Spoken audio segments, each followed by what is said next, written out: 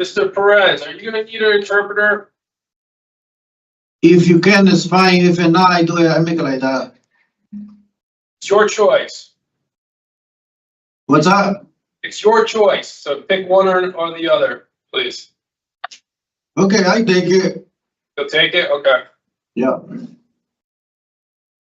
You all set to go? All set, thank you. Officer Menard.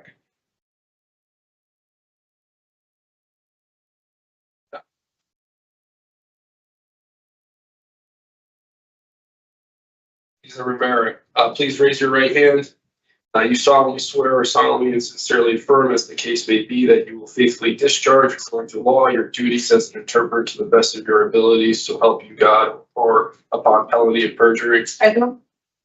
Good morning. My name is Parole Officer Menard. Today is Friday, December 13th, 2024. This is a hearing of the Connecticut Board of Pardons and Paroles.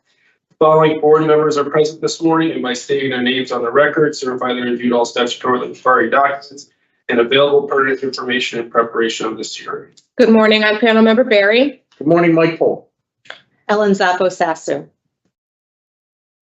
Buenos días, soy la oficial de libertad condicional Menard. Hoy es viernes 13 de diciembre del 2024 y esta es una audiencia de la Junta de Indultos y Libertad Condicional de Connecticut. Los siguientes miembros de la Junta están presentes esta mañana y al decir sus nombres en el registro certifican haber revisado todos los documentos legalmente requeridos e información pertinente disponible en preparación a esta audiencia. Please state your name and inmate number for the record. Por favor, decir su nombre y número de confinado para el registro. Rutilio Perez-Martinez, 436853. This hearing is being conducted in consideration of the parole application for Rutilio Perez-Martinez, inmate number 436853. He is serving a sentence of 20 years executed suspended after 7 years jail with 20 years probation for 2 counts of illegal sexual conduct. As of today, records reflect the parole eligibility date of August 25th, 2024. There is victim input in this case. There is an offender accountability plan for the offender. It has to show that the offender has completed the short-term sex offender program.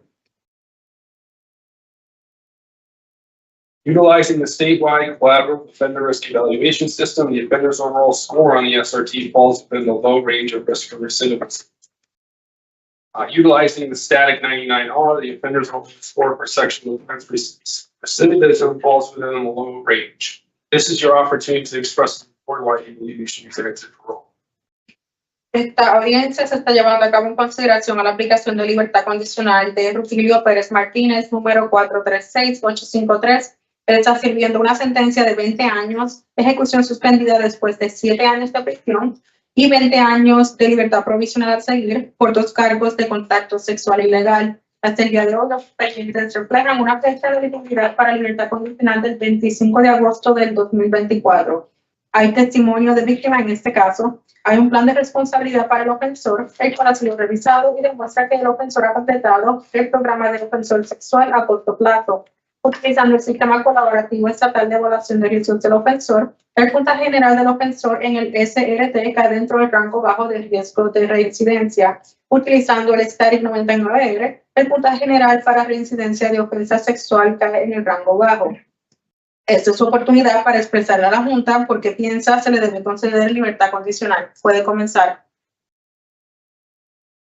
Bueno, yo creo que en primer lugar mi sentencia fue totalmente injusta, ¿verdad? Porque lo que pasó en mi caso fue de que yo le confesé a mi ex esposa de que dejé de amarla y como consecuencia vino esta acusación donde ella manipuló el sistema de la corte y utilizando a mi hija menor para hacer esto. Un momento para poder traducir a ellos, ¿ok? So I believe that first of all, my sentence was not fair. What happened was that I confessed to my ex-wife that I stopped loving her.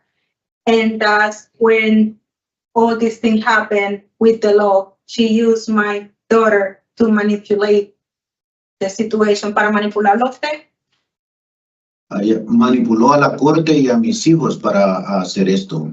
she manipulated the court system and my children to do this. Okay, Mr. Martinez, can you just, you can continue with your statement, but can you just stop briefly so that she can interpret for us, please? Ok, Ella dice que pues, si puede hacer pausa para yo poder traducir, por favor. está bien. A partir de eso, ve, yo fui a la corte para tratar de apelar. Yo di mi testimonio en la corte, pero el juez no me creyó. Yo consideré de que hubo un estado racial porque el estado de Connecticut le da prioridad cuando es el testimonio de una mujer. I went to the court because I tried to appeal to the judge about what happened. I gave my testimony, but they didn't believe me. And I think it was one of the reasons was because it has something to do with her being a woman. They will prioritize her testimony. Y también, también me sentí, era mi primera vez, este es mi primer caso. Entonces, cuando yo fui a la corte, el juez el que me sentenció me dijo que si no agarraba la cantidad que me estaba ofreciendo, me iba a dar 135 años. Para mí eso fue una amenaza completamente a mi vida. Entonces, no tuve This is my opción. first case. This is my first case, and the sentencing judge told me that if I didn't plead guilty or take the deal, I was gonna get 135 years in prison, and for me that was a threat. Continúe. Yo sé que yo fui afectado, pero los más afectados aquí son mis hijos, porque a veces una mujer por celos hace este tipo de cosas, pero no piensa en las consecuencias. Posteriormente, ella manipuló el sistema civil de la corte también para quedarse con todo lo que yo había trabajado por 20 años. Dame un momento, por favor. I know that I was affected by this situation, but the ones that were mostly affected was my children. She used the court system to manipulate the situation. Sometimes a person who feels jealous can do certain things, and she ended up staying with everything that I worked for the last 20 años, 20 years. So, Sí. Ms. Rivera, will you please remind Mr. Martinez that the question was, why do you deserve parole, not whether I'm guilty or innocent? Thank you. Mr. Perez-Martinez, yo quiero recordarle que la pregunta es por qué usted piensa que merece libertad condicional, no si usted es culpable o inocente. Bueno, en primer lugar, yo creo que nadie se merece el privilegio que le están dando si uno es culpable, pero yo creo en la justicia de este país y yo siempre he sido una persona de que me he enfocado en el progreso para mi familia y posteriormente quiero continuar con lo de mi compañía que tenía empezado. Tengo un nuevo plan de trabajo para continuar y darle una mejor posibilidad a mis hijos. I believe that nobody deserves this privilege if you are guilty, but I believe that this court system is just, and I also want to keep providing for my family. I want to keep working in my business. Okay, thank you, Mr. Martinez. So what's going to happen is each of us will take opportunities to ask you some questions. When we are done with our questions, we will deliberate and then we'll give you our decision, okay? Para lo que va a suceder, Mr. Martinez, le vamos a hacer una serie de preguntas y luego de eso vamos a deliberar en su caso. Thank you. Mr. Poole will begin with the questions. Thank you, Madam Chair. Good morning, Mr. Perez-Martinez.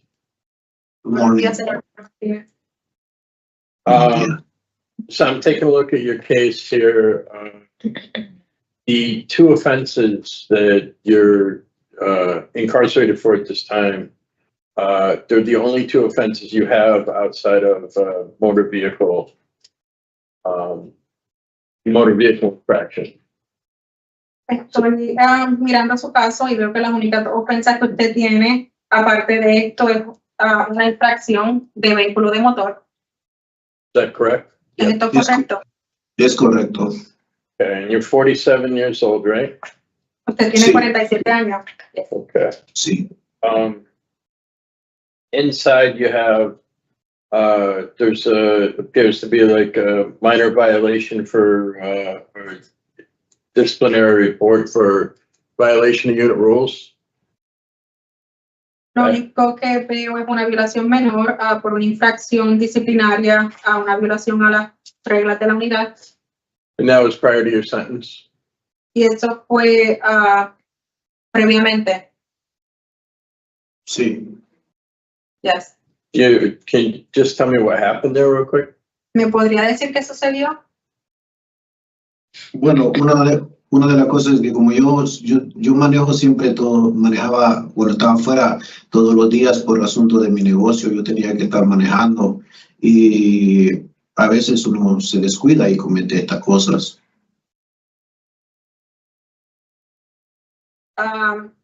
So what happened before, I used to drive on a daily basis because of my job.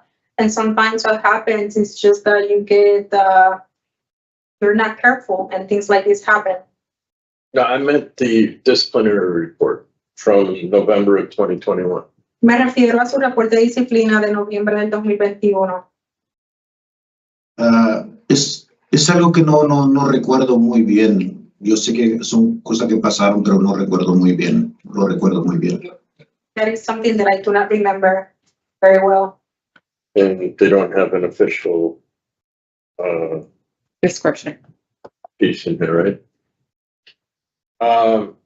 So when it comes to programming, you're currently in GED classes? En referencia a programas, ¿está tomando las clases ahora mismo para el GED? Sí, estoy trabajando en eso. Yes, I am working on that. How far along are you? ¿Cuán avanzado usted está en esto? Bueno, estoy a punto de tomar los primeros exámenes. Yo sé que es un trabajo largo, pero estoy trabajando en matemática, que es el más fuerte, y estoy a punto de lograrlo. Y primero Dios, quiero terminar con eso, si es posible. Si no lo termino aquí, pues quiero continuar con eso afuera también.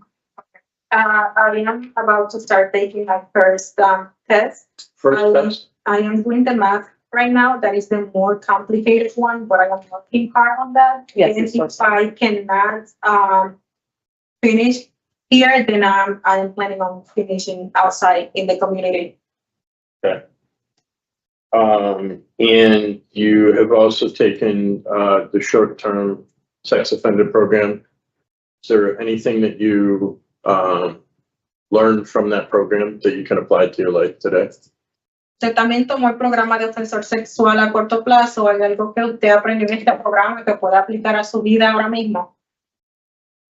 Sí, yo sé que el programa ese es beneficioso para toda persona porque a uno le enseñan a cuándo tomar un autocontrol de una persona cuando está en una situación como la acusación que ellos me hicieron, ¿verdad? Entonces, That program is very, it's really a benefit for people. It teaches you how to have self-control when you face a situation like the one that I faced. Continúe. también algo que me enseñó eso es cómo reconocer los momentos donde una persona tiene que hacer como un stop para en una situación o evadir una situación. Also, I was able to understand how to recognize times when you need to avoid certain situations. Y también cómo evadir una situación como esa. How to avoid a situation like this.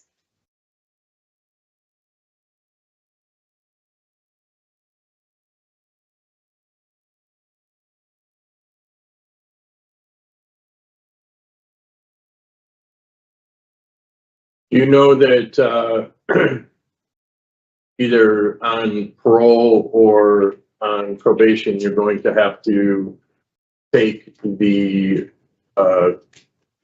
community-based treatment for problem sexual behavior, correct? Usted está al tanto que tanto en libertad condicional como en probatoria o libertad provisional, usted tendría que tomar el programa de ofensor sexual afuera en la comunidad. Sí, está bien, estoy de acuerdo con eso. Yes, that's okay, and I agree with that. And I'm looking at your evaluations for a student and in the kitchen, is a kitchen worker. Both are excellent. The latest reports are both excellent, which is very good. También estoy viendo que sus evaluaciones tanto como estudiante y como trabajador en la cocina han sido ambas excelentes. Las cartas de apoyo que recibió, lo cual es muy bueno. Es lo And que, go ahead. Sorry. es lo que normalmente hago. También he estado dando estudios bíblicos que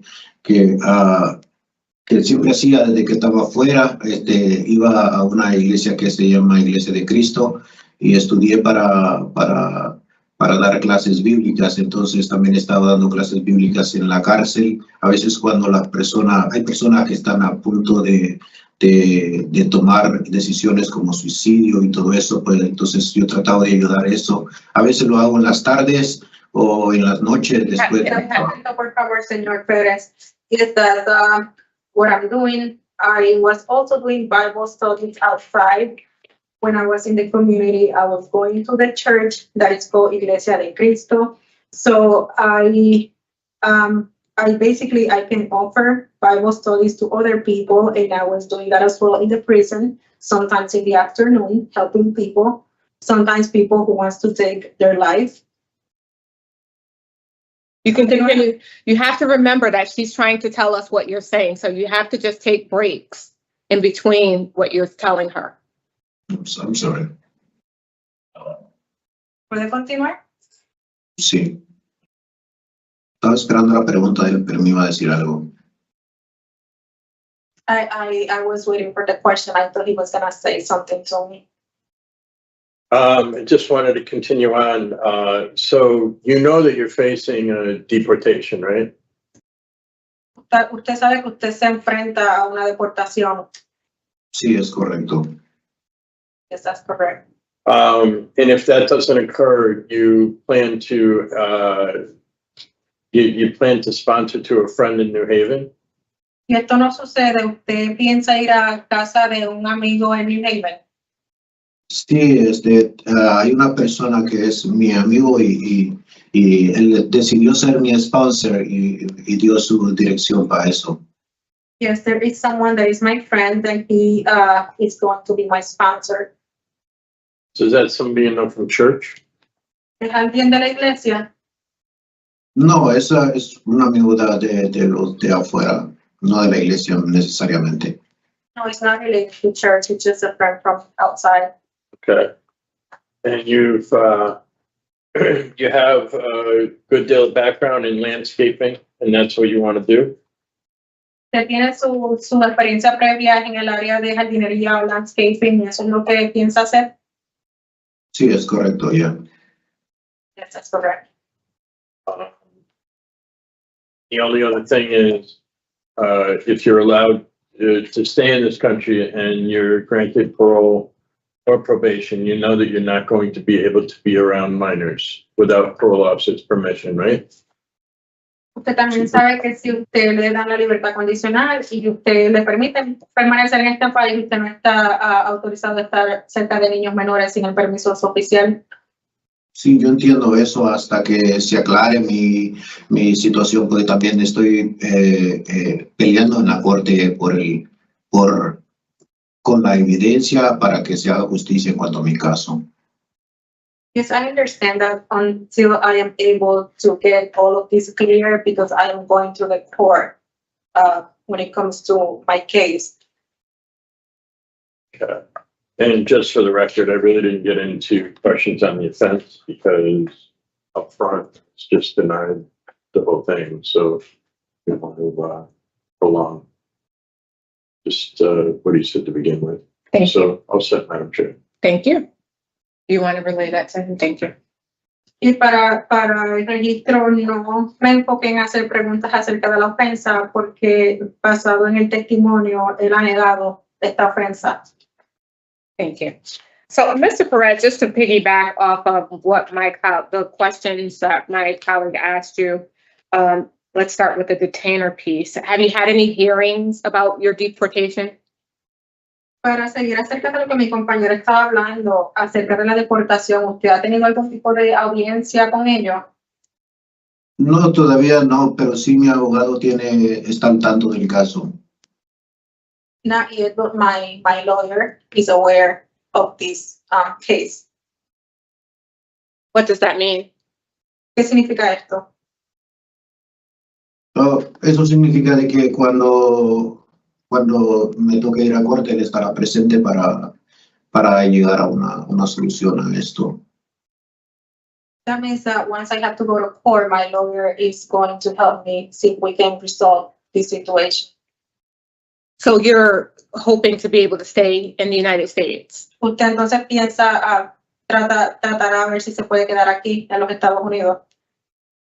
Esto es lo que estoy pensando porque tengo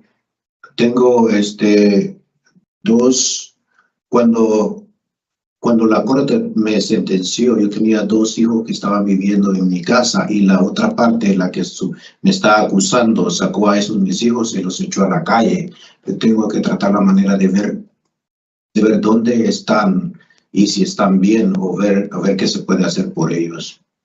Pero primero tengo que arreglar mi situación con la corte. Discúlpeme, ¿quién los echó a la calle? ¿Perdón? ¿Quién los echó a la calle? La parte que me acusó a mí. Yes, that's what I am thinking to do because I have two of my children were living in my house when this happened. And the person who accused me, she kicked them out of the house. And I need to try to help them. Como le dije, primero tengo que arreglar la situación en la corte. But first I need to solve this situation through the court. Well, there's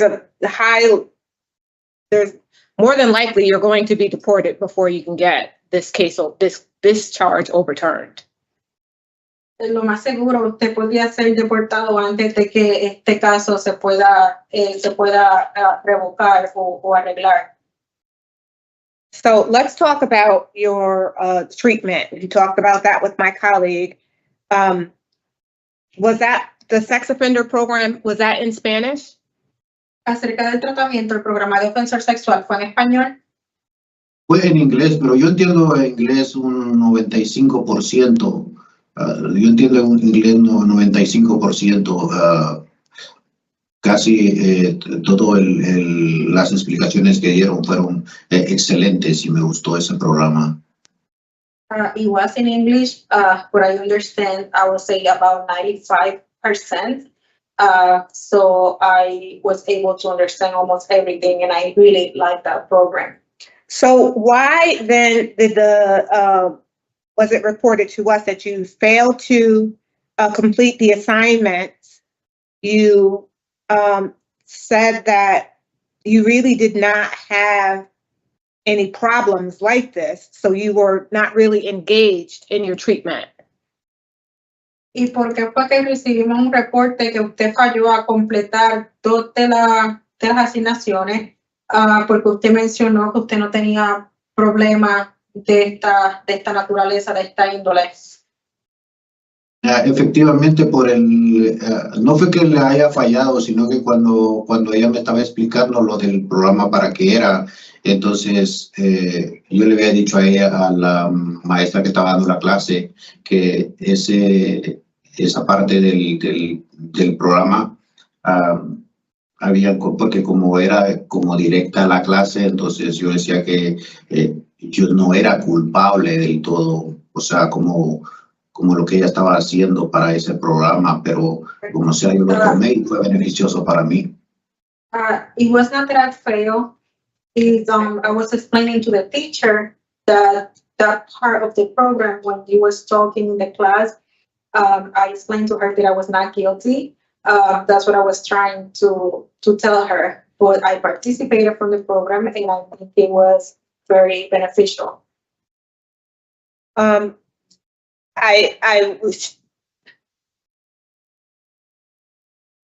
never said that you failed the program.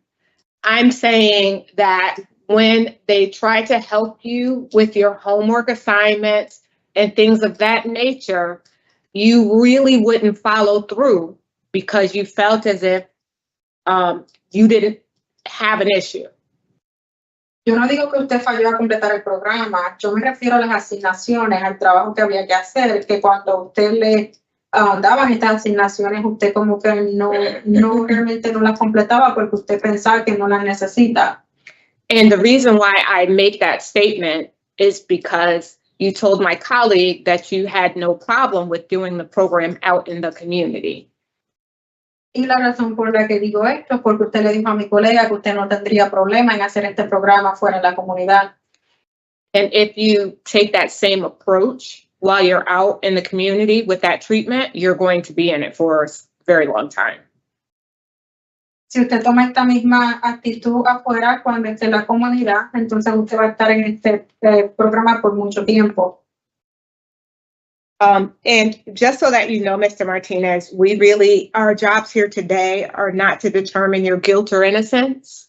You pled guilty in the court, and according to, and for us, you were guilty of this crime, and we are measuring your suitability. Y también para clarificar, señor Martínez, nosotros no estamos aquí para ver si usted es culpable o inocente. Usted se declaró culpable en la corte y para nosotros usted fue culpable de lo que le acusaron. Solamente estamos para ver si usted merece libertad condicional. Thank you. So one more thing, I'm looking at your PSI, and this PSI has some very intimate details about the assaults that your children say that they suffered at your hands. Do you know why a 7-year-old or an 11-year-old would know about anal sex or vaginal sex? Viendo a la investigación de su caso, hay detalles muy íntimos acerca de las agresiones, de las cosas que sus niños dijeron que sucedió. Alguna razón por la que un niño de 7 años, de 11 años, vaya a tener conocimiento acerca de agresiones vaginales, anales. Sí, eso se ve imposible, ¿verdad? A menos de que alguien se lo explique cómo decirlo a una corte o cómo decirlo a un oficial. Eso es lo único a la deducción que yo llego, de que eso por su propia cuenta no lo hubiese hecho, sino que alguien que habérselo explicado. It's impossible unless someone explains those things to them. It is impossible. Okay, thank you. Ms. Sassu? Thank you. Mr. Perez-Martinez, my colleagues have asked most of the questions, but I was concerned about the threats from your family members and the contact that you tried to make to your family from jail. Can you talk about that? Why you would make contact and why your family members would be contacting the victims? Mr. Perez-Martinez, mi preocupación es acerca de lo que leí, de amenazas por parte de su familia hacia ellos y por miembros de su familia, y también de que usted trató de contactar a su familia desde la prisión. ¿Me podría explicar acerca de esto? Efectivamente, quería aclarar ese punto porque, para empezar, mi familia, mis padres son ya unas personas muy mayores y es es imposible que mi familia haga esto. De esta forma, ella está manipulando a la corte. Cuando a mí me dijeron que yo había tratado de contactar a la otra parte, el oficial que hizo la investigación determinó que en ningún momento hubo contacto, sino que yo perdí toda la información. You have to wait a minute, sir. I wanted to clarify this situation because my parents, they are elderly and it's impossible that they are going to be doing this. And then when it was about me getting in contact with my family, the officer, when they completed the investigation, they concluded that it was not true. El oficial concluyó que no era cierto que usted se estaba comunicando con ellos. Sí. What report concluded something was not true? ¿Qué fue la investigación que concluyó que esto no era cierto? Porque ella dijo a la corte que yo la estaba contactando y cuando yo no tenía acceso ni a mi propio celular, donde yo no sé el número de teléfono, porque ellos se cambiaron de compañía de teléfono, es lo que yo tengo entendido. So, yo no tengo acceso a nada. She told the court that I was trying to get in contact with her when it was not true. I didn't even have access to a cell phone at the moment. I didn't know the number because my understanding is that they changed cell providers.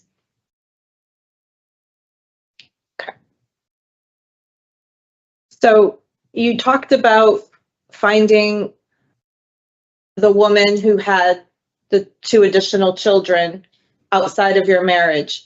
You do understand that you can't have contact with those minors as part of this without parole or probation supervision.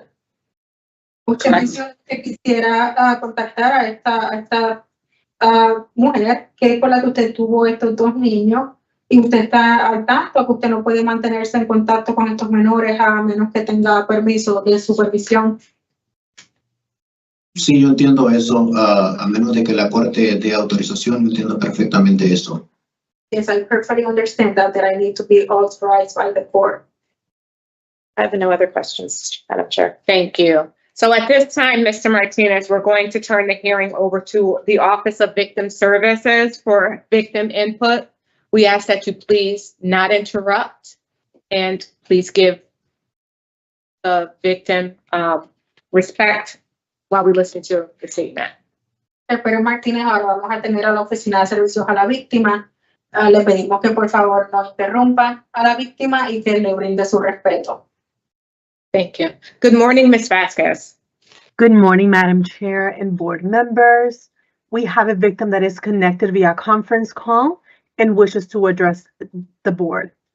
This is your opportunity for you to express to the board your wishes and concerns. At this time, please unmute your microphone by pressing *6, and you may begin when you're ready.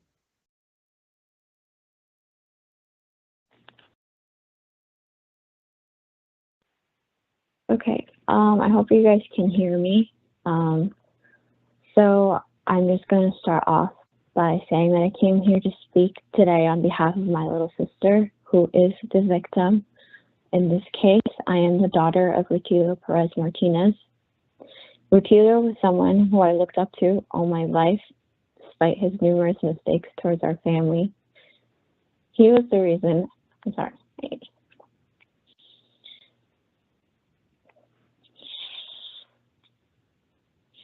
He was the reason I worked so hard in everything that I did.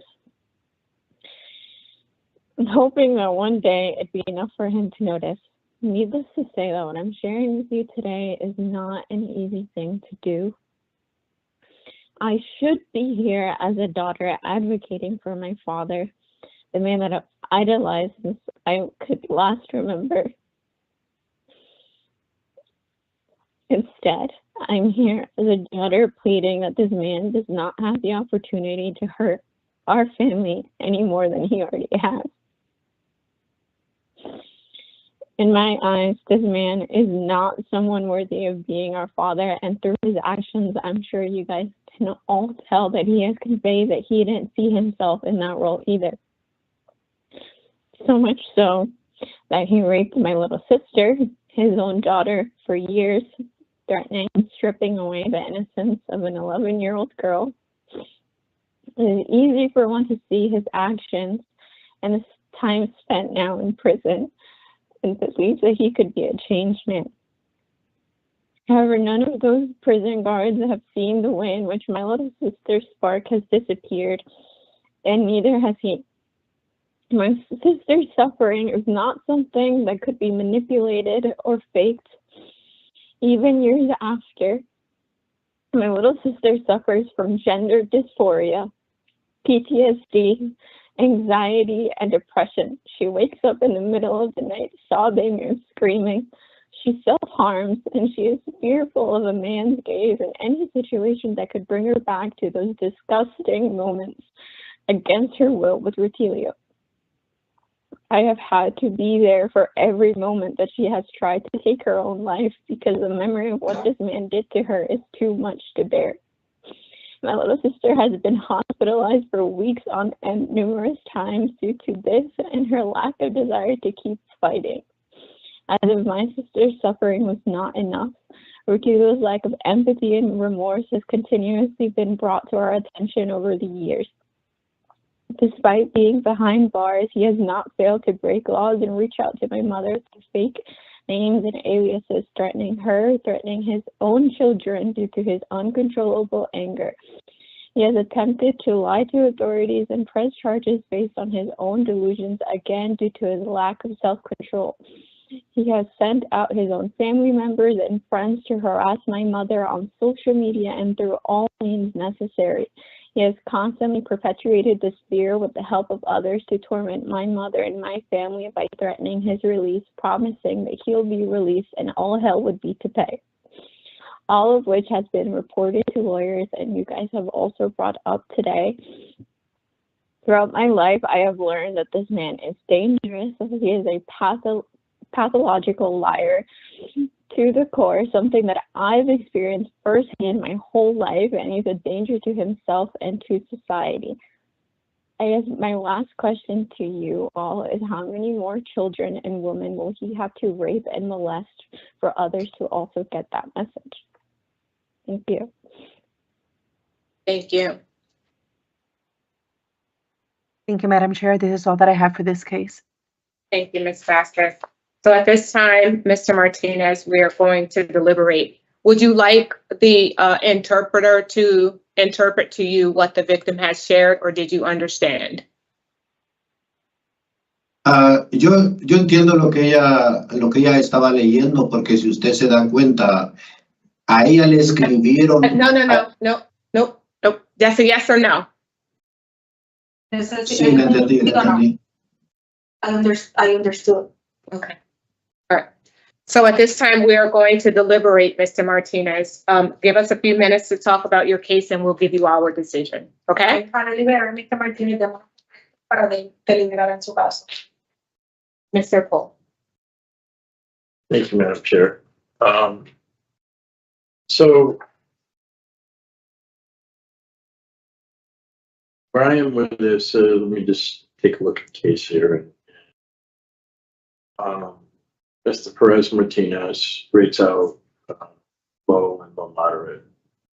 In this case, has one disciplinary report pre-sentence that was for violation of your rules.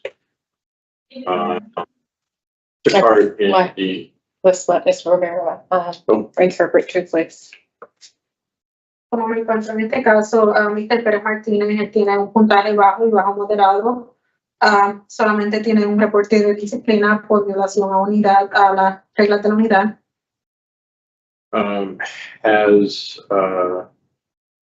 taken short-term treatment in the facility, as well as been a kitchen worker with excellent ratings and receiving excellent ratings in school.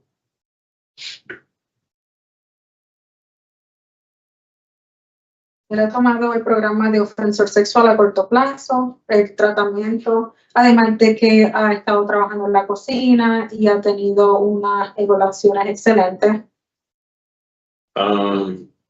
and he has a sponsor in the community and a job that he can return to. Él tiene un patrocinador en la comunidad y un trabajo al que puede regresar.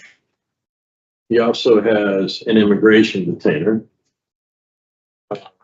With the coming of the next president, that they're not going to be kind to people with any kind of background like this. And whether or not it's substantiated or not. So my belief is that Mr. Perez-Martinez will be deported on his incarceration.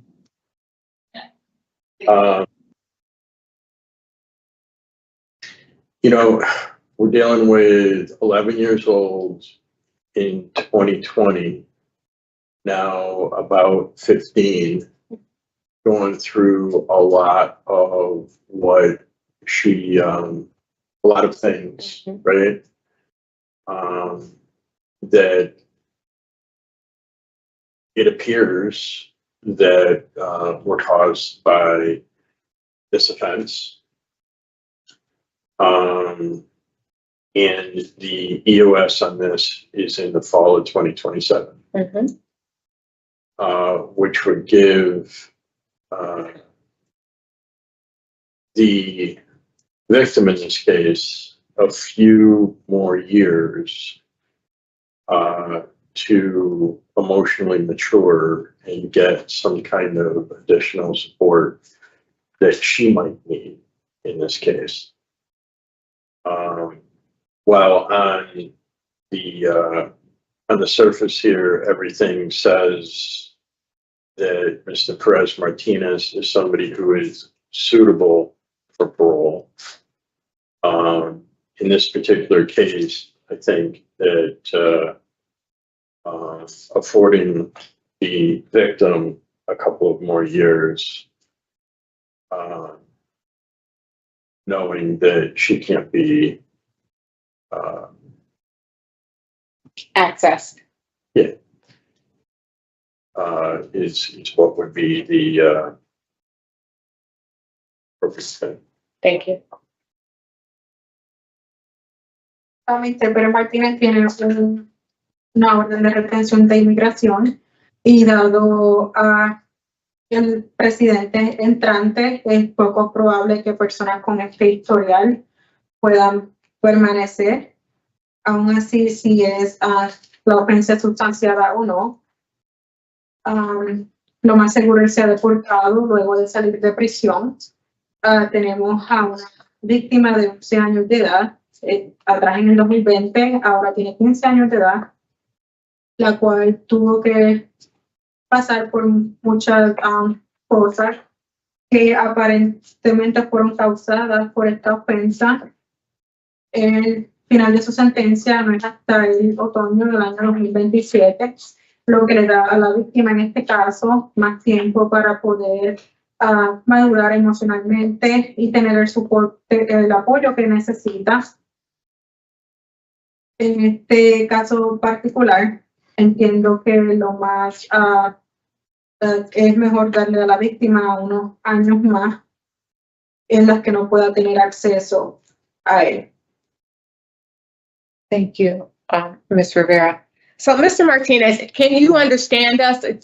Because it's very, for her to write everything that we're saying is very difficult, but can you understand, I mean, not difficult, but if you understand us, she doesn't have to interpret what we are saying. Sí, yo entendí perfectamente. También pude notar de que ella, a pesar de que ella tiene 22 años, porque tiene 22 años. No, that question wasn't for you to rebut anything that has been said. It was a simple yes or no. La pregunta es simplemente sí o no. And so is he okay with us deliberating without your translation? ¿Está bien usted que ellos sigan deliberando sin yo traducirle? Sí. Thank you. Okay. So, Ms. Sassu, sorry. So this is complicated because of the detainer and the language barrier, which could or could not have contributed to the lack of program participation. But from a suitability standpoint, despite the fact that he is claiming innocence, I have not seen any level of responsivity in terms of the programs and the offender change. Citing self-control, knowing self-control as an outcome of the sexual offender program is not something that I think would be beneficial moving forward. So I do not find him suitable for release at this time.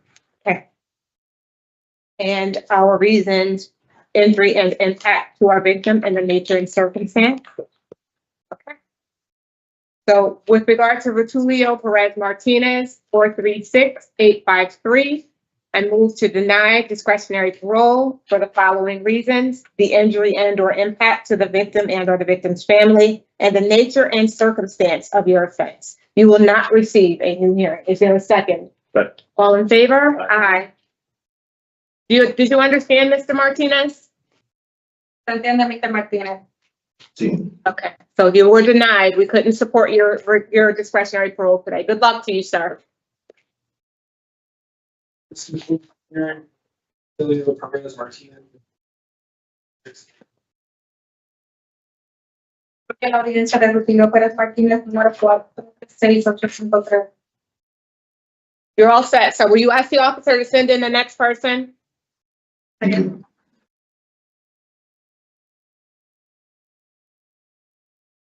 Can't say your name right. You could go back.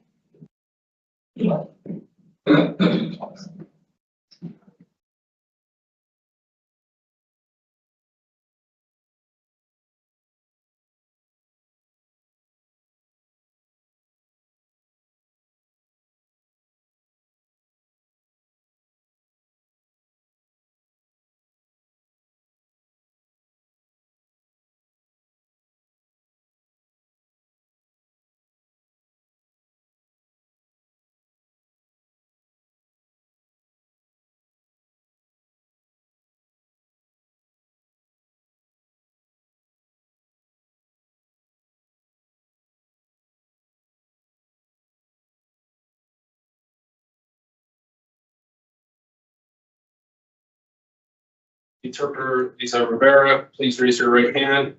You solemnly swear or solemnly and sincerely affirm, as the case may be, that you will faithfully discharge, according to law, your duties as an interpreter to the best of your abilities, so help you God, or upon penalty of perjury. I don't. Good morning. My name is Parole Officer Menard. Today is Friday, December 13th, 2024, and this is a hearing of the Connecticut Board of Pardons and Paroles. The following board members are present this morning, and by stating their names on the record, certify they reviewed all statutorily required documents and available current information in preparation of this hearing. Good morning. I'm Panel Member Barry. Morning, Mike Pullman. Ellen Zoppo-Sassu. Buenos días, soy el oficial de libertad condicional Menard. Hoy es viernes 13 de diciembre del 2024 y esta es una audiencia de la Junta de Indultos y Libertad Condicional de Connecticut. Los siguientes miembros de la Junta están presentes esta mañana y al decir sus nombres en el registro, certifican haber revisado todos los documentos legalmente requeridos e información pertinente disponible en preparación a esta audiencia. Please state your name and inmate number for the record. Por favor, decir su nombre y número de confinado para el registro. Santiago Coj-Morente, 43-42-19. This hearing is being conducted in consideration of the full application for Santiago Coj-Morente, inmate number 434-219. He is serving a sentence of 12 years executed suspended after 6 years jail with 10 years probation for 2 counts of sexual assault 2 counts of illegal sexual contact, and sexual assault first and lawful restraint. As of today, records reflect the parole eligibility date of April 15th, 2025. There is no victim input in this case. There is an offender accountability plan for the offender. It has been reviewed. It shows the offender is it's not completed any programs. Utilizing a statewide collaborative offender risk evaluation system, the offender's overall score on the RT falls within the low range of risk for recidivism. Utilizing the static magnifying car, the offender's overall score for the sexual offense recidivism falls within the low to moderate range. This is your opportunity to express to the board why you believe you should be granted parole. You may begin. Esta audiencia se está llevando a cabo en consideración a la aplicación de libertad condicional de Santiago Coj-Morente, número 434-219. Él está sirviendo una sentencia de 12 años, ejecución suspendida después de 6 años de prisión y 10 años de libertad provisional por 2 cargos de agresión sexual en 4º grado, 2 cargos de contacto sexual ilegal, agresión sexual en 1er grado y restricción ilícita. Hasta el día de hoy, los expedientes reflejan una fecha de elegibilidad para libertad condicional del 15 de abril del 2025. No hay testimonio de víctima en este caso. Hay un plan de responsabilidad para el ofensor, el cual ha sido revisado y demuestra que el ofensor no ha completado ningún programa. Utilizando el sistema colaborativo estatal de evaluación de riesgos del ofensor, el puntaje general del ofensor en el RT cae dentro del rango bajo de riesgo de reincidencia. Utilizando el STARIC 99R, el puntaje general del ofensor para reincidencia de ofensa sexual cae en el rango bajo moderado. Esta es tu oportunidad para expresarle a la Junta por qué piensa se le debe conceder libertad condicional. Puede comenzar.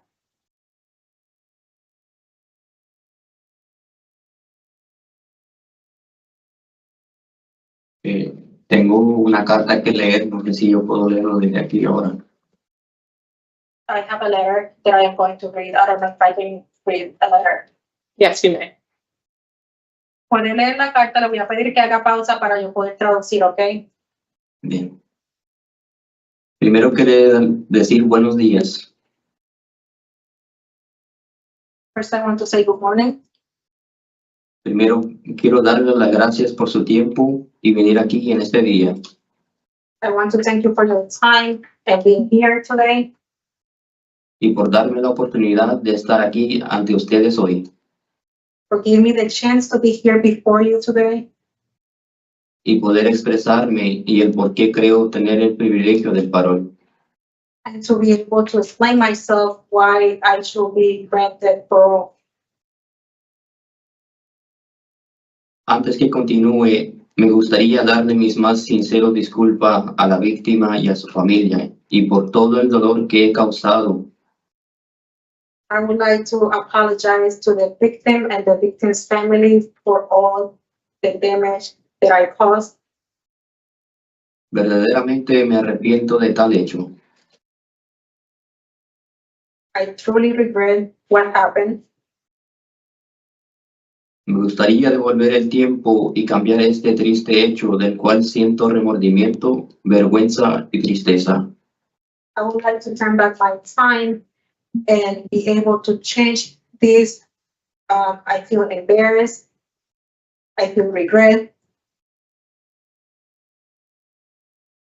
Durante mi encarcelamiento he tenido todo el tiempo de analizar mi vida y las decisiones que he tomado en el pasado. During this time in prison, I've been able to have the time to analyze my life and the decisions that I made in the past. Y eso me trajeron a mí en esta celda. Those things brought me to this cell, to this prison. Este tiempo que llevo encarcelado me ha hecho mirar la vida de otra manera. This time in prison have helped me to see life in a different way. Ahora soy joven, pero voy envejeciendo y no puedo estar tomando malas decisiones en mi corta vida que Dios me ha dado. I am a young person now, but I cannot keep making wrong decisions because I'm getting older. Le hago falta a mi familia. My family needs me. Mi padre me necesita en mi tierra natal, Guatemala. Necesita de mi apoyo. Ella es un señor de 70 años. My family needs me. My father needs me in Guatemala. He's a 70-year-old man. Y está solo. Él no espera tenerme en una cárcel. And he is alone. He is not expecting to have me in prison. No me dieron la vida para vivir encarcelado. They didn't bring me to this world to be in prison.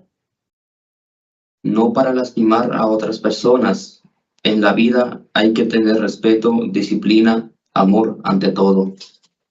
And not to harm other people. In life, you have to have respect and discipline before everything.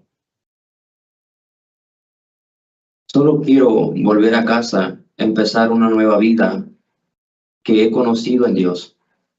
I only want to go back home and start a new life that I have come to know through God.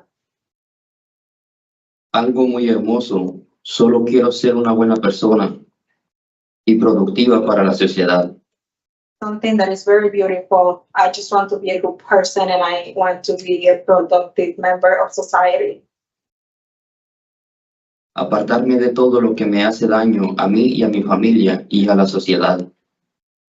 Stay away from everything that harms me, my family, and society. Trabajar duro para salir adelante como me enseñó mi padre y mi madre. Work hard to keep moving forward like my mother and my father taught me. Y para ser respetado hay que saber respetar. And to be respected, you need to know how to respect other people. Los programas que me asignaron no hay en este centro de corrección. The programs that were assigned to me, they are not provided in this prison. Y me he escrito en otros programas y no hay en español y yo no hablo mucho inglés y entiendo muy poco. I have tried to get into other programs, but they are all in English, and I really do not understand English just a little bit. Y por eso entonces me escribí en la escuela para mi GED, para mejorar mi educación. That's the reason that I decided to go to school so I can get my GED and get my education. Para aprender el inglés, que es muy importante, aunque ha hecho un poco difícil para mí, porque es una tercera idioma para mí. To be able to learn English, that is something very important to me, but it's difficult because that will be my third language. Mi primer idioma es el quiché y el segundo el español. ¿Cuál es el nombre del primer idioma? Discúlpeme. Quiché, My first language is Quiché. Second language, Spanish. pero me esfuerzo para aprender el inglés. But I keep trying very hard to be able to learn English. Y mi maestra, que hace todo lo posible para enseñarme. And my teacher, she's doing everything she can to be able to teach me. Gracias nuevamente. Gracias por venir, por dar su tiempo y escucharme. Thank you again. Thank you for giving me your time and thank you for listening to me. En Thank sus you manos very- estoy. En sus manos estoy y la decisión está en ustedes. I am in your hands and it is your decision. Solo pido que tengan consideración conmigo y que tengan un poco de compasión de mí. Muchas gracias. I only ask to have consideration for me and to be compassionate. Muchas gracias. Dios los bendiga. God bless you. Thank you very much, Mr. Morente, for that statement and for taking the time to prepare it. Gracias, Mr. Coj-Morente, por tomar el tiempo para escribir este mensaje, este testimonio. So what will happen is each of us will take an opportunity to ask you some questions. And then when we're done with our questions, we will deliberate and give you our decision. Vamos a tomar tiempo haciéndole unas preguntas y luego de esto vamos a deliberar en su caso. Thank you. So, Mr. Morente, I'm going to start with the questions. Can you share a little bit about why you were committing these types of offenses? Voy a empezar con las preguntas. ¿Podría explicarnos por qué usted decidió cometer estas ofensas? Realmente, durante el tiempo que he estado en este lugar, pues he empezado a analizar el por qué y me siento perdido, no encuentro razón por el cual yo he cometido, como dije, este vergonzoso hecho y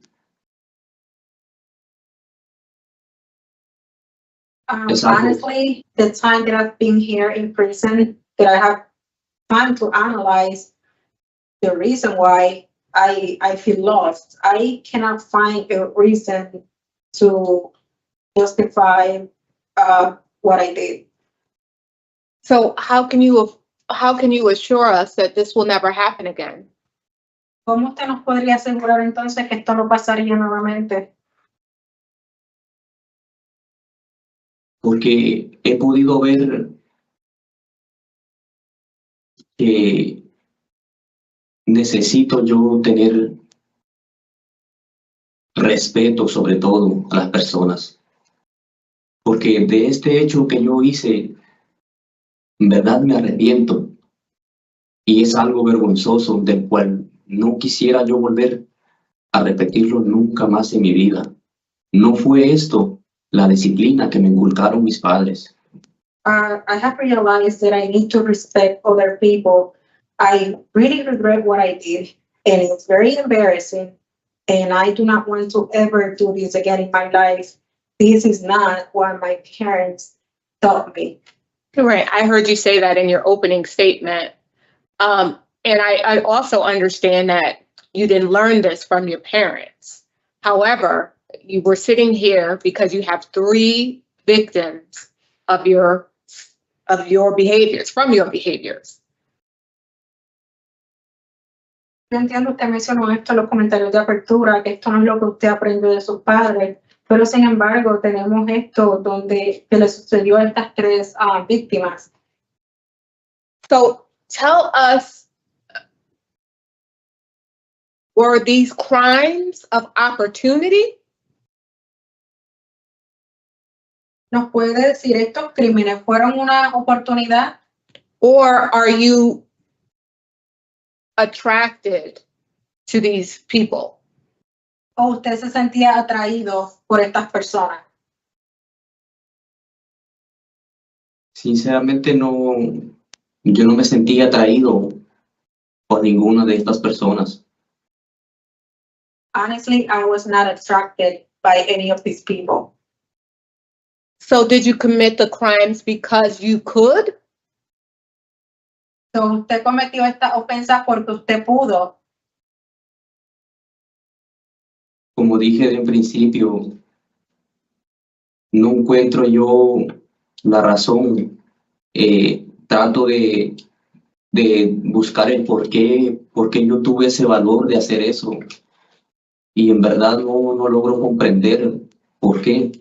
En verdad no fue la oportunidad, ni fue porque yo lo deseé, nada de eso. Like I said, I cannot find a reason to understand why I did it. Mm-hmm. I cannot comprehend, and it was not an opportunity. Okay. So what do you think the impact that your crimes have had on your victims? ¿Qué usted piensa que fueron el impacto que sus crímenes han tenido en estas víctimas? Es demasiado. Creo que principalmente he dañado la vida de una persona, emocional, mental, también a su familia también. It was a lot, especially I have caused damage in their lives, emotionally, mentally, and also their family as well. Right. And do you think that those feelings are going to be just temporary? Or do you think that they will be lifelong?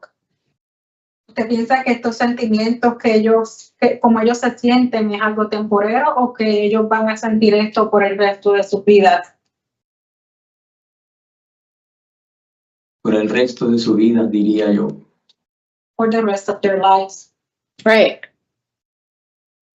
You know, it's important that you understand that so that hopefully that will be reason enough for you never to do this again. While I understand that you haven't been able to participate in the programs because they're not in Spanish, I think that you're more than capable of understanding right from wrong and the harm that you cause. And those should be some of the reasons why you never want to do this to another person. Es importante que usted entienda esto, ya que esto debe ser una razón suficiente para que usted no vuelva a hacer esto nuevamente. Entiendo que usted no pudo participar de los programas porque no estaban ofrecidos en el idioma español, pero entiendo que usted sí sabe diferenciar entre el bien y el mal y el daño que causó, y esto debe ser razón suficiente. And with your Guatemala detainer, you want to return to Guatemala? Con la orden de retención para Guatemala, ¿usted desea regresar hacia Guatemala? Sí, desearía regresar a mi país, a mi tierra natal, porque creo que he decepcionado a este gran país que da la oportunidad a miles de personas que lo necesitan. Y desearía regresar a ver a mi padre. Yes, I want to go back to my homeland. I think I disappointed this country who gives so much to so many people, and I want to go back and see my father. Well, I think that that's going to happen, especially since you have a detainer. Have you met with anyone from ICE? Yo entiendo que esto es lo que va a suceder, ya que usted tiene esta orden de retención. ¿A usted se ha visto con alguien de ICE? No, no me he visto con nadie. Okay. No, I haven't seen anyone. Okay. All right. Thank you, Mr. Morente. Ms. Sassu? So twice you have apologized to the victim and their family.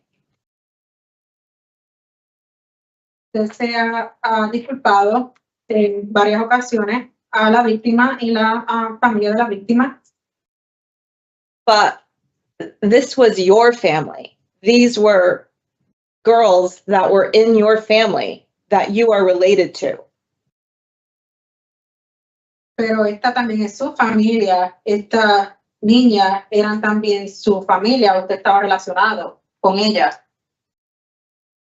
So did you know that it was illegal to have sexual contact with young children in our country? ¿Usted sabía que es ilegal tener contacto sexual con menores en nuestro país? Sí, es ilegal desde aquí y más ante Dios. Yes, it is illegal here and also before God. Okay. So I think that the fact that you understand it and have apologized is progress, but I'm concerned about lack of programming in terms of moving forward. Entiendo que es importante que usted se haya disculpado, es un progreso, pero me preocupa la falta de programación. So I don't have any questions at this point. No tengo más preguntas en este momento. Thank you, Ms. Sasso. So, Mr. Cole. No question. Thank you. So at this time, we're going to deliberate and give you our decision. En este momento vamos a deliberar y darle nuestra decisión. Okay, so, I just checked with, parole supervisor Dicon to inquire about how quickly this young man will be removed from the United States, if granted parole. And he's said, 1 month. Yo verifiqué con el supervisor de libertad condicional, Dalton, cuán rápidamente él sería removido de los Estados Unidos en caso de que se le dé libertad condicional, y nos informaron 1 mes. While I don't like the fact that he has not participated in any treatment, he is not going to benefit from taking a program in English when he does not understand English. Correct. A pesar de que no me gusta que no haya participado en programas, él no se va a beneficiar de tomar programas ofrecidos en inglés. I also do not like the nature of his crimes nor the number of victims that he has incurred. Tampoco me gusta la naturaleza de su crimen y el número de víctimas envueltas. However, he's willing to go back to Guatemala. He wants to go back to Guatemala. And I said, let's send him back to Guatemala. Sin embargo, él está dispuesto a regresar a Guatemala, quiere regresar a Guatemala, por eso entiendo que es mejor que regrese a Guatemala. Ms. Sassu? I agree. The major language barrier and inability to access programs is not doing him any good in the institution.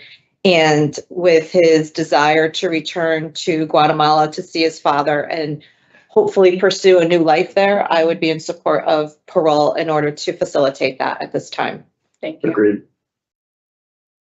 Entiendo que sí que es una barrera de lenguaje, la inhabilidad para acceder a estos programas, no es algo bueno. Entiendo que sí estoy en apoyo de darle la libertad condicional y que regrese a Guatemala con su padre.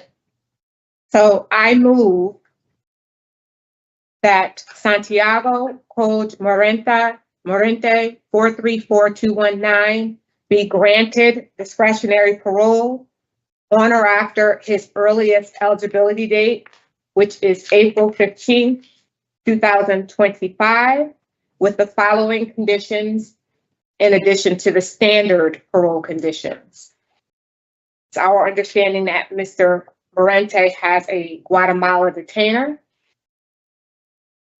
And in the event he should remain in the United States prior to his return, the following conditions will apply. I have no alcohol. Yeah. I have no victim. Initials SMC, ATC, or MH. I also have problem sexual behavior treatment in the community, no minors, and a halfway house, should that be necessary. Second. Thank you. All in favor? Aye. Aye. Wait, did I miss anything? No. Okay. Oops, I'm sorry. Did I? No contact with minors, Yes. sexual, Behavior no treatment. alcohol, Mhm. no contact With the victim. halfway house. Yep. En el caso de Santiago Coj-Morente, número 434-219, movemos a otorgarle su libertad condicional en la fecha más temprana de salida, que es el 15 de abril del 2025, a su orden de detención de Guatemala.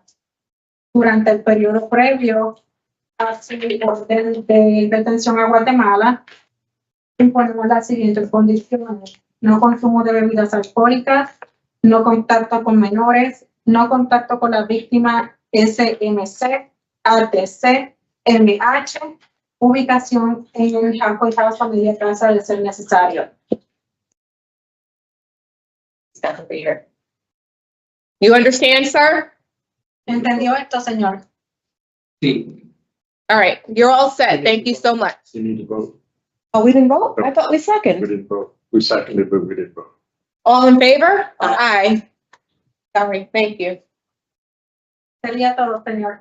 This concludes the hearing for Santiago, Coj-Morente, inmate number 43421. Mr. Morente, will you ask the officer to please bring in the next person? Mr. Morente, se le puede pedir al oficial que envíe la próxima persona. Bien, muchas gracias. Tengan un buen día. Thank you. Have a good day.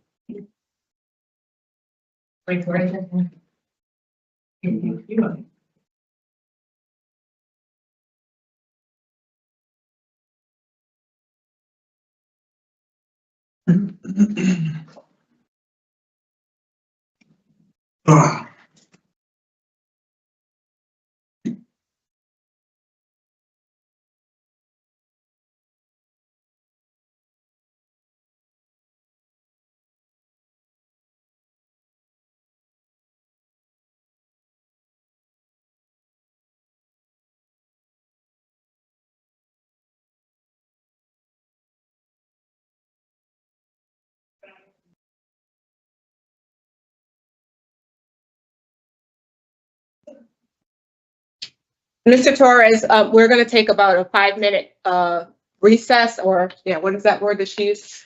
So we'll be right with you, okay? Okay. Thank you.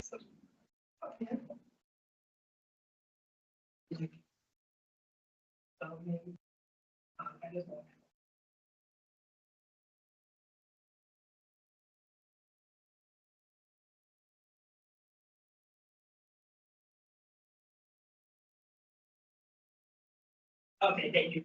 Yeah.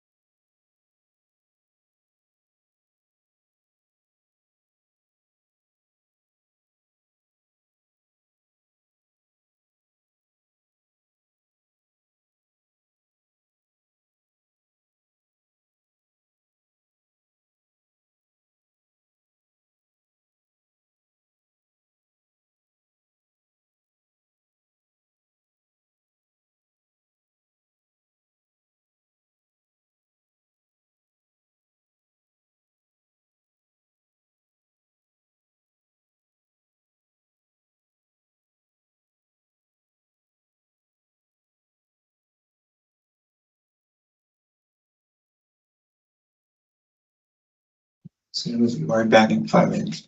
Just put it there. It's taking him. Oh my God. Thank you.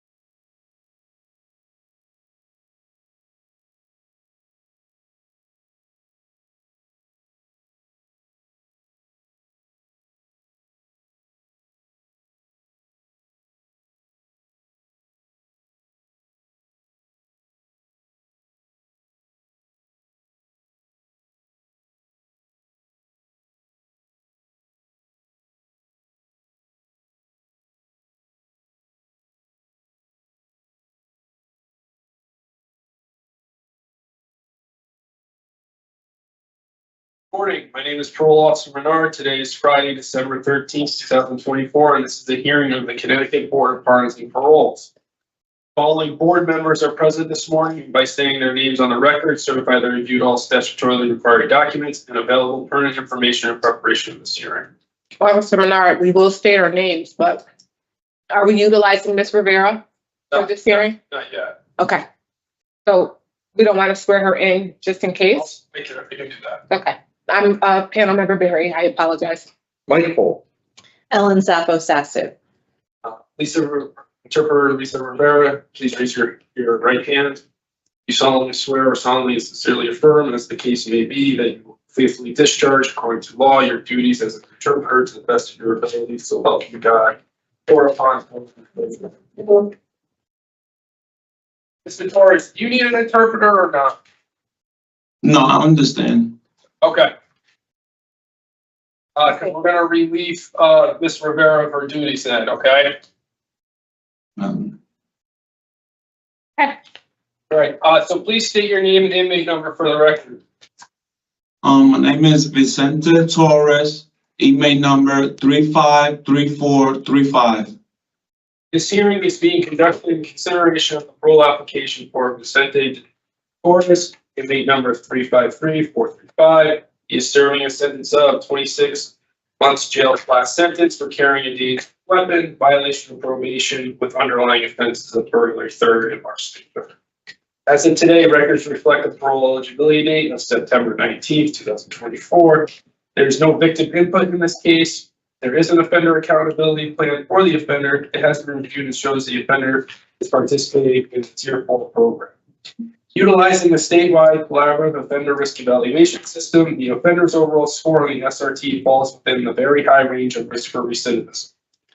This is your opportunity to express to the board why you believe you should be granted parole. You may begin. Yes, I understand. Tell us why you think you deserve parole, sir.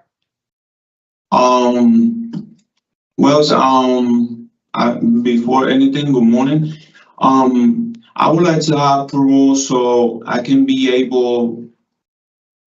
First, I want to go to a halfway house because I don't got no address. My mom, she got a session 8. That's how you say it. Mm-hmm. And my plan is when I finish this sentence, obviously I'm not gonna have no probation when I finish. So I already talked to all my family, so I'm leaving. I'm going back to Puerto Rico where my dad and my sisters. So if y'all give me the opportunity to go to a halfway house, I got like 10 months to finish my sentence. So by the time I'm in the halfway house, I would like to get a job and work so I can have couple of dollars so I can buy my clothes and stuff like that. So when I go to Puerto Rico, I'm prepared and I got some money in my pocket, and obviously I gotta buy my own the ticket plan, the plan to go to Puerto Rico. Yeah. And yeah, I got 3 beautiful daughters that I can't wait to see them and and give them a hug and stuff. And I think this time I'm gonna change. I'm gonna do different. And if you guys give me the opportunity, I will appreciate it. And like I said, they're gonna give me time to get a job in the halfway house and be able to save money, and so I can help my daughters as well, and so I can finally go to Puerto Rico and be with my family over there. Yeah, we heard that part, Mr. Torres. So what's going to happen here is each of us will take turns asking you questions. When we're done, we'll deliberate and give you our decision. Okay? Okay. So Ms. Sassu is going to ask the questions. Okay. Good morning, Mr. Torres. Good morning. So I'd like to have you spend a few minutes telling us about your experience in Tier 4, because it seems like a lot of the problems that you've had in the community were drug related that influenced your decisions and your crimes. So let's talk about Tier 4 and tell me what you're learning there and how that's going to influence you coming out.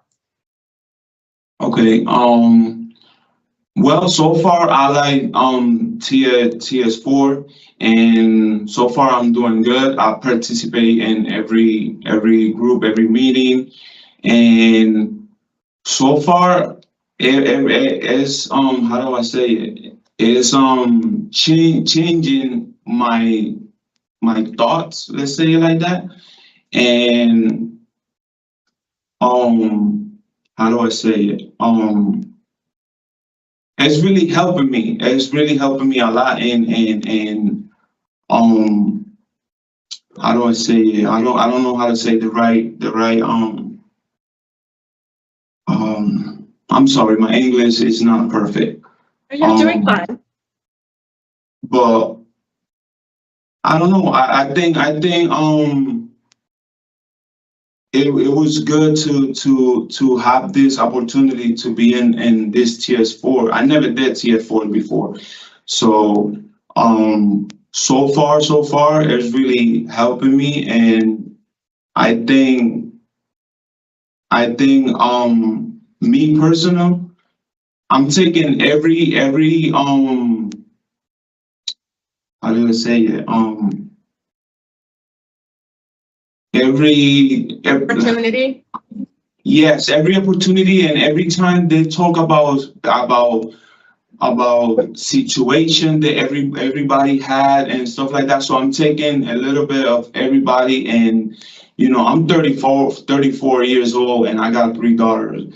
So me personally, I think I'm doing good, and I'm pretty sure when I go to, if I go to a halfway house and I have the opportunity, I'm pretty sure this time I'm gonna do well for my first for myself, and second for my daughters, because if I don't do it for me, I can do it for them, because you know, and I don't know. That's Mr. what I Torres, how old are your daughters? 16, 12, and 9. So they definitely need a father. Yes. So you talked about in your interview with the parole officer that you didn't plan on doing programs out in the community. Have you thought differently about that now that you're in Tier 4 and what support you're going to need to be successful? Yeah. It's crazy because 2 days ago, one of my friends, he's in TS4 with me, he was telling me that he did outside program. I don't know how to say it. It's like, you know, like you go there voluntary. You go there for like an hour, 2 hours, and they do like a meeting, and they talk about how everybody's doing, the family, and if you thinking about, you have thoughts to do drugs or stuff like that, that basically I forgot the name. He told me the name about those meetings, but I forgot the name. NA. Yes, exactly. Yeah. And basically he was giving me an advice, and he was telling me that I should do it, that it really worked, and it's good for you know, if you're thinking to do good out there and be successfully, you know, and everything, doing good for your daughter and stuff like that, that he was telling me that I should do it. So I'm thinking that, yeah, I'm gonna do that. So when we talk to you about whether you're suitable to come out into the community, we have a lot of material that we read. You have an extensive criminal history. So it makes us wonder what's going to be different this time. You also had community release 7 times, and that didn't work either. So you have to give us a little bit more information about that release plan. You've mentioned Puerto Rico. Yeah. You understand that programs in the community are going to help you. What else can you tell us that would help us understand you coming out into the community and how you are going to be different? I need more I need more from you to talk about that in terms of who you are that I read about versus who you are today. Yeah. I think I'm already old. I'm 34 and I'm wasting all my daughter's birthdays and the good stuff like Christmas. I'm gonna spend Christmas in jail. The last 4 Christmas I was in jail, and I'm tired. Like, I'm tired that being in jail, wasting my daughter's birthdays and stuff like that. So I think it's time to me to grow up mentally and do something good for myself and for my daughters, because I talked to my daughter, so she told me, she's like, Dad, like, you always in jail, we tired, like, we need you out here. Like, right now, she wanted the iPhone, the new phone, and her mom she was gonna buy her mom, and she was like, nah, Dad, I don't want Mom to buy the phone, I want you to buy it, but you're not here. So, you know, it made me sad. And in reality, what I think they're really gonna change my thought and all my criminal, the bad thought, the things that I did before, is my daughter. Because every time that I never talked to my daughters like that when I was in jail, because I didn't want to talk to my daughters while I'm in jail. But this past couple of months and stuff, I've been taking time to talk to them and listen to them, and they really opened my mind and my heart. And I understand that everybody have their how do you say, their wonders, like not trust me. You get what I'm saying? But I think everybody deserve the opportunity. And I'm not gonna say I never had the opportunity, because I did in my past, and I screw up. But be honest with you, I want to do it for my daughter. So I think right now that's gonna be my excuse. Let's put it like that. I want to do it for my daughters, and I want to change. I want to get a job, and we already talked about when I talked to my daughters about going to Puerto Rico. My baby mom, she said, if I go and I'm doing well, they're gonna go on vacation and visit me, stuff like that. So right now I got good plans, and in my mind right now I got everything set up. So I'm happy for my process that I'm about to become. You get what I'm saying? So that's that. In Puerto Rico, do you have a place to stay? Yes, I got my dad have a house, my sisters, yeah. Do you have a job that is lined up for you in Puerto Rico? Yeah, my dad work in construction. Yeah, I'm a work with my dad. Okay. So what got you involved in drugs to begin with all those years ago? When I started doing drugs, it was because my cousin. My cousin, he involved me to that. I was young when I did it. I was 17, 18. So, yeah, I started with him. By that time, I was living with my aunt, and I'm sharing the same room with my cousin. So he was doing drugs. I never did drugs, so he was doing drugs. So obviously I was with him. So he involved me to that. That's when I started doing drugs little by little. So at 17, obviously, you can easily get involved in that, but you're 34 now.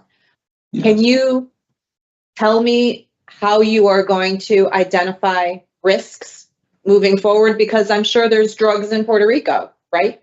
Yeah. So what are some of the risks, and how are you going to stay away from the situation again? Well, like I said, I'm gonna do those meetings that we talk about, and I'm in methadone right now. So I'm gonna continue being methadone, and go to those meetings. And obviously I'm gonna be working, so I'm pretty sure I'm gonna be busy working and, you know, doing the meetings probably twice a week, because I'm gonna do it voluntary, because I think I need it. And not just that I need it, if my family see that and my daughters, they're gonna be happy, and they're gonna trust me more. And I gotta win that trust from my daughters and family, because I lost that. You get what I'm saying? So I really love my family, and I know my family love me, and I know they want the best for me.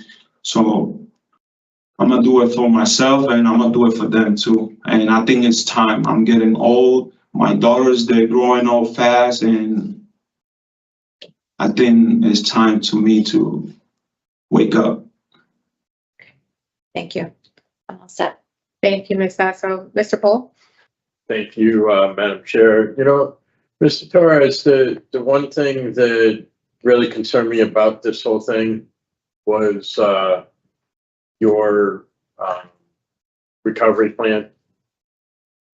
Because when I was reading here, I know you're in Tier 4, and I know how good that program is. And it's good that you're on the MAT program. But when you get back into the community, and I'm glad you said, I'm going to go because I want to go, not because I have to go. How many days a week did you get high? How many days a week? Yeah. When I was home? Yeah. How many days a week did you get high? I was in the street, so I was getting high. I'm not gonna lie to you. I was getting high every day. Every day. Yeah. So just food for thought. If you were getting high every day, that's like a full-time job to get high and to stay high, right? Yeah. Yeah. So why would you only go to meetings twice a week? Because they're only an hour, right? Yeah. Yeah, but I got a big family too, and obviously I'm gonna be working, so I don't know in the future what kind of job I'm gonna have and how many hours. How good were you to your family when you were using? How good my family was? No, how good were you to your family when you were using? Oh, I was still the same person. My personality never changed. I was still showing the same love and everything. It's just I was doing the wrong thing. But I was there for my family. If they need a favor, my mom, whatever, I was there. It's just, you know, I was in the wrong path. Okay. So what I'm trying to say is that the amount of time it takes you to go to a meeting or to connect with people in recovery, because you have a 5. You know, there is no 6. You know, from 1 to 5, you have a 5 when it comes to substance use. Yeah. Because it was that bad, right? Yeah. Don't you think you want to take care of that, like, all the time, so that you don't have to go back to that and you don't wind up in prison again? I mean, yeah. Yeah. Right? Yeah. I mean, So, I'm just telling you guys, like, from the top of my head, like what my plans are. But when the time comes, if I got more time to spend in those meetings and whatever is good for myself and for my recovery, I'm gonna do it. You know, I'm gonna do it. That's for sure. And like I said, I want to be there for my daughters and my family. And my family, I know they're waiting for me to change. And like I said, I'm getting old and I'm tired. It's time for me to start doing me and get a job, have my own car, my own apartment, be able to get my daughters and be like, come to that house. Yeah, I got a room, and be happy with myself. And, where in Puerto Rico are you? Where I'm from? Mayagüez.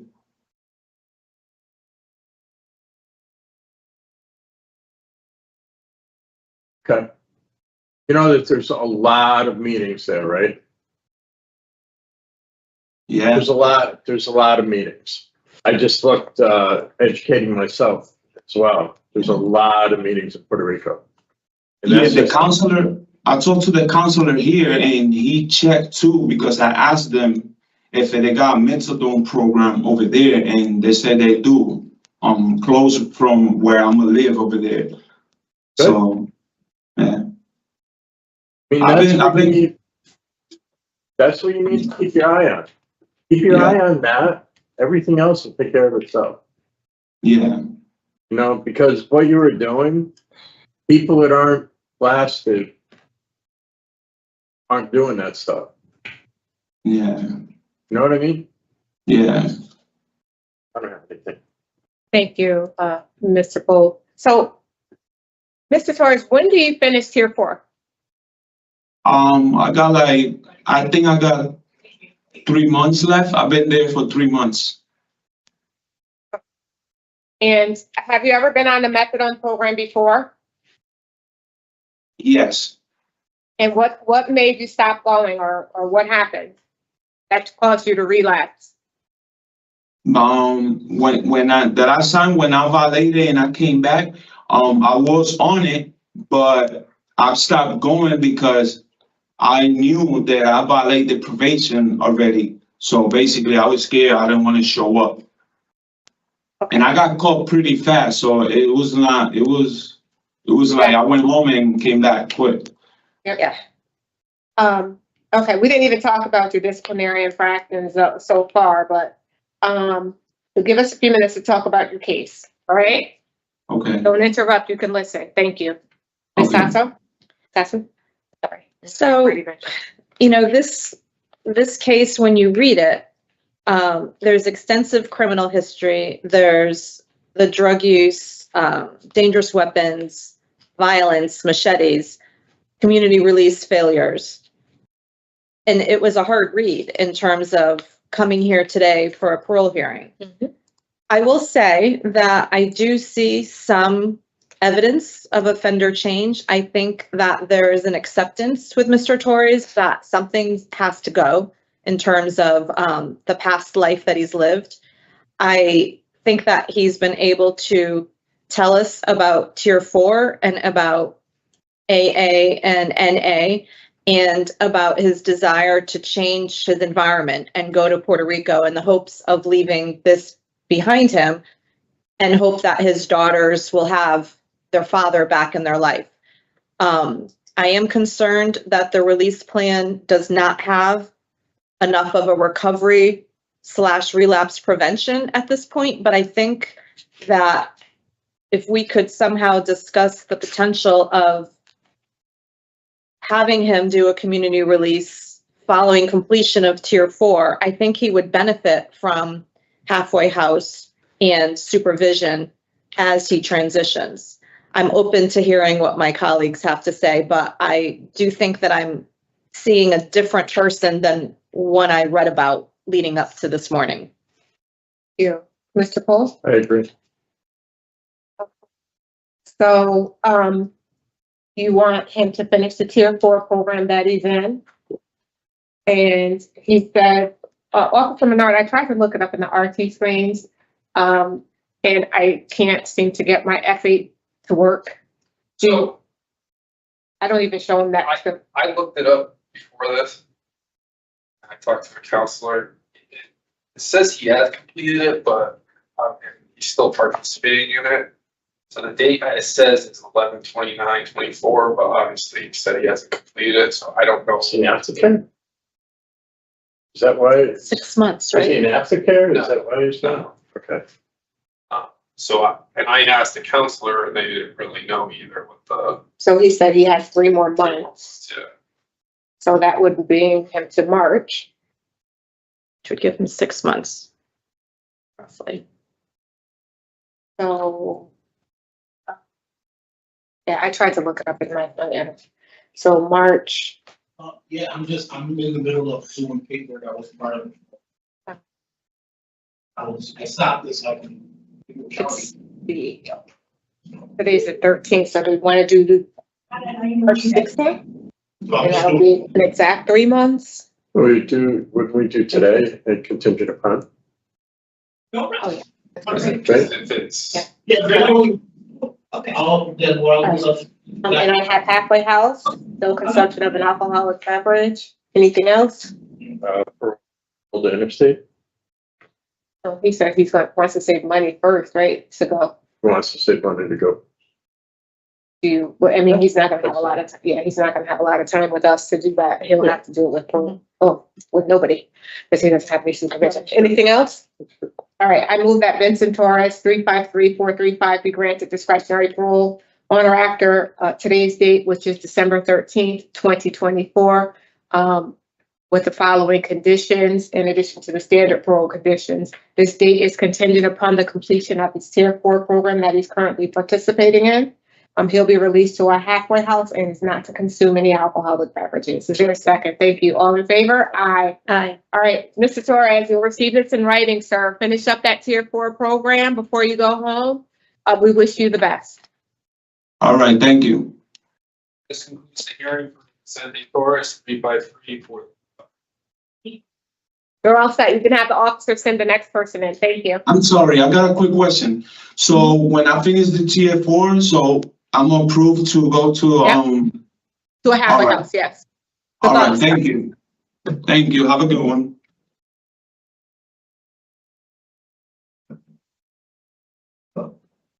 Yep, come on.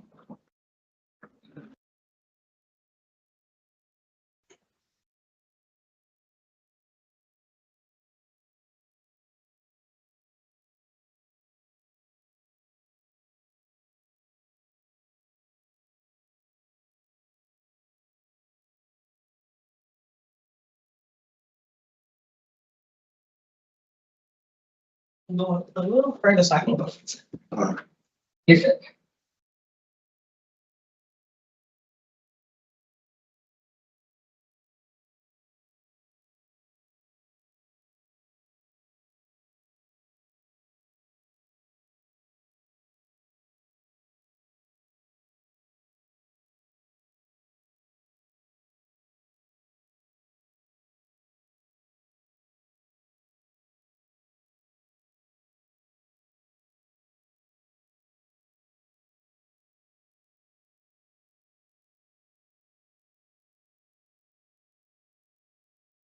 I don't know if he went to work or when he went.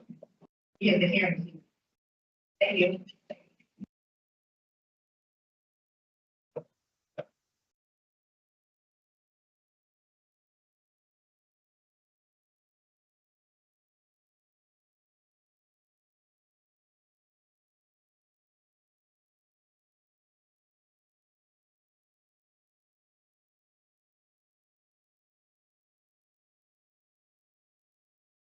Mr. Bryant, Yes, sir. all right, we're gonna begin. Okay. Good morning, my name is Parole Officer Menard. Today is Friday, December 13th, 2024, and this is a hearing of Connecticut Board of Pardons and Paroles. Following board members are present this morning, and by stating their names on the record, certify they've reviewed all statutorily required documents and available current information in preparation. Good morning. I'm Panel Member Barry. Good morning, Mike Poole. Good morning, I'm Ellen Zoppo-Sassu. Please state your name and inmate number for the record. My name is Guy Bryant, 123148. This hearing is being conducted in consideration of the parole application for Guy Bryant, inmate number 123. Is serving a sentence of 13 years executed suspended after 5 years jail with 3 years probation for 2 counts of possession with intent to sell / distribute narcotics, failure to appear first, and sexual assault in the 4th degree. As of today, records reflect parole eligibility date of 12/25/2024. There's no victim input in this case. There is an offender accountability plan for the offender. It has been reviewed and shows the offender has completed short-term sex treatment program, Tier 2, alternatives to violence, and alternatives to violence advanced. utilizing the statewide collaborative offender risk evaluation system, the offender's overall score on the SRT falls within the high range of risk for recidivism. Utilizing the static 99, the offender's overall score for sexual offense recidivism falls within the low to moderate range. This is your opportunity to express to the board why you believe you should be granted parole. You may begin.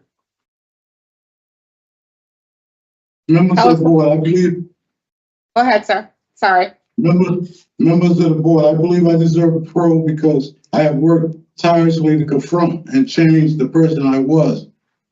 And when I committed this offense, I deeply regret the harm I caused, and every day of my incarceration has been spent reflecting the consequences of my actions and striving to become a better person. During my time, I have participated in multiple programs aimed at rehabilitation and personal growth. These programs were not just boxes to check off, they were tools to help me truly change. I also remain regular contact with my sponsor and have a structured plan for maintaining my recovery on release, including continuous step work and daily check-ins. Members of the board, my goal upon release is to contribute positively to society, to be an asset to my family and lead by example. I want to work, continue with my recovery, help guide others away from the path that led me here. I recognize the responsibility that comes with being granted parole and committed to earning back the trust of my community. If granted this opportunity, I will be not wasted. I will continue to grow and make amends here to live in a way that distributes respect, responsibility, and commitment to change. And I'm also in a program right now, Good Intentions, Bad Choices, that complete the 24th of this month. Okay. All right. So, Mr. Bryant, we appreciate your opening statement, sir, and for your taking time to write out your statement. Did you do that yourself? Yes. Nobody helped you with it? Well, I had different words. You helped me with different words, but I wrote it, then they told me the different words to use. Good, good. Okay. So we'll ask you some questions. When we're done, we'll deliberate and give you our decision. All right. Best of luck to you, sir. Mr. Pohl's going to start with the questions. Okay. Thank you, Madam Chair. Good morning, Mr. Bryant. Good morning. I mean, I have one question, Don. And it's just why? Right? Why what? 43 different, but 44 now, right? Who, me? Yeah. And it's like, I don't know why. You know, it's what's going on that you can't seem to stay out of trouble. Well, before this happened, you know, my grandmother had died. I just was going crazy, but I finally, you know, got in my mindset. And plus, now since I've been incarcerated this time, my brother died. So I'm the oldest in the family. I got responsibilities, even though I always have responsibility. I really got responsibilities now. My brother got 5 kids, and, you know, they look up to me, and they don't got a man in their life now. They call me, you know, I talk to them at least once or twice a week, and text back and forth. And, you know, I just got to be there for my kids and my grandkids and them, and start, you know, be a better role model, you know, because I know the things I did was wrong, and at that time in my life, you know, I can't use my grandmother as an excuse, you know, but it has a play in the part. And, you know, now at this time of my life, I've been sitting here, you know, striving to do better and doing it in a positive way and showing people that I'm different. You know what I'm saying? Even the far as being in jail, I usually catch tickets and get dirty urines and all that type of stuff. Since I've been in 2.5 years, I ain't got a ticket, no dirty urines, no nothing, and I complied and do the right thing. You know, I do the next right thing. That's what I've been doing, and that's what I'm it's trying to continue with what I did. I was an NA chairman for 16 weeks in Brooklyn. I was AA, and the whole time I've been in jail, I ain't missed a meeting until once I got on the list. And then I was in Brooklyn, and I was working out, and I got to get a knee replacement now. That's why I'm in a wheelchair. But, you know, I just been striving to do the next right thing and be a different person. You know what I'm saying? I'd really say I finally grown up. You know what I'm saying? Plus, I don't got, you know what I'm saying? I don't got nobody in my life older than me, you know, like I could depend on help or anything. My grandmother, all my mother, father, grandmother, grandfather, I don't got none of them. I'm the oldest in my family, period. And as you know, it's time for me to step up and be there for somebody like my family used to be there for me.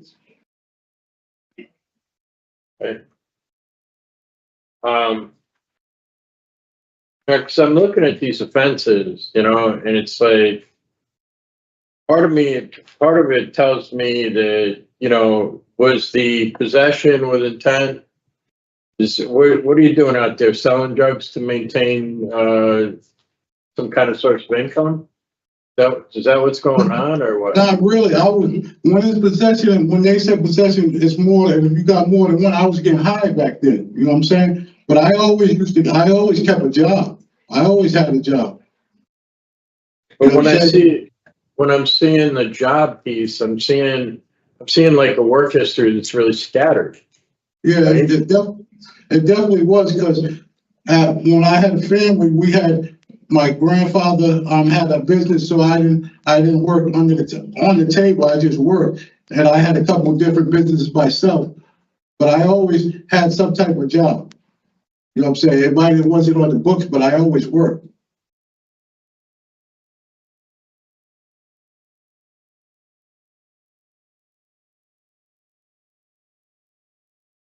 The last time you went home, or the last time you were let out, you went out on transitional supervision,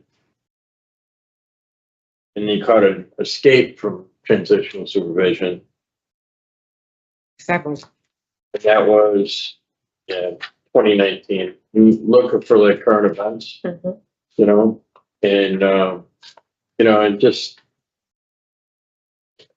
just need to know that you're going to do the right thing, because, you know, it's like, it appears that you've had like 14 opportunities on some type of supervision in the community, and 13 times they've been violated or brought back on charges or something like that, you know? Yeah, I can't speak for my past. All I can speak is what I'm doing now. That I'm going to do the best of my ability to do the right thing. You know what I'm saying? I'm on a different path now, that I'm trying to be somebody other than the person that I used to be. And I got I got a job already. Once my knee replacement, I already got a job. You know what I'm saying? But I got to wait for this. Like, I should have had it already, but I'm waiting. If I got paroles sued, I would get it done out there. But I got to get it done. But you know, I'm asking for a chance. You know what I'm saying? I know I did wrong in the past, but I'm a different person now, and I'm trying to show. I need a chance to show you and everybody else. And then just one more thing, it's like, what were you thinking on the sex assault for? Like, listen, how is that like? I couldn't believe, because truthfully, I didn't understand that myself, because I kissed the girl, she didn't say nothing. 7 hours, she stayed in the house 7 hours. I drove her home, dropped her off, and didn't hear nothing. And then months later, I heard this, you know, and I was at the same house, so it wasn't like I was running. And she called me after that, so I couldn't understand that. Really, I wanted to go to trial on that, but the whole thing was, if I go to trial on that, they may said I had to go to trial on everything. But the way I got, that her boyfriend pushed her to do it. This is what I was told from friends who know her.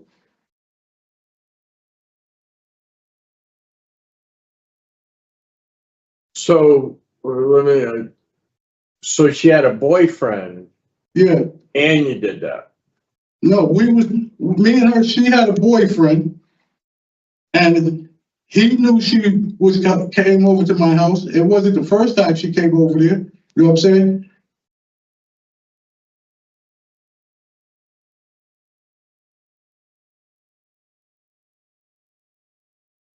Have you been to meetings in Norwich? Have I been to meetings? Yes, AA. How many meetings are down there? How many How many meetings meetings are down there? at Norwich? I say it's one on Church Street, is one in is two in Greenville, two in on Town Street. It's probably, I say in the town of Norwich, you got 8 to 10 meetings, different meetings. They got some at the what's that off of what's that place where you get your food stamp card? They got some up there too. So, so you've been to them? Yes.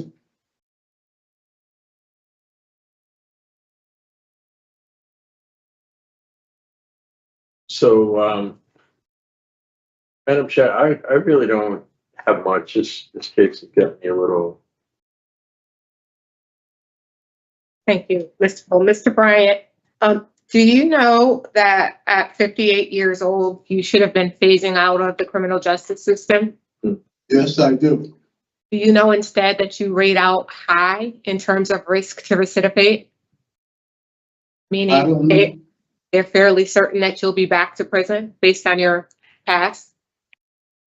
I believe it, but I'm trying to change it. You know what I'm saying? I'm trying to show that the statistics always don't be right. Yeah. But I gotta have a chance. And I hope that you are successful. But I have to tell you, you and my colleague, as you spoke, he talked about your escape a few years back, but you have a history not only of escaping, but you don't show up to court. I mean, you have several failure to appears, several violations of your probation, and you said that you were working when you were out there, but you were going into people's houses and working. You said you were working on somebody's house, and I'm assuming that means that you were doing like home repairs, renovations. Yeah. So you were doing all that high? Huh? You were doing all of that high? At times. But I wasn't getting high all the time. You know what I'm saying? But at times I was. So I'm trying to figure out, you said one of your triggers was having nothing to do. I'm curious to know if you were working and selling drugs, you had 2 jobs, one at the restaurant. When did you have time to do nothing?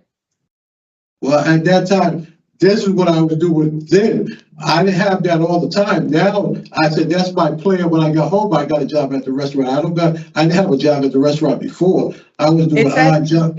Your information says that you put that you can return to the restaurant and return.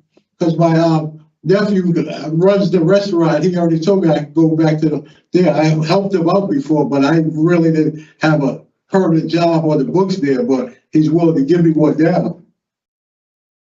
So you've been through treatment. Have you ever taken a Tier 4 program since you've been in prison? I think years ago, but not here lately. Yeah.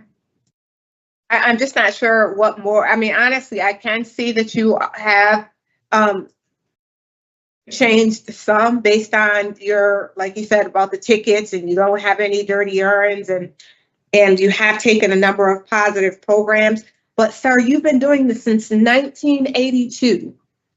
You are a Yes. multi-state offender at this point. You have convictions in Alabama. And do you want to die in prison, sir? No, I don't. Do you want to die out in the community then? Because if you keep putting this poison in your body, that's what you're going to get. You have two choices: death on the outside or death in prison, because you're doing life already in installments. How much of your life have you spent in prison? Probably at least 20 years. Insanity. You know what the definition of insanity is? Doing the same thing over and over. And expecting a different outcome. Different outcome. Not going to happen. You said you're the oldest person in your family. What kind of legacy are you going to leave for your family? That you're inmate number 1234148? Is that the legacy you want to leave? No, it ain't. That's why I've been trying to strive to do better and want to do better and plan to do better. Yeah, well, you should have started doing that quite a while back. So I really do hope that you're successful, sir. You know, this is a ton of mess here. Just poor decision after poor decision after poor decision for years. It's crazy. Miss Sassu, sorry. Thank you. Eventually. So I want to build on something my colleague just talked about, because she used the word that I was going to use, which is legacy. So your grandmother died in 2020, and I could understand how that could affect you. But before she died, what did she think of your behavior and how you were conducting yourself in the community? Did she talk to you about her expectations? And what did she say? That it was time for me to step up and be the man that she know I could be, and be there for your family members, because I was the oldest and we was having, like everybody in our family was dying. So my concern is I do think that you now have realized time has wasted and that time is precious. You lose people in your life. Nothing's guaranteed.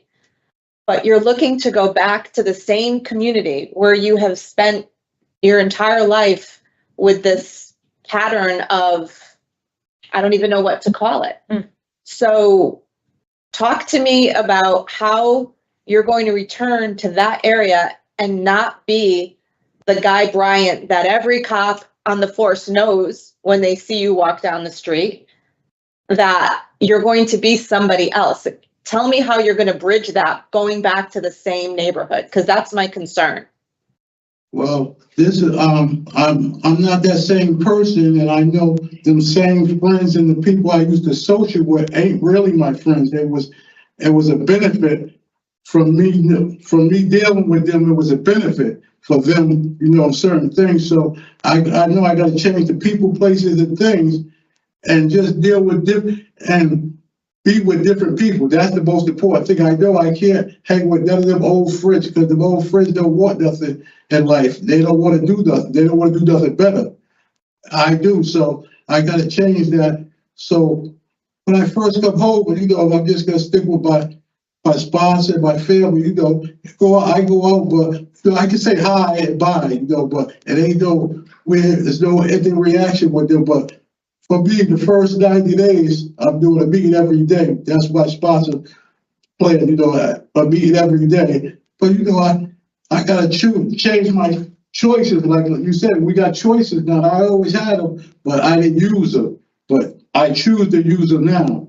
And I choose to strive to be better every day. And I know being with them same people and doing them same things is not going to help me achieve what I'm trying to achieve. So you seem to have an understanding of the risk factors, especially running into old friends, but somebody comes into the restaurant and says, hey, I got some good stuff. Meet me after work. What's your plan? How are you going to avoid those and identify these risks to yourself? I can't say how, but I know it's the same thing here. It's drugs here every day in this prison. And I see it as a choice that I don't want no more. You know what I'm saying? I already know what that's going to lead to. Nothing good from me doing drugs is gonna help me in any positive way. It's not like, just like I said, I see people do drugs almost every day, daily now, but that ain't what I want no more. You know what I'm saying? And I made that choice, and I'm gonna stick with it. You know what I'm saying? I live, you know, one day at a time on the drug thing, and I see it, but it's not what I want, because I know if I do that, all the choices that I made that strive to be better is gonna go out the window, and it's not gonna bring me where I'm trying to go. What do you think will happen if 2 years from now, 3 years from now, you relapse and you're back in prison? What does that look like for you? Can you imagine what that might be? Like number of years? What does that look like? That'd be a death sentence, truthfully, I believe it would be.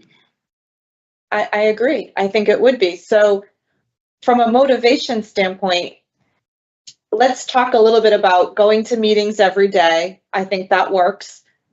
Legitimate employment to keep you busy. You have to pay taxes. You have to be part of the community and do things the right way, which I think has been a problem in the past. You have to be there for your family, right? So what else can you talk to me about that's going to motivate you this time after all of these past opportunities that you failed in the community? I get the good intentions, I do, but tell me more about why you know this is going to work. What else is out there? Is it your children motivating you? Is it? Go ahead. It's my family, period, but it's new thoughts. See, just like all this time, you know, I did the same thing, didn't think about nothing different, and now it's time that, like this program I'm right now, it used to be good intentions, bad choices, but now it's new thoughts, and you got to have new thoughts and keep your mind on something positive and progress to do something better. Just like I'm gonna do church, you know what I'm saying, stay in the church. You know, I was always in the church my life. You know, I grew up at the church, but I'm going back. You know, I go to church on a daily basis now, but I'm gonna go back, and you know, and you said the most important thing. You gotta occupy your time with positive and good things. Because if you don't, you already know what happens, usually happens. And you know, I'm gonna occupy my time with all the positive things I can. You know what I'm saying? Church, you know, spending time with the family, doing family outings, and you know, I gotta go to the program. That's the most important thing for me is my NA meetings and steps and going to meetings. But that's one of the most important things for me. I gotta do it. I know that. You know what I'm saying? But, you know, like I said, now I'm getting older, my health is failing and stuff. You know, I got rheumatoid arthritis too. And, Yeah. So you have probation following this. 3 years, yes.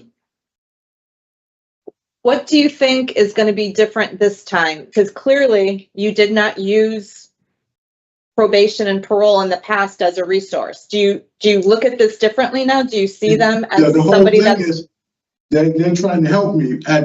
Before, I never looked at it like that. It was just like, I'll get out of jail, but do what I want to do. You know what I'm saying? I didn't think about the things that they were giving me to help me and use them to help me strive to do something better, but now I am. Okay. Do you think that you've gotten to a place where you can put the pride aside as, you know, an older man and ask for help if you need it?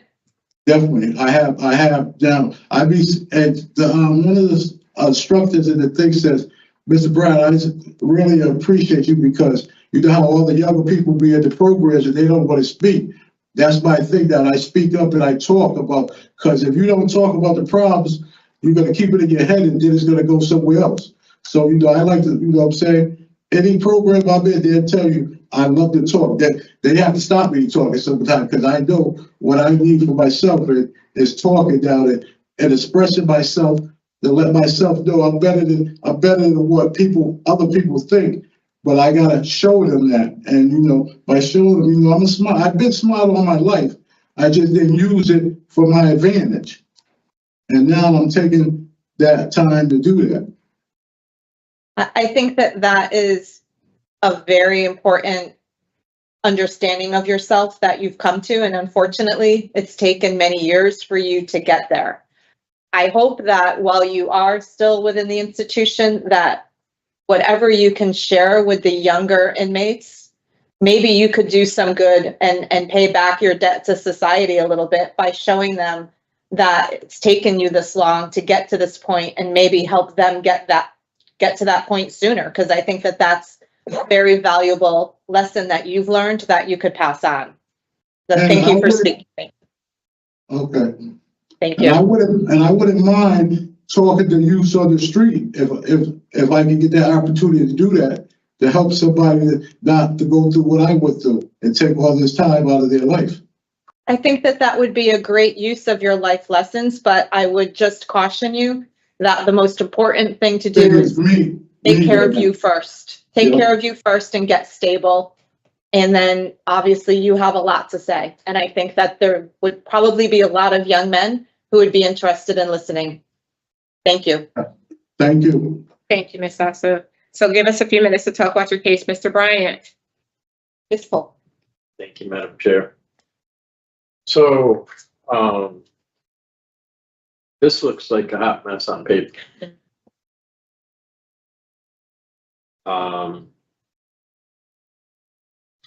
Mr. Bryant is taken care too. He's taken a couple other good programs. He hasn't received any tickets.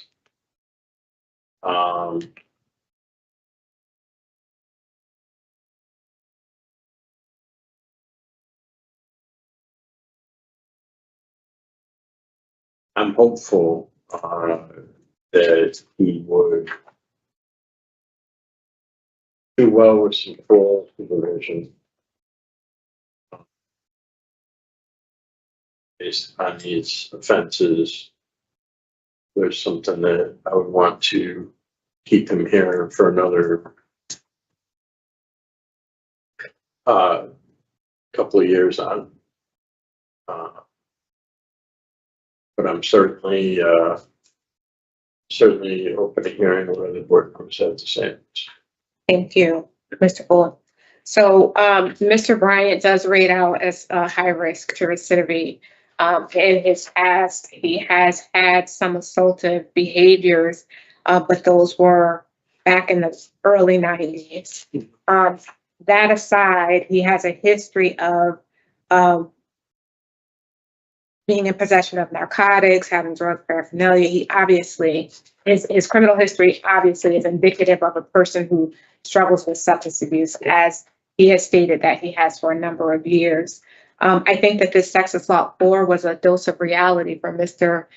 Bryant, that you can't just go around doing whatever it is that you want to do. And he does not have a history of this kind of behavior. That in no way, shape, or form condones the behavior, but I have not really seen any of that. I mean, he has several several offenses that he has committed over the years, but none of them were ever related to this. He is going to have an opportunity to address that behavior even further when he's out in the community, both on probation and parole, if we grant him here today. And I think that the Parole and Community Services ability to remand or Mr.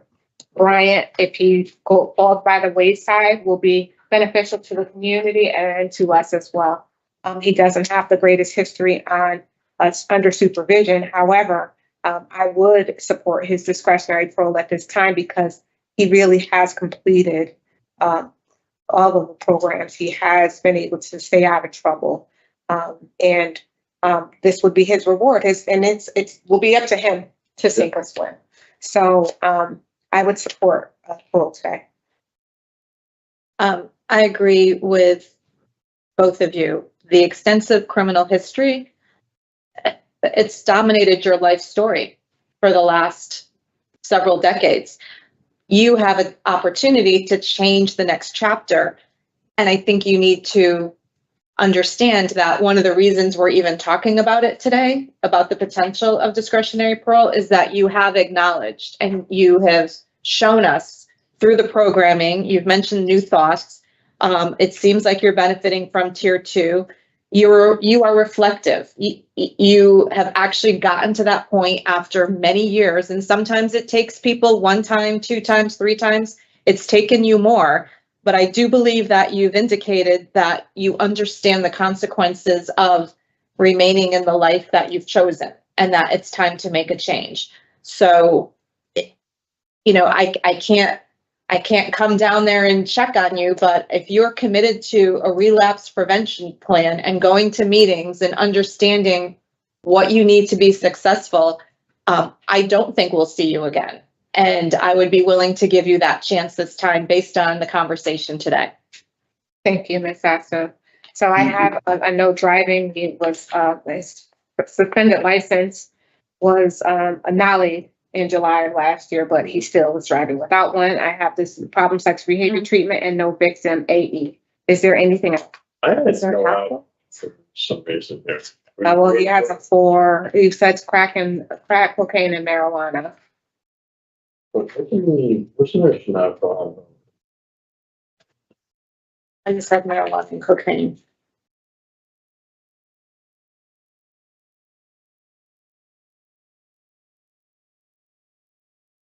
Okay. They can use it as a graduate detention. No, I don't know. I'm totally fine with not having it. I just Okay. had it for. So with regard to Guy Bryant, 123148, you spoke, Ms. Sassu, about a halfway house. I have that he has a sponsor. His sister has agreed to sponsor him, so I did not have a halfway house condition. So It was, if she wasn't approved, was Norwich was the second choice. Right, right. So with regard to Guy Bryant, 123148, I move to grant discretionary parole on or after his earliest eligibility date, December 25th, 2024.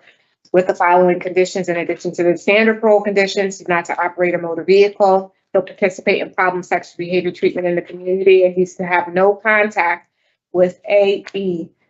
Is there a second? All in favor? Aye. Mr. Bryant, there's a protective order with you and that lady who you kissed, you say you kissed. Yes, He yes. doesn't want anything to do with you. Don't go around her. Don't invite her to your house. Don't ask her to clean anything. You'll be right back in prison. There is a Okay. standing protective order I that know, does not for 25 expire. years. Yeah, I know.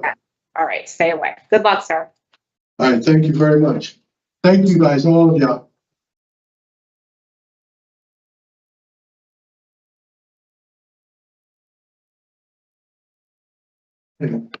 Today's 24, right?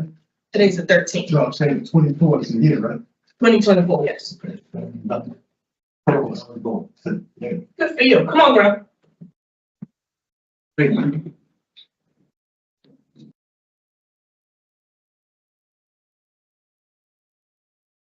Brian, you mind grabbing that door for me, please? Yeah, right here.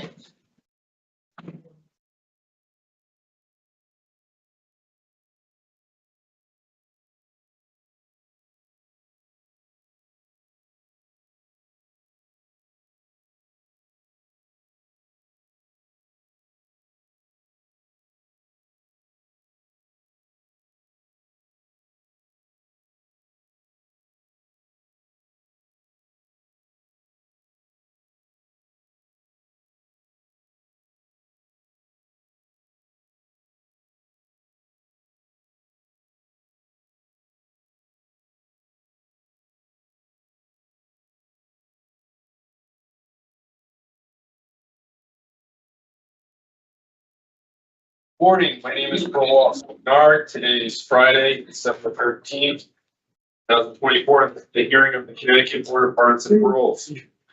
Following board members are present this morning and by stating their names on the record, served by their reviewed all statutorily required documents, develops pertinent information in preparation of this hearing. Good morning. I'm panel member Barry. Michael. I'm Ellen Zoppo-Sassu. Please state your name. Please state your name and inmate number for the record.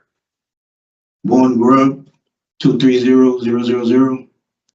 This hearing is being conducted in consideration of the parole application for Vaughan Grubb, inmate number 230000. He is serving a sentence of 10 years executed suspended after 3.5 years jail with 10 years probation for sexual assault in the second degree. As of today, records reflect the parole eligibility date of December 1st, 2024. There's no victim input in this case. There is an offender accountability plan for the offender. It has been reviewed. It shows the offender has completed the short track sex offender program. Utilizing a statewide collaborative offender risk evaluation system, the offender's overall score on the SRT falls within the low range of risk for recidivist. Utilizing the static 99R, the offender's overall score for sexual offense recidivism falls within the low to moderate range. This is your opportunity to express to the board why you believe you should be granted parole. You may begin. Tell us why you think you deserve parole, sir. Okay, all right. I'm a person who should have made better choices and made bad decisions. I'm not perfect. I hold myself accountable for my actions. I'm very remorseful. I'm sincerely sorry. And I have remorseful what of my actions, what occurred between me and the victim.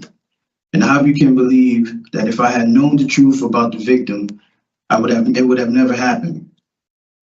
I'm not a threat to women or society. I would like to say to the victim, if I could, I'm sorry. I hope this didn't traumatize her in any way or affect her in her life. If she has any children, especially a little girl, I hope she raises her and teaches her self-respect, self-worth, and self-value, and not to make the same choices she has made in her life. I'm not a person who is in and out of jail. This is not my life. I have not been incarcerated in 23 years. I'm a family-oriented man who works for a living, which I have both of my employments waiting for me when I get home. While incarcerated, I carry myself responsibly and have obeyed all rules and show respect to other inmates and staff. I also learned a new skill in sewing, which by working in the clothing factory. I've attended and completed my mandatory program successfully. The program has been beneficial to me.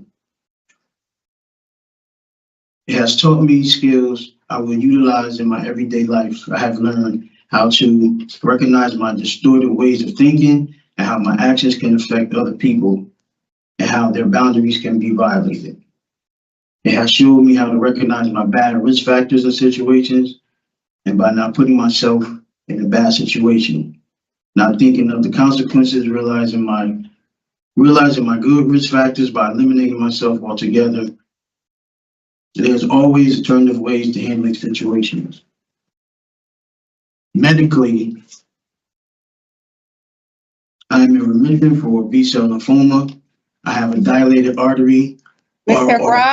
Mr. Grubb, just so that you know, our hearings are shown to the public, meaning they can watch your hearing over and over again and get any of the information that we discuss here. So to protect you and your privacy, I just want to caution you about declaring over the internet to the whole wide world what medical conditions you have. Okay. So if you wish to continue, that's your choice. However, Okay. I have to let you know. You're welcome. All right. But it's okay.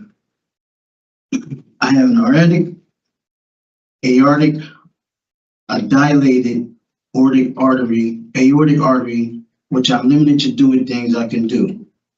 Since being incarcerated, I have developed issues with my bladder, my prostate, and my liver. The medical staff was given the number to my primary care doctors, but I was told that they do not communicate with outside doctors. I'm under their care, DOC's care. They have given me medication for my prostate, but not for my bladder, without any explanation. In October, I was told I have 4 kidney stones and that they will pass in due time. To this day, I do not know if I still have them because I haven't passed anything yet. I still have the pain in my side. I have written to sick call with no response. There is a water issue in this facility. It isn't good to drink or bathe in, In order for me to stay hydrated, I have to drink the water. The issue with my liver is called fatty liver disease, which all I was told is that I need to change my diet and every concern. And I'm concerned with this issue. I was not informed of how bad it is and what are the long-term effects of this. And I have not been given any medication for it. For the last few months, I have a persistent cough with a very irritated throat. Also not given any medication. All I was told is that it's going to take time to get over it. Incarceration is detrimental to my health. I need to get back to my physicians to get better and accurate care. I've never been in this situation before. If granted parole, this will be my first time on parole and will be my last. I understand parole is a privilege and there will be stipulations, rules, and regulations with which they will be obeyed. I have no anticipation of violating parole. My family needs me.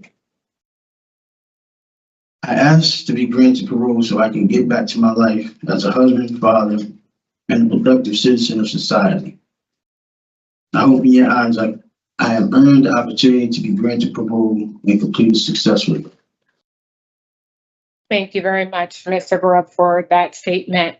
While we appreciate your disclosing your medical conditions, we really don't take those things into consideration for discretionary parole. We have different like medical and compassionate parole to address those type things. So what's going to happen here is each of us will take an opportunity to ask you some questions, and when we're done, we will deliberate and give you our decision. All right. I wish you the best, and I'm going to start with the questions. I've noted that you had a breach of peace when you were convicted of this offense. Was that domestic violence related? An assault on an elderly victim or a pregnant person, 12/22/17. That's not you? 12/22/17. Yes, breach of peace. Breach of peace. An assault third. In what year? 2017. I think that was an incident with my daughter, but she wasn't pregnant. Oh, Not that I knew of at the time. Yeah. It said elderly victim. What happened with that case? I got probation. No, I'm asking you what happened. What occurred? I don't remember what the elderly person. Oh, the guy. I delivered papers, and I parked in like a crosswalk, and the guy was upset at the fact that I parked in the crosswalk. So he basically hit my car with keys. I got out of the car. We had words. I got out the car to check my car to see what. I told him not to come towards me. I get it. It's okay. It's okay. I was asking to see if it was domestic violence related. So I appreciate your apology in your opening statement. And I also can appreciate your saying that this is not your typical kind of behavior. You apologize to the victim for taking advantage of her and the future impact that your actions will have on her. And in essence, Mr. Grubb, they will be lifelong. Whether it was your intention or whether or not you knew, it's your responsibility to know who you're having sexual intercourse with. That's why you can't just randomly pick people up and put yourself in that kind of position I mean, if you would have known this young lady, you would have known that she was not of age. Explain to us today, what is consent? How can a person consent to have sex? Saying yes. There's other factors into saying yes. Same age. We basically agree on the same things. We have. No, consent. No. When I say what consent is, by the law, they have to be of age. You have to be of age. They can't be inebriated and not know what the heck is going on and that you're taking advantage of them. Those could result in crimes. I agree. So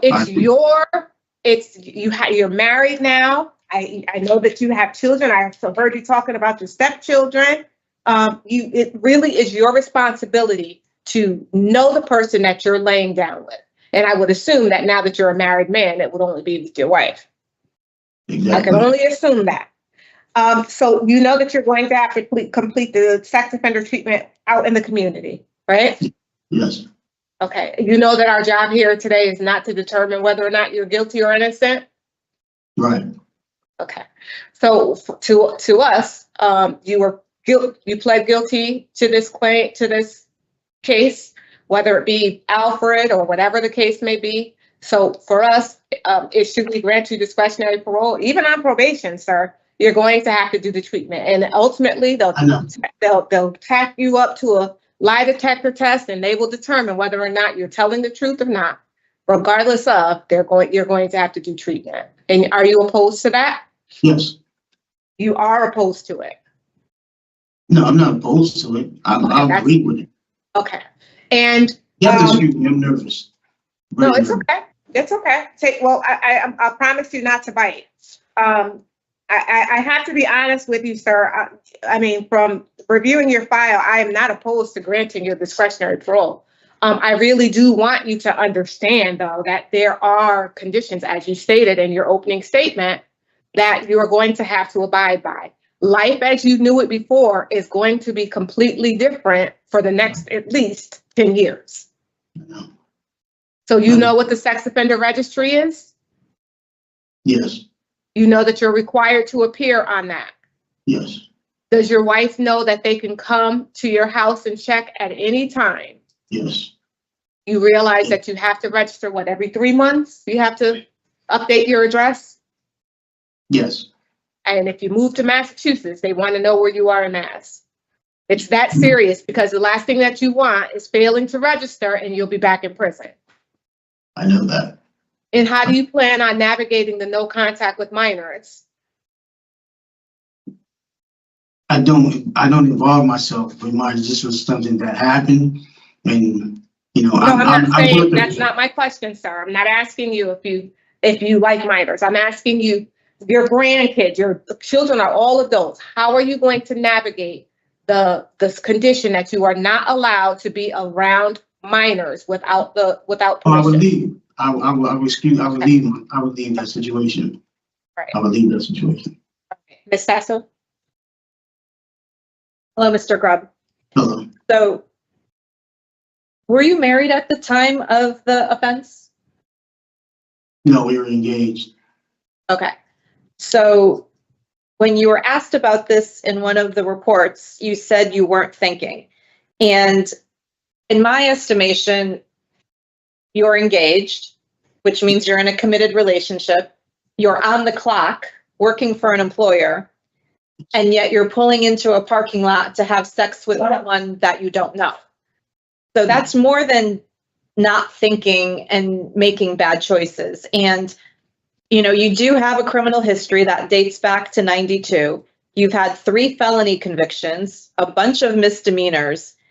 But interestingly, in the report, it stated that out of all of this, you've only served up until this point 99 days. Yeah. And you've been on probation. Yeah. So you've really dodged a few bullets in the past. And so my question, after reviewing your file, is how has this period of incarceration changed your thought process, and how is that going to look when you come out? My thought process is I'm not a person who involves myself into criminal activity. I go to work every day. I'm very content with coming home and being with my family and being with my wife. Being here, being incarcerated, being taken away from everything is I want to close this chapter and put this behind me and move on with my life as I was, being a working man and being a productive citizen. Being incarcerated is not something that I want to keep on continuing doing. I made bad choices in my life and don't continue. There was a time period where I haven't been in trouble for like 10 years. Mhm. It was just something that What do you attribute that to? What was going on in that 10 or 12-year period that you managed to stay clear of trouble? my kids and changing, getting out of from where I was at, from being around people that I was around. I stopped hanging around people I was hanging around. I met my wife, and I was a family man. That's what I intend on continuing doing. So Being in You the know, street, being in the Okay. streets and running around is not something that I do. So being incarcerated is punishment for your actions, and it seems like you've acknowledged that because this Very has much affected so. you. Very much so. Very much so. You've expressed remorse, but we don't, I believe, have an official victim statement today, but the victim has also been likewise affected. I believe that there's some ongoing issues, and we've heard from some of the people involved that she continues to suffer this day. So you're suffering because you've had loss of freedom and you've been removed from your family and friends, but this victim is going to carry with her, regardless of her role and what happened as a young girl, she's going to carry that with her for a long time. So all of this is because of what happened. And as you put it, I wasn't thinking. So my concern in sitting here today is understanding that you understand how to better handle situations. And maybe this was a one-off, I don't know, but I need to know in determining your suitability that we aren't going to see you again for this or any other type of offense to the community. So, okay, so I get it. I do see that you're appearing sincere. You've had letters of support from your family, your brother, your daughter, and they've stuck by you. So I'd like to understand what your expectations are. How are you going to meet their expectations? Tell me about what your transition plan is as if you were granted parole. Not to disappoint them again. How difficult was it to talk about this instant offense to your family? How did you tell them about this? And how did that make you feel?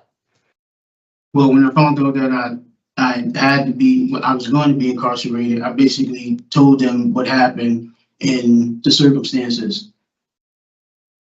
But I really haven't told my kids, but my brother and my wife, they basically know, because I wanted to come in and then go out and then explain it to my kids. But my wife, the elders of my family knows. How old are your kids?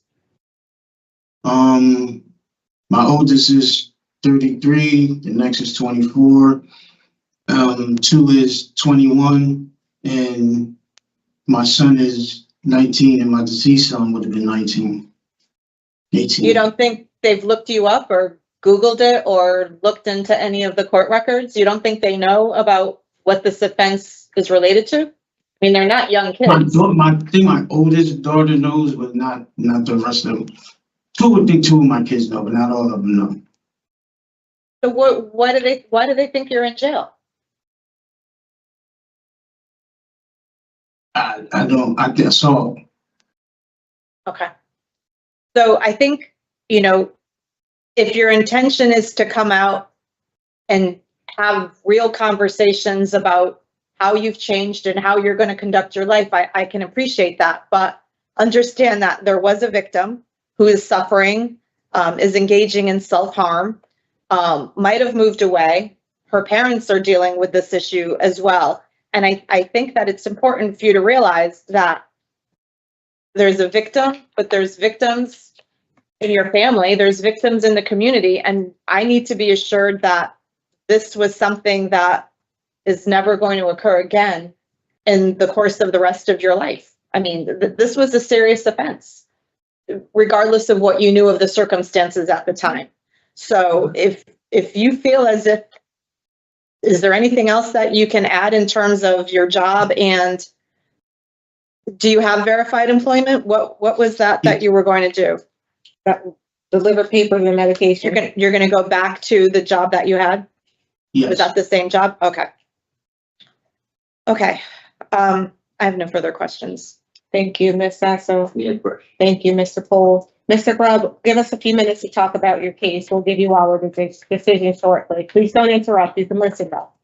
All right. I think that you all heard my concerns, my position. I really am willing to support Mr. Grubb's discretionary parole. I really believe that his being on parole would provide a heightened sense or level of supervision with the special management unit to get to the bottom of these behaviors and hopefully address them so that they can never occur again. He is going to have to take the program regardless of our vote. But why not let him go ahead and get started and go back out and work? What are your thoughts, Ms. Sassu? I would agree. Agree. All right. I have no minors, problem, sexual behavior treatment, and no victim. Right. He's going back to his wife. I move that Vaughan Grubb 230000 be granted discretionary parole on or after its earlier, on or after today's date, which is December 13th, 2024, because its eligibility date is passed. With the following conditions, in addition to the standard parole conditions, you are to have no contact with minors without the parole officer's permission, no contact with your victim. Her initials are AO. You'll participate in problem sexual behavior treatment in the community. Second. Thank you. All in favor? Aye. Through the chair, Yes. within the sentencing documents, there was reference to a no contact with a Robert Shoemaker. Do you know who Robert Shoemaker is? That was, I believe that was the person that you were talking about earlier, the incident with the, Yeah. I remember, I recall that name. I'm not sure if that's his name, but he's the only person. He doesn't know who that. I mean, he knows who. We don't need. Yeah. And actually, I think he passed away from COVID. Is all those in favor? Aye. So, Mr. Grubb, you have a protective order with your daughter. It looks like until 2028. So you need to be mindful of that. And also, who are initials AP? Don't say the name. Just who do you know? Who? I just want you to be mindful. It may have been a domestic. But anyway, just be cautious out there when you're engaging with people, because you're going to be closely monitored. All right, good luck to you, sir. You can ask the officer to send the next person in. Close the hearing. 20000. You're all set. Thank you. So what do I do now? Somebody, An officer will meet with you to get your sponsor information. So it's not going to happen today. But it will happen shortly. All right, good luck, sir. thank you, thank you. Yes. Yours. So I'm next. Yes. We're looking at this lottery of, It's Lawrence. are you sure? I think they're going by the list, right, Steve? Yes. Look at that.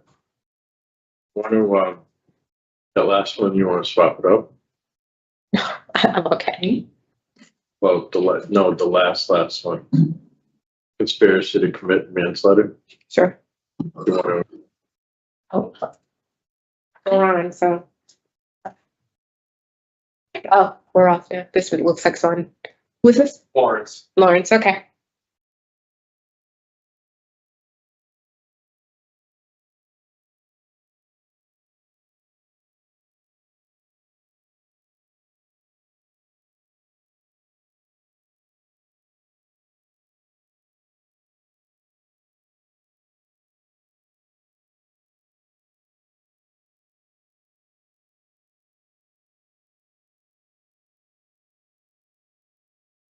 Morning, my name is Parole Officer Menard. Today is Friday, December 13th, 2021. This is a hearing of the Connecticut Board of Appeals.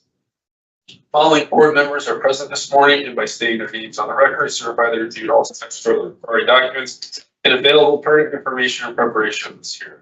Good morning, I'm panel member Barry. Good morning, Mike Cole. And I'm Ellen Zoppo-Sassu. Please state your name and inmate number for the record. Lamar Lawrence, What's your number, sir? 330386. This hearing is being conducted in consideration of the parole application of Lamar 330386. He's serving a sentence of 10 years executed suspended after 42 months jail with 5 years probation for criminal possession of a pistol/revolver in violation of standing criminal protective order. As of today, records reflect the parole eligibility date of December 28, 2024. There's no victim input in this case. There is an offender accountability plan for the offender. It has been reviewed and shows the offender has completed voices, domestic violence, and is participating in building trades vocational program. Utilizing the statewide collaborative offender risk evaluation system, the offender's overall score on the SRT falls within the high range of risk for recidivism. This is your opportunity to express to the board why you believe you should be granted parole. You may begin.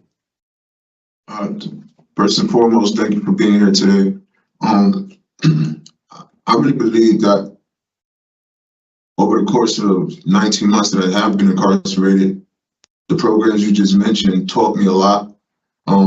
The building trades for school trade that I'm taking up, it taught me a lot about succeeding in the real world. And I'm going to continue my schooling. I am a different person than I am 19 months ago, I'll tell you that. And I just want a chance to prove to myself, my family, to you guys that people can actually change when they do reintegrate into the community by utilizing the actual resources that probation has or the resources that that they have out there. And this time I plan on using it just by even going through it in here. All right, Mr. Lawrence, I appreciate that information. You're absolutely right. There are a tremendous amount of resources out in the community for you to take advantage of, and I'm glad that you now are aware that those resources exist. So what's going to happen is we will take our turns asking you questions. When we're done with our questions, we'll deliberate and give you our decision. All right, best of luck to you, sir. Ms. Sassu will begin with the questions. All right, thank you.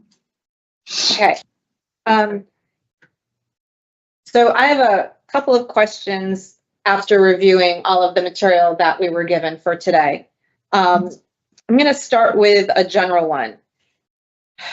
You say you're not going back to the same neighborhood, but you are looking to go back to New Haven, which is a concern for me. Can you talk to me about how you're going to avoid some of the situations that you got yourself in previously? Oh, yes, ma'am. Well, New Haven, I feel like it's just convenient. My son, my mom lives there. And by avoiding those situations, it's easy, really, by not just putting yourself in it, but working, staying focused, continuing treatment, continuing your programming, and doing what you have to do to stay away from what you used to. Like I don't find myself having the urge to even be around people that I used to hang around, or even just going back into the same community that got me nowhere. I have opportunities now that I didn't have then, and I'm trying to use it now to actually succeed in life. I have a son. It's time for me to be a father. My son is 18 now. He wants to go to the Marines. That right there alone is pushing me to do 100 times better than I have done before. I just want to be a better father and focus on him, really. So in the interview that you had with the parole officer, there was a statement that you answered that you said you believed that you had good control of your anger. But then in another part, you talked about how that there were people out there that if given parole that would be able to help you with your anger. So let's talk about anger as a motivation. How has that played a role? On my anger? Yeah. As far as in these type of situations? Yeah. Or what got you there? Oh, okay. Really, I always had an anger problem as a kid coming up, not knowing really how to deal with it. Now I do. I've taken my programs, and even in programs I've taken before, really take it serious now. I really take it serious now because I feel like that actually helps. And by me seeking psychiatric help and treatment, just talking to somebody really helps people get over things that I never knew back then. I was too afraid to ask somebody for help or talk to somebody, even if it's just my mom. Go to her and just, hey, Mom, listen, I'm feeling some type of way. I can do that now because I'm not afraid to do that now. Back then, I was a little embarrassed, but now I feel like I can now, and I'm not afraid to. And that actually helps. It really helped me. It really helped me this whole time, this whole 19 months. Oh, that's good to hear. And just so you know, we do have a lot of information about the programs that you're in, including medical. So you don't have to talk about that on the record because this is a public meeting. So we do understand that. And I'm glad that you are seeking treatment and have the opportunity to ask for help, because that's a big part about you're in a structured environment right now. You're going to be going back to the community and you're going to have less structure and more challenges. And one of the reasons that we ask these questions is that we want to make sure that you're suitable and appropriate and that you have the necessary skills in order to be successful if you were to go back. So you were employed at All American Waste, and it did say that you were interested in going back, but you also wanted to explore the building trades. So my first question is, do you have a job waiting for you with Yes, All American? Okay. That's good. My boss name is Rich, by the way. He definitely, my mom talked to him, and people that I have worked with before, they actually keeping a bug in his ear about me coming back and reintegrating. I really would love to go back to that job. And I also, the building trades, Barstool, he actually contacted someone out there to guarantee us jobs when we do reintegrate back into the community. So I'm planning on just taking that up and doing whatever else I can to stay employed. Okay. There was mention that you had not done well with one of your job assignments. I believe it was a breakfast monitor. The what? A breakfast monitor, breakfast detail.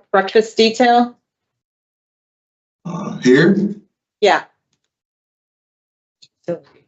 Or we don't know which facility, but there was some mention that they did not keep you on because you were not paying attention to detail. Does that sound familiar?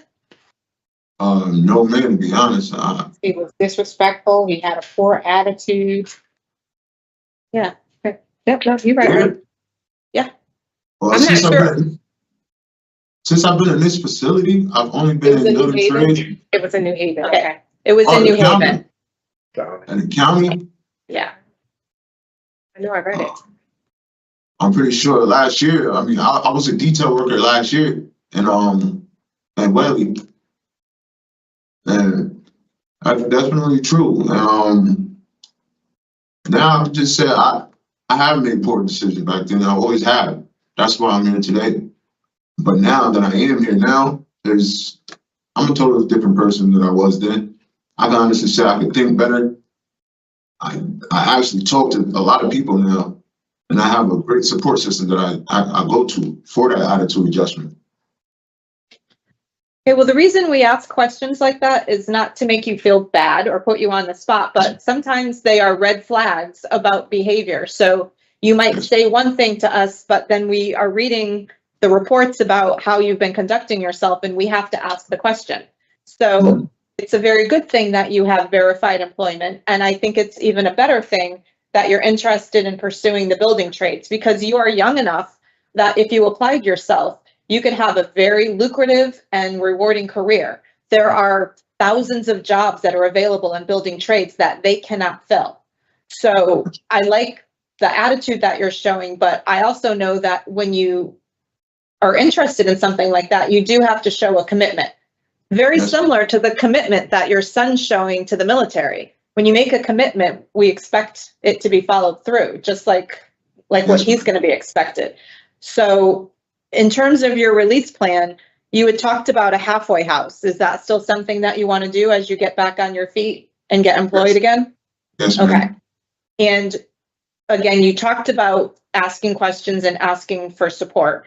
And I'd like you to just talk a little bit about the relationship that you think you would have while on supervision and what that looks like in terms of asking for support and checking in and what that's going to do for you.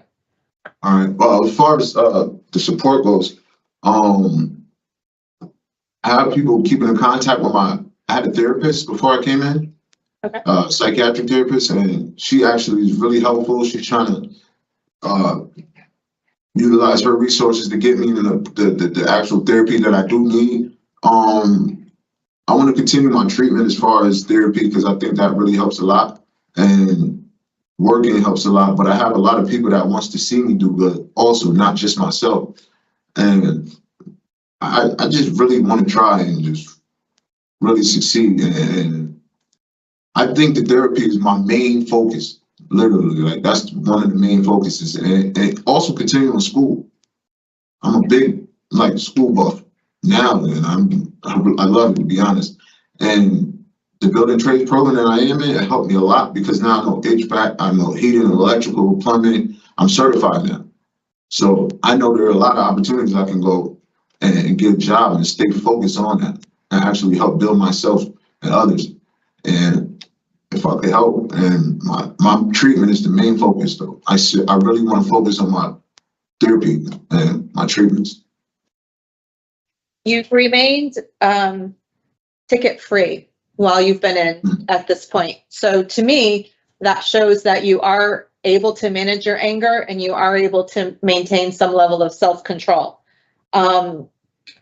Your substance abuse use in the past, was that just occasional? Do you think that it impacted you and the decisions you made? Where are we with your substance abuse treatment? It was occasional. Occasional. Yeah. It was just doing stuff, just doing it. A lot of, you can't have an excuse for it, to be honest, because you shouldn't be doing it regardless of what. Drugs can kill you. It has a lot. Drugs is not something that I plan on even going forward. I don't even want to think about drugs, period, because that's something that I'm just not around for. And I'm just going to focus on whatever treatments that I have to do, whatever programs that I have to do in order to build myself. I'm 36. Next month, I'll be 37. And I'm tired of living I just want to forward, chuck straight ahead. I think I have opportunities to do that now. And you know that you can't possess a weapon based on the charges. Yes, ma'am. The situation where, you had it in the car, some of the other things that have happened, those were irresponsible, and obviously that's why you're here. And I'm just going to go back to the building trades or even any job at All American Waste or whatever. People need you to be responsible, especially if you're wiring someone's house or dealing with, their heating, and you have to be responsible. And I think that's the offender change that we're looking to see in you, is that you're going to take responsibility for your life from the age of 36 on, so that your son and your family and the community will benefit from that and not have to continually deal with the offenses and the violation to the community trust. That's what we're looking for. So thank you for talking to me. All right, thank you. Thank you. So, Mr. Lawrence, I do show that you did receive one disciplinary infraction prior to your being convicted while you were waiting, I guess, to be for these charges to be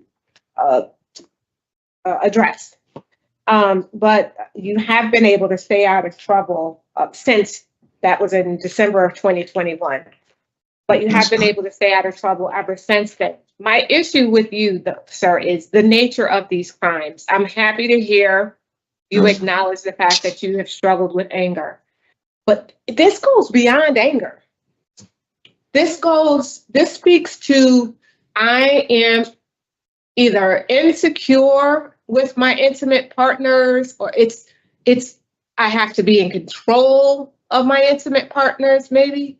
But something else is going on. Like, who stands over a person's bed with a gun to their stomach and wants them to tell them if she's seeing another man. If she was seeing another man, what would you have done to her? I wouldn't do anything to her. That would just have no excuses for it. I mean, it was None. But you've done it more than irresponsible. once. It was Who was irresponsible. pregnant? Yeah, it was. Who was pregnant in August of 21? Were you black their eye? I don't think about it. My son is 18. I haven't gotten anyone pregnant beyond that since. I think you were mad at her because she told you she was pregnant.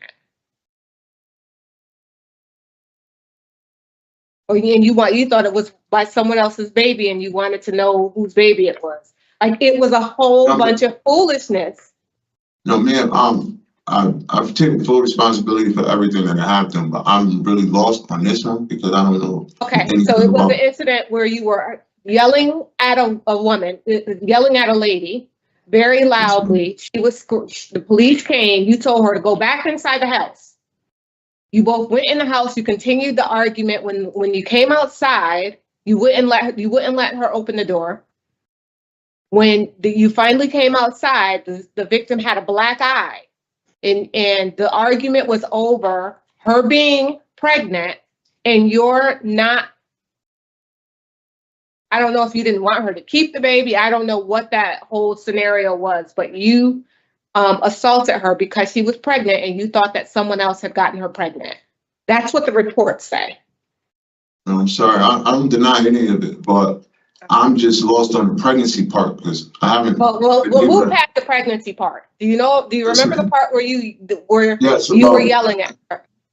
I think that's Tiffany Hall, if I'm not mistaken. Yeah. This is a lot, Mr. Lawrence, and it goes on and on. And you were on probation when you committed this crime, and now and it says that you were known on your rap sheet. When the police type in your name and it comes up, do you know that it says that he's known for carrying weapons? So first thing that they're gonna do when they come and cross your path, there is make sure that they have their firearm in hand, whether it's in their holster or not, because they don't know what you're going to do. Yes, ma'am. I'm not saying that that's right. All I'm saying is that that's how much of a threat they see you as. I understand that, miss. And you rate out high, Mr. Lawrence. I mean, you've had 7 opportunities on community supervision. You failed. Well, you had 8 and you failed 7 times. You know, I would love to be able to support your discretionary parole, but this is a ton of things to move past. It's repeated behavior over and over. I counted that you violated a protective order 1, 2, 3, 4, 5, 6 times. You have 1, 2, 3, 4, 4 different assault third convictions and threatening and using a firearm, and it just is too much. I showed 1, 2, 3 different victims with protective orders. It's too much. All right, give us a few minutes to talk about your case, Mr. Lawrence. Ms. Sassu. Well, I think the programmatic response I see, but I do understand the criminal nature of what we're dealing with. But I just don't know what else we could do in terms of programming or I don't understand what we could do and what could benefit from him. It seems to me that he has a grasp on his triggers. I think that some of the diagnosis issues that we talked about contributed to the past. I think that he's acknowledged the need to change and that how he has to change. And I think that I'd be willing to have a conversation about if there's something we could do to facilitate a transition. Mr. Lawrence, I appreciate that. Sorry. Mr. Lawrence, how many times have you completed domestic violence, both in the community and out in the facility? in the community and in the facility? How many times? This is my first time. You never had to do it on probation? You had a violation of a protective No. order and an unlawful I had to do entry? it. This is my first time in the facility. Okay, how And- many times out in the community? Once, actually. No, I've never completed it out there. Actually, I don't think I ever have. Yeah, but it was on your list of things to do, right? Yes, ma'am. All right, Mr. Cole? Thank you, Madam Chair. So, Mr. Lawrence appears to have done well while he's in there. He's acquired some skills. He's addressed issues. He's completed DV inside. I'd like to see him take DV outside on supervision. He's connected with an opportunity for employment. I'd like to see parole and community service given the opportunity to see what he can do.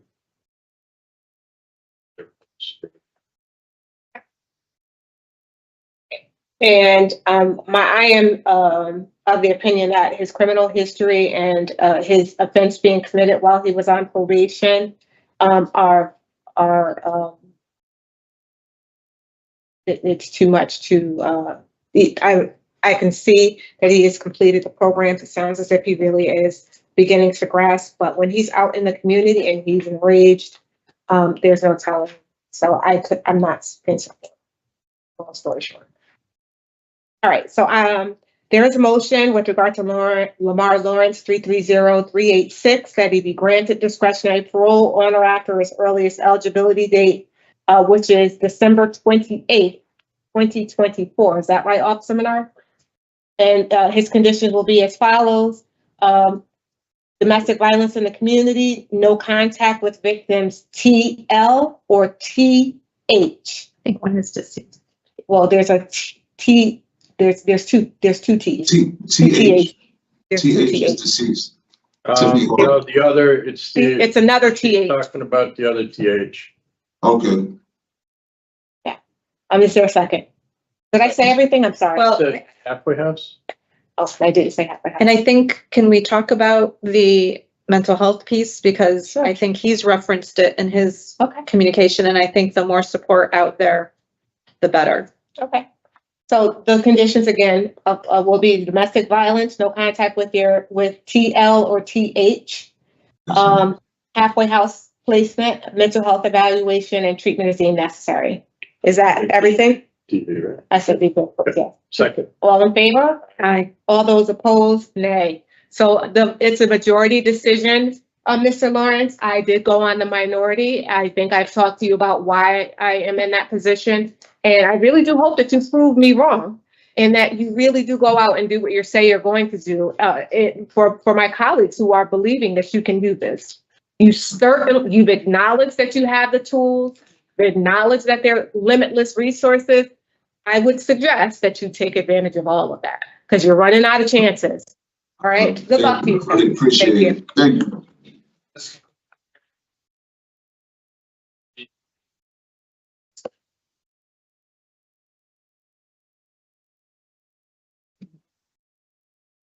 Oh.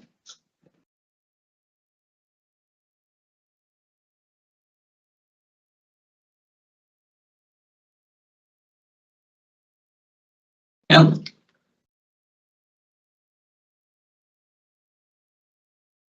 Mr. Ryan, we'll be right with you, okay? We're just gonna take A brief a recess. brief recess. Okay. No worries.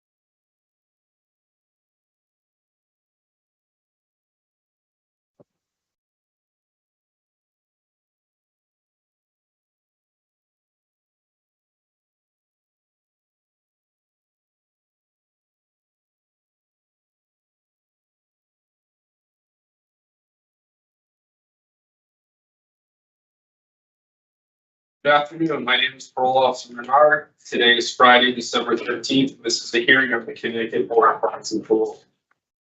Following board members are present this afternoon by stating their names on the record, certify they reviewed all statutorily required documents and available pertinent information for preparation of this hearing.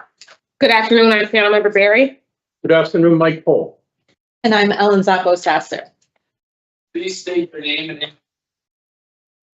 and Patrick Ryan, 445265. This hearing is being conducted in consideration of the parole application for Patrick Bryant, inmate number 445265. He is serving a sentence of 731 days jail flat sentence for 7 counts of stealing a firearm. As of today, records reflect the parole eligibility date of August 8th, 2024. There's no victim input in this case. There is an offender accountability plan for the offender. It has been reviewed. The offender has not completed any program. Utilizing the statewide collaborative offender risk evaluation system, the offender's overall score on the SRT falls within the low range of risk for recidivism. This is your opportunity to express to the board why you believe you should be granted parole. You may begin. Well, good morning. Thank you. I think in determining whether or not I deserve parole, there's 2 ancillary questions that need to be asked. One, will I refrain from committing any further crimes? And 2, have I served enough time to serve the interest of justice, I suppose. I am entirely comfortable answering both of those in the affirmative. First off, all of my crimes, both here in Connecticut and in New Jersey, were all related. Say that again? I didn't say anything, sir. What do you think? Oh, I'm sorry. Anyways, all of my crimes here in Connecticut and New Jersey were all committed in order to fund an ever worsening oxycodone habit. I kept getting deeper into that habit in order to cover up from everyone around me that I had a drug problem. Basically, I didn't want anyone to find out, and I knew going through withdrawal or taking the time off of work to essentially get help would have given that all away. In an attempt to hide that, I turned to stealing in order to buy more pills until I got arrested. Without that habit, all of the criminal behavior disappears, basically. As long as I can stay clean and sober, I don't think I will have any problem maintaining a lawful lifestyle, essentially.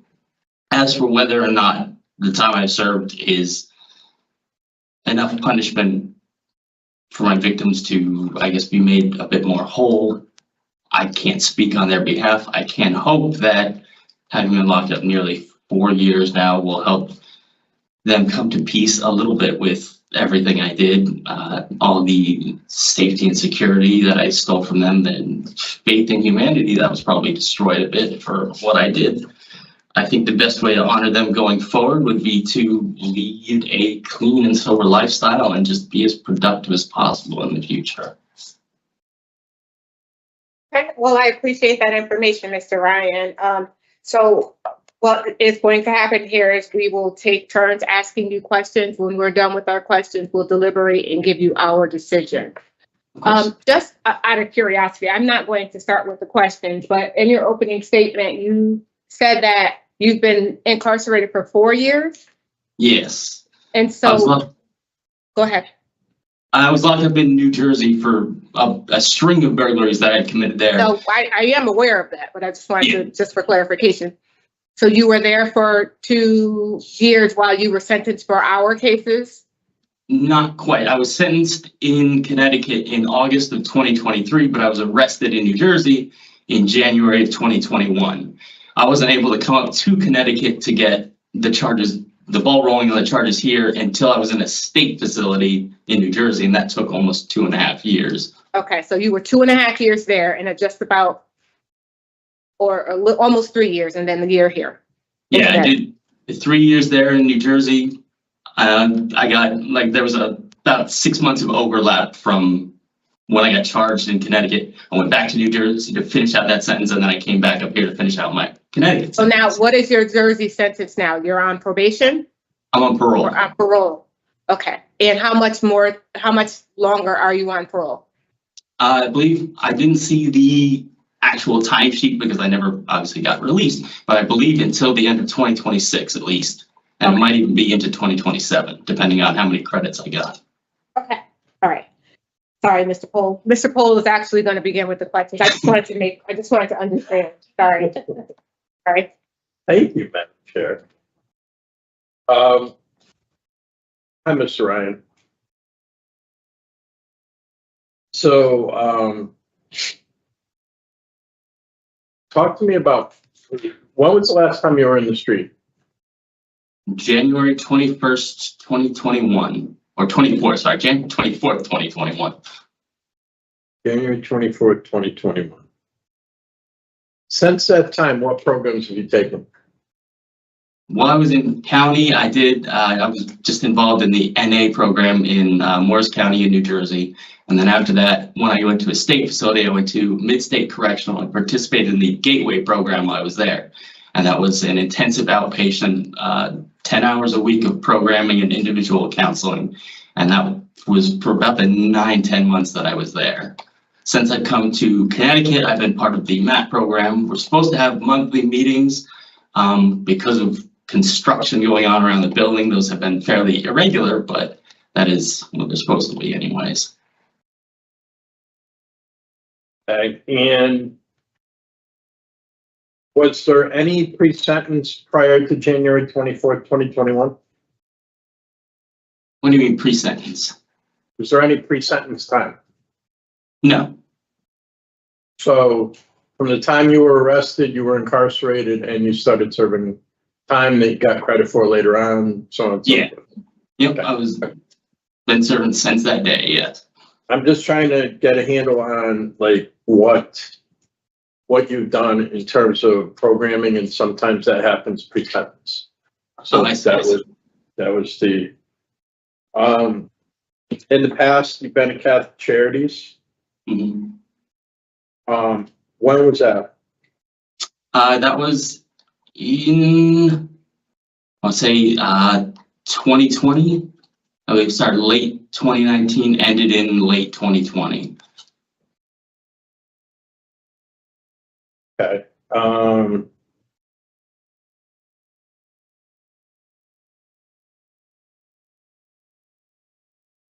Okay, and so when it comes to substance use, there's no doubt for me that this is a substance use case, right? Absolutely. No. Absolutely. So what I need to know is, what is your recovery plan? So going forward, I mean, my biggest problem with my addiction the entire time was that I never wanted anybody to know what was going on. I was living with a girlfriend. She didn't know what was going on. My family didn't know. I'd driven everyone out of my life, all to keep it a secret. Going forward, obviously, after the arrest, everybody knows everything now, and the outpouring of support has been absolutely humbling from family, from friends, from former coworkers. So once I get out, obviously I will have all of them around me. I intend on transferring parole, if I am granted parole, transferring it to Colorado to live with my family, so I can have them around me as well. My mother has already started looking into various treatment centers around there, so I can ensure I get the counseling I need. Beyond that, I might try group therapy when I get out. I'm not sure. I know individual counseling is a definite yes. I will probably continue Suboxone as long as is necessary for me to feel comfortable that the cravings have forever been eliminated, but I really don't foresee any further problems.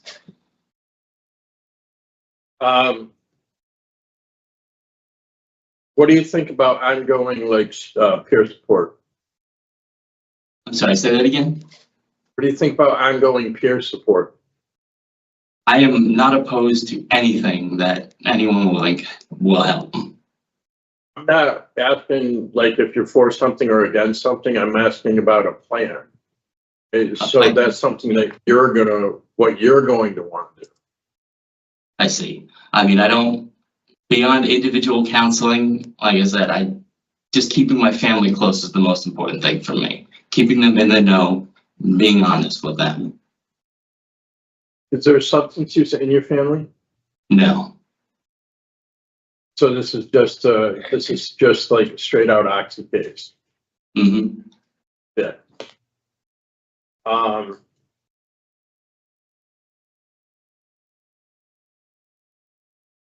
So, I mean, your education obviously is, you know, what it's supposed to be. It's not what we see in a typical case, you know. And the, you know, and your occupation and things like that. So it's like, unfortunately, there's cases out there where people go through exactly what you went through. And luckily you're still alive.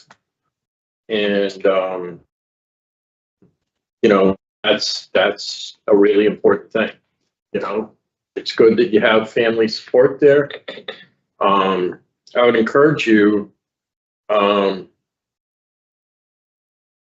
the legal profession, which you're going back to as paralegal, I'm pretty sure, right? Yes. That you have, that there are groups that are support groups within. Absolutely. And I would encourage you to, if you're not going to connect with an AA or NA or All Recovery or something like that, I'd encourage you to get connected to a group of people who understand the stressors in the jobs and stuff like that. And people that you know what I'm talking about. Yes. Madam Chair, I don't have anything further. Thank you, Mr. Cole. So, Mr. Ryan, I just have some follow-up questions back on the New Jersey case. First, let me preface that by saying that I had an issue with some of the language that you used when you were being interviewed in preparation for today's hearing. You said things like, you said something like, I didn't sell the stuff. I pawned it and got gift cards or something like that. Was this? Yeah, that's what you said. I never sold the stuff. I pawned it or used gift cards. What were you pawning? That's what I read. Nothing was ever pawned. That was the entire point of still having everything there was the fact that it was never sold. Like gift cards were sold, absolutely. But Gift cards. So you took those out of people's wallets and used those? yeah, well, I sold those online. Yeah, I wasn't using it myself, but yeah, they were being sold. And then you would take the cash and buy drugs. Exactly.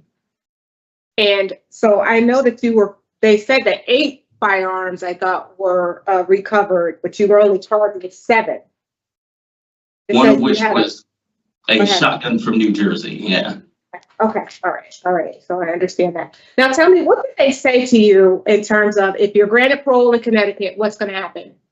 Because I know you asked. That's what you guys do. What's that? I said, I know that you asked what happens to if you're granted parole in Connecticut. What did they tell you? No, he has a detainer with New Jersey, but I'm asking him. So there's the detainer in New Jersey is just a reporting hold because I was paroled out of New Jersey and I tried to transfer that to Colorado. So from here, it's just a matter of transferring. I have to get the paperwork from New Jersey to transfer that again because that expired because so much time has passed since that parole paperwork went to Colorado. Colorado approved that paperwork before, of course, I got picked up by Connecticut. So I would have to reapply through New Jersey's parole and Connecticut's parole to Colorado for Colorado to take a parole. Okay. So once you're released from Connecticut custody, whether you're granted parole or not, I know that you went back to the court and petitioned for that extra day so that you could get a parole eligible sentence. Mm-hmm. And so you did all of that because you knew that a certain course of events were going to happen. Does that make more sense to you? Right. Yes. No, I understand what you're saying. I was hoping to, because I can't leave the state on transitional supervision. I can only leave the state on, obviously, parole. Only parole can transfer to another state. That's what I was hoping would happen. Okay. So they said, once you receive parole in Connecticut, you will be what? Either released to a halfway house or, I mean, there was no or. There was the stipulation was I would be released to a halfway house pending the paperwork to Colorado. So there never, at one point in time, they never said you will be returned back to New Jersey to receive. No, that's why I'm asking what they told you. I mean, what New Jersey told me or what Connecticut told me? I'm asking you, have you inquired about what happens when you walk out of the prison doors from Connecticut? Have you inquired, yes or no? I was told I wasn't going to walk out of here. Either I was going to go to a halfway house until such time as Colorado gets approved, or I'm going to sit here until such time as Colorado is approved, and then I will be released, get on a plane, and go to New Jersey or go to Colorado immediately. Because I ask you that because we have a detainer for New Jersey. So, and in our what normally happens is once there's a detainer, you're released to their authority. Whether what they do with you after that is them. But I see. Because I have been in discussion with because that came up a couple months ago discussing the transitional supervision, and I had my mother look into it, and we got a response from New Jersey's parole that there is no detainer on me.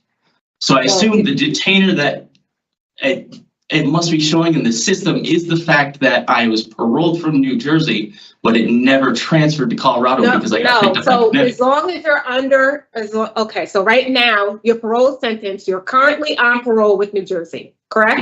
Yes.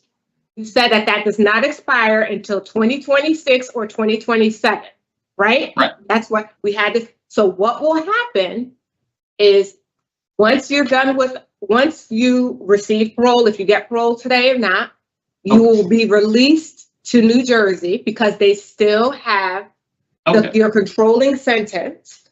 And whatever they decide to do, if they say that you can go to Colorado, we can say that we don't mind you're going to Colorado, but you still have to go through them first. It's not. I understand now. Because you have a sentence that's currently running, so it's not. So you'll be on parole, if granted, with Connecticut and with New Jersey, but serving the time in Colorado. Okay, I understand. All right. Ms. Sassu? Sassu? Want to put Okay. Mr. James, in reading through all of this, it sounds like it's been quite a journey, and it sounds like you started to use Oxy at the age of 21. What prompted you to begin that journey? So my first use of oxycodone was after I got my wisdom teeth removed. That was the introduction to it. That's when I learned what it felt like to be on oxycodone. Then there was a gap, and it wasn't until after I dropped out of law school when I was 24, 25, that I realized I could use it again to try and get rid of some of the depression and anxiety and hopelessness that I felt after I had left. Unfortunately, it kind of got away from me, as is obvious. So, and we hear that a lot. So that's important to understand how you are sitting before us today. You talked in your opening statement a lot about the support of your family and how you acknowledge the fact that shutting them out in order to prevent them from understanding what was happening to you and the mistakes you made in not reaching out for that support has impacted you. But in 2018, you were involved in incidences in Clinton and Sherman. So in 2018, you still didn't see an opportunity to talk to your family. I was so terrified that they would just cut bait and run, and I would be on my own at that point if they found out what was going on. And with those charges, it was easy enough just to say, no, it's a screw up by the police. I don't have a problem. And if I had reached out, you're absolutely right. None of this would have happened. If I had had the courage to go through with it then, I wouldn't be here today. You also talked about your debt to society and whether, we would consider that paid. Have you dealt with the restitution amount that was stipulated in terms of the damages? I think it was noted somewhere that there was about $13,000 in restitution that was noted. It's out of New Jersey, yeah. That's still, I mean, obviously, some of it's been paid from my inmate account in New Jersey. None of it's been getting paid while I'm in Connecticut. None of it, I guess it doesn't get pulled out for other states, but it is acknowledged. I do know, and I am ready to pay it as soon as I get back to work. Okay, so that will be part of moving forward. You acknowledge that responsibility, and that is another way of dealing with the crimes. You know, I have to tell you that at points reading through all these documents, it was almost like a made-for-TV movie, how this happened. And I have to ask, you know, you accumulated at the time of the execution of the search warrant, there were over 116 items that had been seized that you were storing in a bedroom. Yeah. How does your girlfriend not know what's happening? I don't know if it was willful blindness.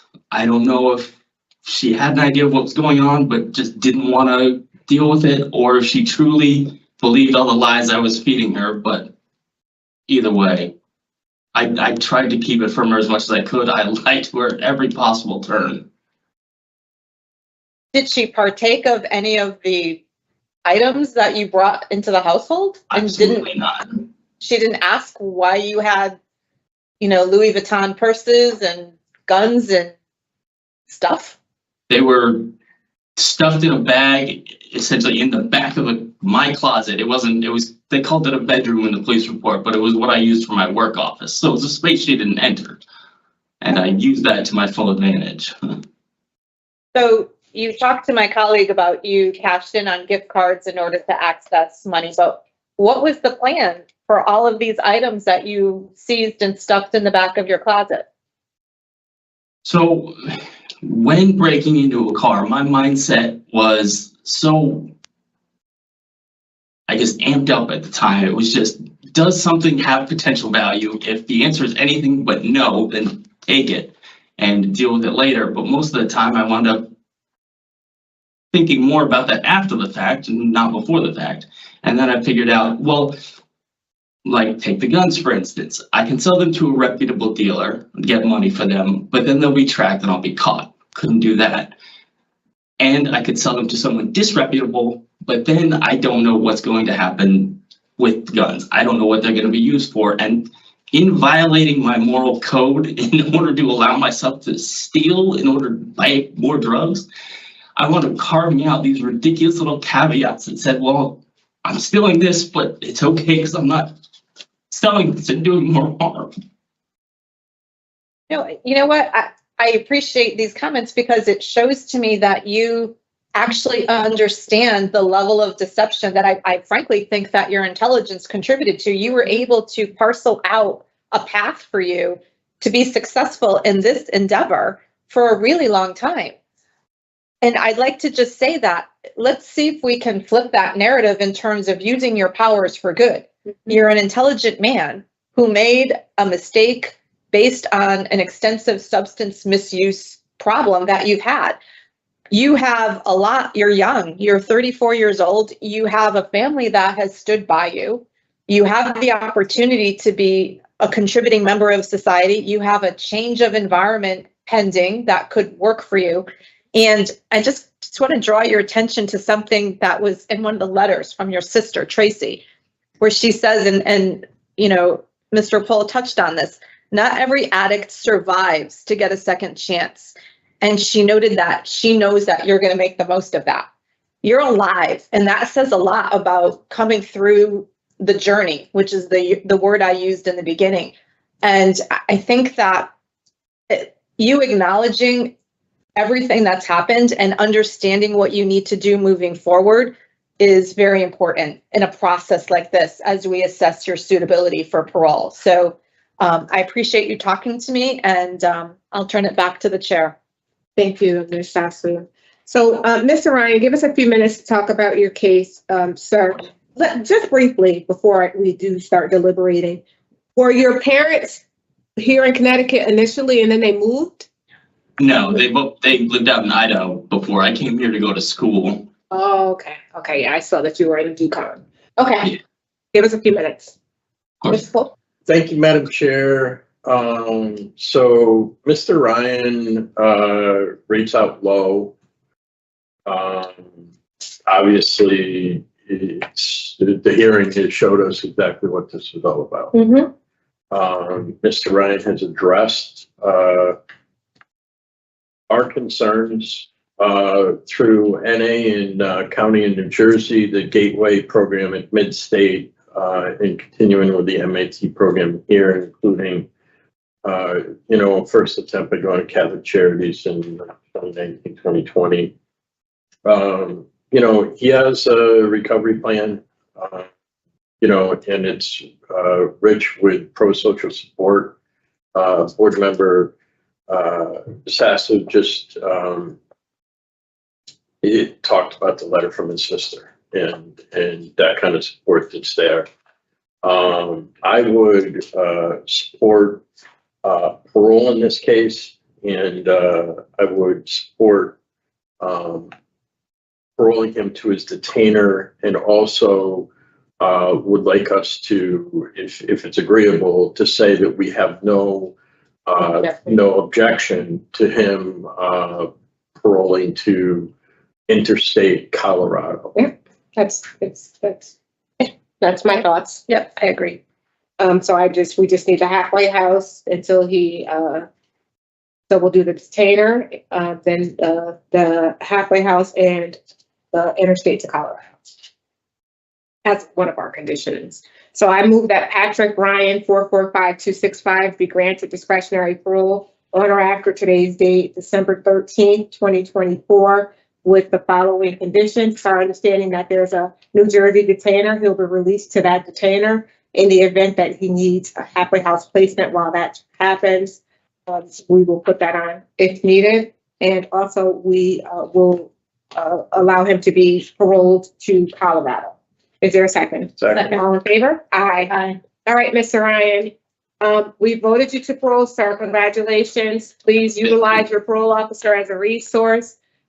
This was a hard lesson to learn, but it sounds like you really, I'm going to be honest with you, addiction is a tough habit to kick, and sometimes we don't get it right the first time or the second time or the third time, but hopefully you keep at it and you will be able to overcome. Being in UConn Law School in itself is really a tremendous accomplishment. Right. And I'm really just hoping that you can get back there. So good luck to you, sir. Thank you very much. Patrick Ryan,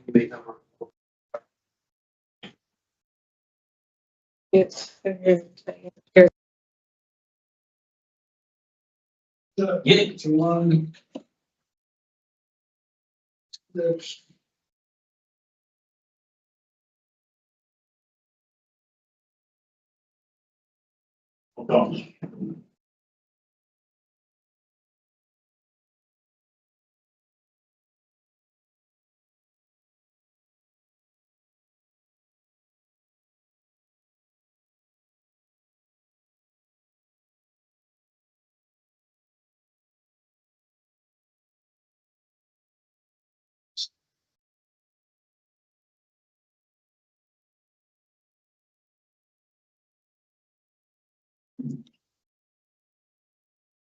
Mr. Thomas, you can have a seat, please.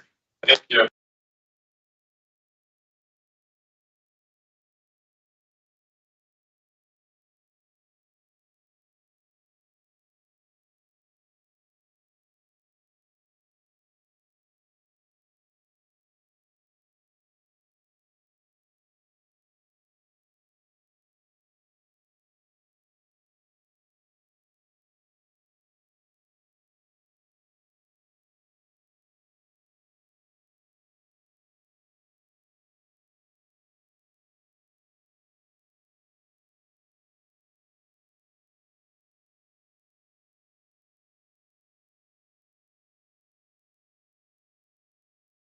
Good afternoon. My name is Parole Officer Menard. Today is Friday, December 13th, 2024, and this is a hearing of the Connecticut Board of Pardons and Paroles. Following board members are present this morning, and by stating their names on the record, certify they reviewed all statutorily required documents and available pertinent information in preparation of this hearing. Good afternoon, Mr. Thomas. I'm panel member Barry. Morning, good afternoon, Mike Paul. And I'm Ellen Zoppo-Sassu. Please state your name and inmate number for the record. Ron Thomas, 437298. This hearing is being conducted in consideration of the parole application for Kairon Thomas, inmate number 437-98. He's serving a sentence of 10 years executed suspended after 4 years jail with 5 years probation for larceny first, illegal transfer / purchase of a pistol / revolver, and carrying a pistol without a permit. And today, records reflect the parole eligibility date of June 19, 2004. There's no victim input in this case. There is an offender accountability plan for the offender. It has been reviewed. The offender has completed alternatives to violence program and alternatives to violence advance and is also participating in school. Utilizing the statewide collaborative offender risk evaluation system, the offender's overall score on the SRT falls within the high range of risk for receivers. This is your opportunity to express to the board why you believe you should be granted parole. Maybe. Can I read this letter? You absolutely may. Thank you. Go ahead.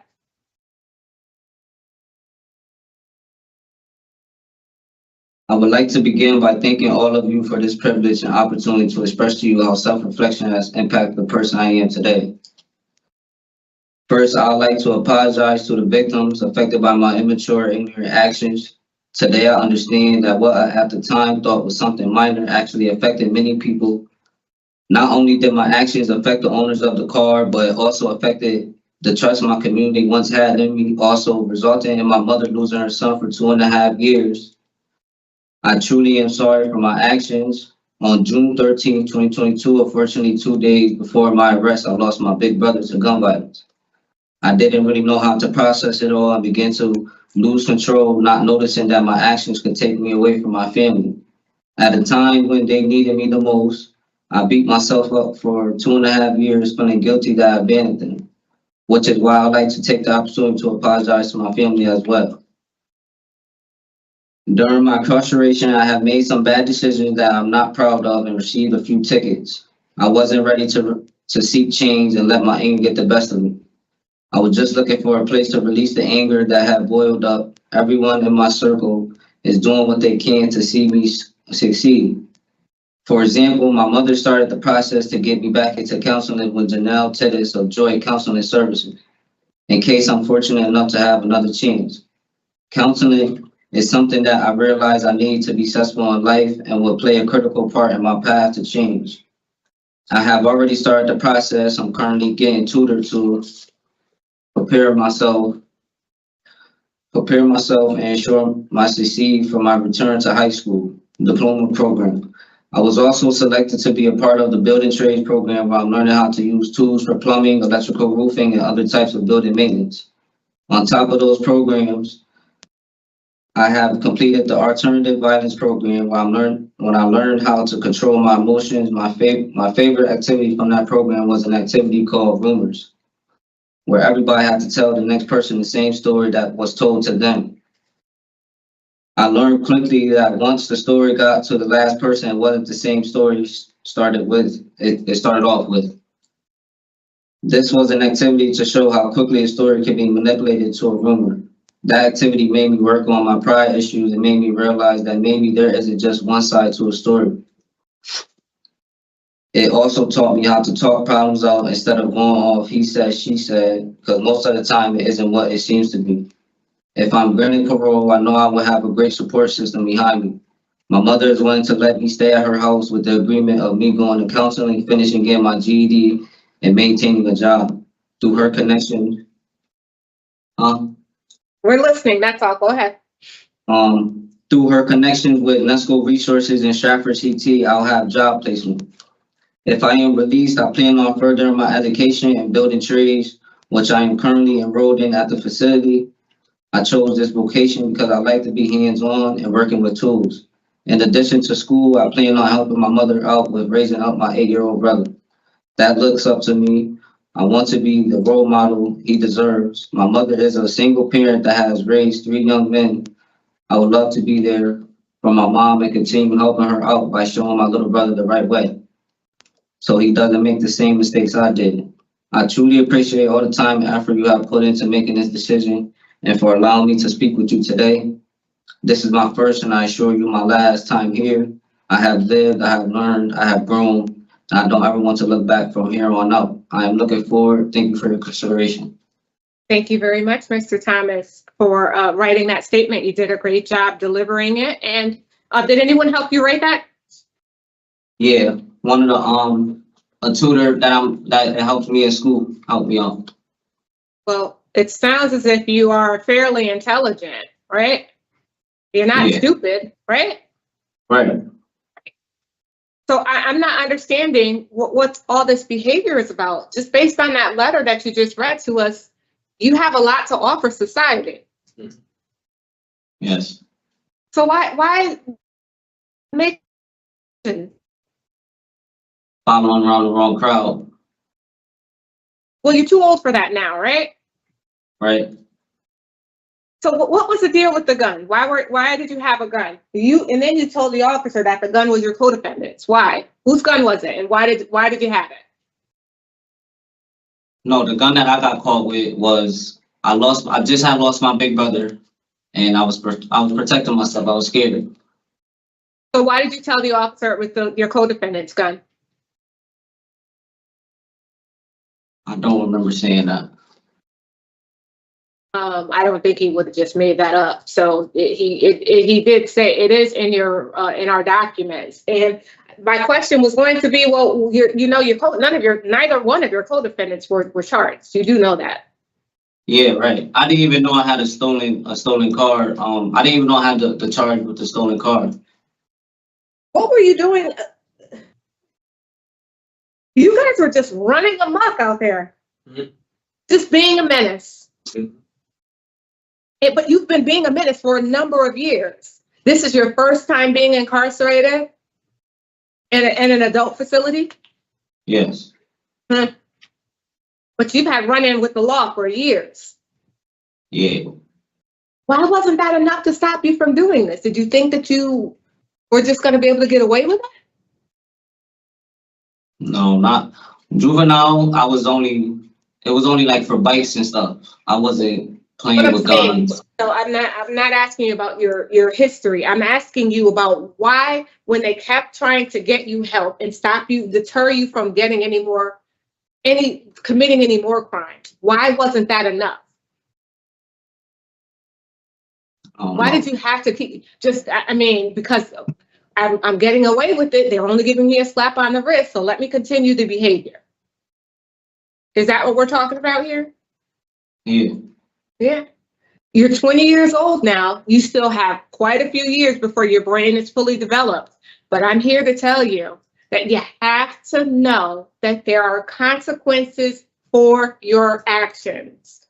That means stop and think, what's going to happen if I do this? I'm sure your mother has said that. So why haven't you been doing it? I guess I had to come here to figure that out. It just makes no sense to me. And why in the world weren't you in school? I was going to school. I was going to school. Why didn't you finish? I had cut the bracelet. Why did you cut the bracelet? Being a follower. It's your poor mother. So you talked about your big brother being killed. Was that your mother's son too? No, we got different moms. We got same dads. Okay. All right. Yeah. I was just about to say, because that poor lady, whew. And now what are you going to tell you said you have an 8-year-old brother? Yeah, 8-year-old brother. What are you going to tell him? How to be a thug in the street? Nah, I'm going to teach him the right way. What's the right way? Show him better. Keep him keeping him doing what he's doing now, sports and stuff. Keep him out of the streets for stuff that I was doing. Mr. Thomas, do you know that where you are is where they expected you to be? Yes. Inmate number 437298. And guess what? 9 times out of 10, because that cycle that people just can't get off, they probably expect your brother to be there too. And how can you teach someone to do better when you can't do it yourself? I'm sure your mother had said to you, please don't, just go do what you're supposed to do. I'm sure she talked to you. Yeah. Am I right? So why didn't you listen? I don't know. I noticed now I should have listened. Yeah, you should have. But what makes you think your brother's going to listen to you? He looks up to me. Why? He looks up to my brother in prison? Is that No, cool? No, it's definitely not cool. Definitely not. I mean, Mr. Thomas, I really there's a good thing and a bad thing. The good thing is that you're just 20 years old and that you have the potential and the ability to move forward with your life and put all of this stuff behind you. That's the good thing, because you still are so young. It's not too late for you to turn your life around. However, the bad part is that you're so young. And if you continue down this path, you're going to spend the rest of your life in prison. Mm-hmm. And that's not our desire for any of you, especially someone as young and intelligent as you are. You knew that you weren't supposed to have a gun. You knew that you were hanging around the wrong crowds. But you thought, I'm young. Kind of makes me think I'm invisible. They're not going to really do anything to me because I'm so young. But you have to think differently. You have to want more for yourself, sir. You're smart. Get your education. Go back to school. I heard you talking about the building trade. That would be great for you in terms of finances. But education is key, because if you have an education, the opening of books opens your world to so many different possibilities. You don't have to be just in that one field. You young people, you don't understand. We have to go to the library and pull out encyclopedias. You know what an encyclopedia is? No, You even know how to look. That's what, like, you can just type in and the stuff just comes up. That's not, we have to learn how to look in an encyclopedia to find information that you guys have at the stroke of your fingers. The world is your oyster. Why dwindle or waste your life living this kind of lifestyle? I have no clue why. I mean, I'm lecturing you because you're like my kid. You're young enough to be one of my children.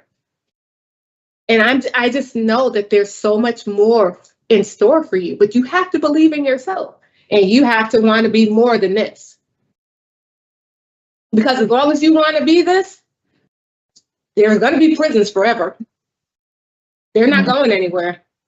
There are going to be police out there, good and bad, who's looking and waiting for you to mess up, especially in Bridgeport, because they know you.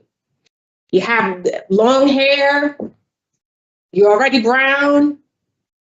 2 stripes, 2 distinct reasons for them to pinpoint you. You got to want better for yourself, sir. You have to. And I didn't even talk to you about these foolishness with these disciplinary infractions. It's too much. All right, I'm done. Ms. Sassu? So I'm a mom too, and I have a kid your age, and it's sad to me that you're 20 years old and you're already scored as a high risk. You're the youngest person that we've seen today. We have 10 cases, and you're the youngest one. We interviewed someone earlier who's almost 60, and he's been in and out and has had 40 years of this. And honestly, if I squint a little bit, I see you in him. And I just don't understand the cycle, Mr. Thomas, because as my colleague said, you come across as an intelligent person who has made a ton of bad choices. And I grieve for you that you lost a brother to gun violence, but then at the same time, you're carrying guns around, and one of them is a ghost gun in Bridgeport, which is the farthest thing from any place that you should be with a gun. Your mother lives outside of Bridgeport. Why are you in Bridgeport? Is that where you came from? Is that where you were born? Yes. Okay. So then your mother moved you out of the city. Yes, she did. And why are you going back? Because I think it probably took a lot of effort on her part to remove you from an environment that she most likely realized was not a good fit for you. Am I close to being accurate? You're right.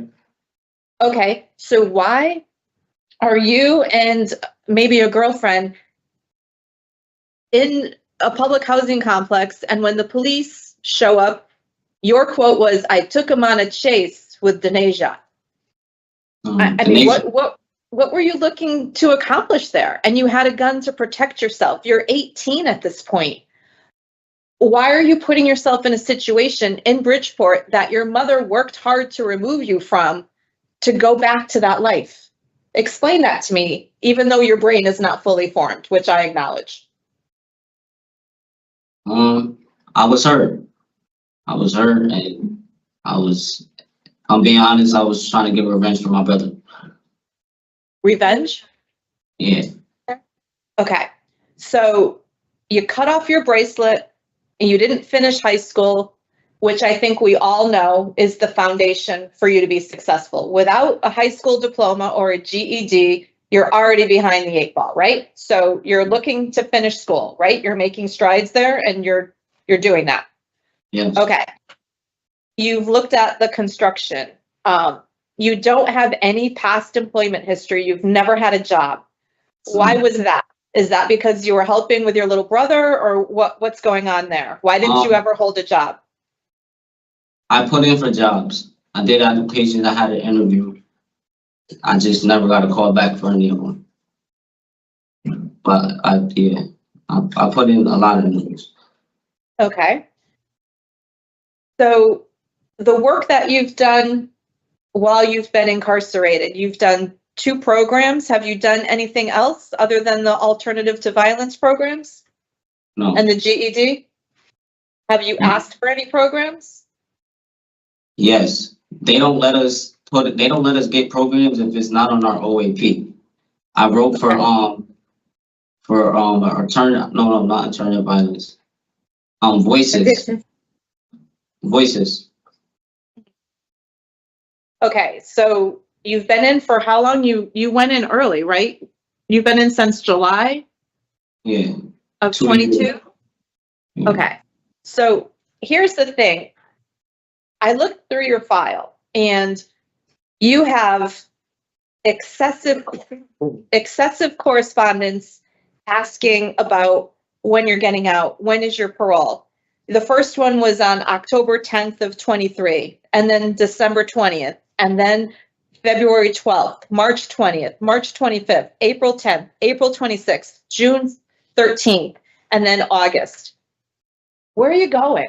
What are you trying to get back to that you're so anxious to get out of prison that you're asking almost on a monthly basis, what's your parole? What are you looking to get back to? Why the multiple attempts to get out? Explain to me what you're thinking about and where you're going. If any one of those had said, "Hey, Mr. Thomas, you know what? You've asked 4 times. We're going to let you out tomorrow." Where were you going and what were you going to do? What is the plan? My plan is to get back to school to get my GED and get back to my little brother, help my mama. Your release plan talks about a bunch of different things. And on one hand, when you have a CNA, a warehouse job, building trades, school at night, go to North Carolina to be with your grandmother, I guess I'm happy that you're looking at all of these potential options for you, because that's the thing. At 20 years of age, you still have options. Unlike the gentleman that we talked to earlier today, who's in almost 60, and there's not a lot of options going on there. How are you going to convince us that these plans are something that you're actually going to follow through with, instead of just getting another car and another ghost gun and going back to Bridgeport to revenge your brother's death or look for trouble or prove yourself. I need to understand the change, because honestly, you're so young that I'm not sure that you're capable of understanding the magnitude of your charges and what this means moving forward. You know, I keep thinking about that older man, and I see you.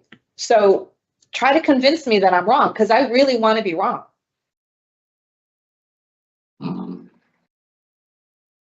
Since I've been incarcerated, I haven't spoke to none of the friends that I have spoken to when I was home. And I've just been trying to get myself together in here. Being in here showing me that I could go out there and do the same that I'm doing in here. So what is the release plan? Is it working as a CNA, getting a warehouse job, continuing with the building trades, going to North Carolina for a clean start? Which one is at the top of the list right now? The one at the top of the list is getting my GED and getting the job to help my mom. Those are two at the top of the list. Okay. I don't have any other questions. Thank you, Ms. Sassu. Mr. Cole? I have no questions. You both have done a wonderful job with questions. That's the mom in us, sorry. That's okay. All right, so, you know, I really did have Mr. Thomas denied coming in here today. I really, really did. I don't like his disciplinary infractions. I don't like the fact that he rates out high. And I did hear him say he was on the list to be start the building trade, which I really do think would be beneficial for him. However, the same opportunities that are inside that facility are offered out in the communities if he does his research and really truly wants to change his life. I honestly did. I understand his hurt and his pain and wanting to avenge his brother's death, but we can't allow the law, the people with the guns and the badges, let them do that. They will get their day. It bothers me, but at my heart, you know, is a little bit soft for these young people who make these terrible decisions. And hopefully this is the beginning of Mr. Thomas understanding that, you know, this could be his life for the rest of his life. So I'm willing to support discretionary parole today. He's not had any opportunities as an adult to be supervised in the community, but I'm fairly comfortable with the fact that he messes up, he comes right back to prison, and he can serve out the rest of his time. Ms. Sassu? I think that's an important point. Do you understand that, Mr. Thomas, if you are voted to parole today, that if you so much as, you know, blow your nose and litter on the sidewalk by throwing the Kleenex down, that you could come back and finish the rest of the sentence? Do you understand that? Yes, I do. Okay. You know, again, I can't get over the fact that you're not even legal enough to drink and you're already ranking out as high. Your score is high to come back to prison. That's how you've been ranked by society at this point, at the age of 20. You know, the biggest thing that you can do is prove us wrong, prove everybody else wrong, and be there for your brother and your mother. But you can't do that with this level of activity and with the attitude that got you here to begin with. So, you know, honestly, I think you're lucky that it's Christmas, because my colleague especially, I have never seen her overlook 9 disciplinary reports. Mm-hmm. But I think the day has taken a toll on us, and we have seen older inmates come through here and have spent their life, the majority of their life, incarcerated. They've missed their kids' graduations. Mm-hmm. They've missed birthdays. They've missed funerals of people that they weren't able to pay their respects to because of decisions they made. And here you are on the cusp of adulthood, and you have a choice right now to make. You do. I'm not entirely sure you're going to make the right choices. I hope that you do, but I'm not quite there yet. So I will defer to my colleagues to see what they have to say. Mr. P? I'm in agreement. In agreement with? You. Oh, what? Okay. All right, well, there you have it, Ms. Sassu. Okay. Well, let's talk about how to equip him to be successful with conditions. He does not have a driver's license, so he should not be driving. And I had no contact with his co-defendants. Are you related to either of them, Denasia or Jaden? Only Denasia. How are you related to her? It's my cousin, Is it a female or male? female. All right, so we'll do her without the full officer permission. Mm. How about a little anger management? Sure, let's do, we can do I it. mean, he did have alternatives to violence, but we're going back up as the community where he made some bad decisions. And that might be a good thing for him to be in to help him solidify that youthful brain in making the proper decision. Yep, I agree. Mr. Thomas, you're gonna have a lot of people in your business for a long time. You have 5 years of probation to follow your sentence. And then if you're granted parole with us, you're gonna have at least almost a year and 9 months of discretionary parole. I would suggest that you give up the marijuana smoking and all of that stuff because you're not gonna be able to do that. Oh my God. Do you know that if you get a ticket that if we grant you parole, it sounds like we are, that you'll be right back and that you can have your parole date revoked or Yes. rescinded? You do know that? Yes. Okay, and that we could have you stay there till 2026? You know that too? Yes, I want to do. make sure that you know, because I don't want to hear anything about I didn't know. Oh, yeah, I know.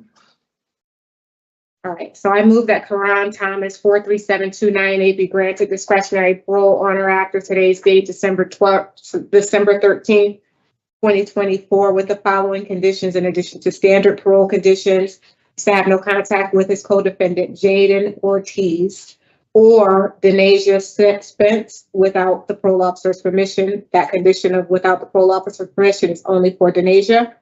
He is not to operate a motor vehicle because he does not have a license, and also anger management in the community. Did I say everything? Well, in the sentencing documents, there was reference to mental health evaluation and treatment as deemed necessary. We can do that. And I would like to do that. If we add that, I think I could support. Okay. And we'll add a mental health evaluation with treatment as deemed necessary. Is there a second? His scores are 2. Okay, the halfway house, we don't need it. No. So a second. All in favor? Aye. All right, so Mr. Thomas, we're taking a chance with you. I want you to be honest. And I'm the queen of deny. So I really do hope that you take advantage of this. I don't hand this out, I really don't. But I really do think that you can turn your life around. And I know we lecture you a lot, but we expect more of you. And I know your mom does too. So there you go. Good luck to you, sir. Thank you.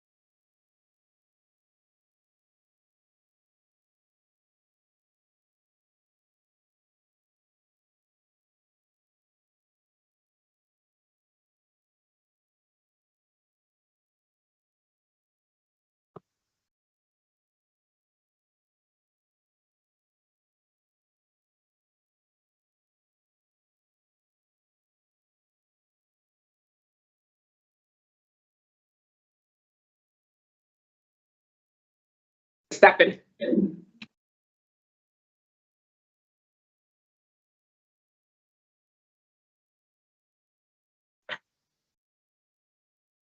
Good afternoon. My name is Menard. Today is Friday, December 13th, 2024, and this is the hearing of the Connecticut Board of Pardons and Paroles. Following board members are present this afternoon is by stating their names on the record, certified and reviewed all statutorily required documents and available pertinent information in preparation of this hearing. Good afternoon. I'm panel member Barry. Good afternoon, Mike Pohl. And I'm Ellen Zoppo-Sassu. Please state your name and inmate number for the record. Leonard Trujillo, 358104. This hearing is being conducted in consideration of all application for Leonard Trujillo, inmate number 358104, is serving a sentence of 20 years jail flat sentence for conspiracy to commit murder and manslaughter first. As of today, records reflect the parole eligibility date of March 25th, 2025. There's no victim input in this case. There is an offender accountability plan for the offender. It has been reviewed. It shows the offender has completed the following programs. He's completed Voices, Embracing Fatherhood, Tier 2, Second Chance Pell Program, Alternatives to Violence, and Alternatives to Violence Advance. Utilizing the statewide collaborative offender risk evaluation system, the offender's overall score on the SRT falls within the low range of risk for recidivism. This is your opportunity to the board to express why you should be granted parole. You may begin. Thank you very much. Good morning, members of the parole board. Good afternoon. I want to begin by offering my most sincere gratitude for allowing me to speak before you today. This is a moment I have long awaited, and I deeply appreciate the opportunity to share my thoughts and reflect on my journey. This moment means a great deal to me, and I approach it with the utmost respect. I also want to take the opportunity to express my deepest remorse and ask for forgiveness from those I have hurt through my past actions. I am truly sorry for the pain and suffering I caused, and I understand that no apology can fully undo the harm. This burden has stayed with me throughout my entire my time incarcerated, and I carry it with a heavy heart every day. Acknowledging the hurt I caused has been a key part of my journey and toward accountability. Very early on in my incarceration, I came to understand that I couldn't change the past no matter how much I wanted to. The only thing I could control was how I chose to live from that point forward. With that understanding, I made a commitment to better myself in every way possible. I wanted to honor those I had wronged by becoming a person of integrity, one who is focused on growth, responsibility, and rehabilitation. In pursuit of this goal, I've worked tirelessly to improve myself both academically and vocationally. Education has been a vital part of this transformation.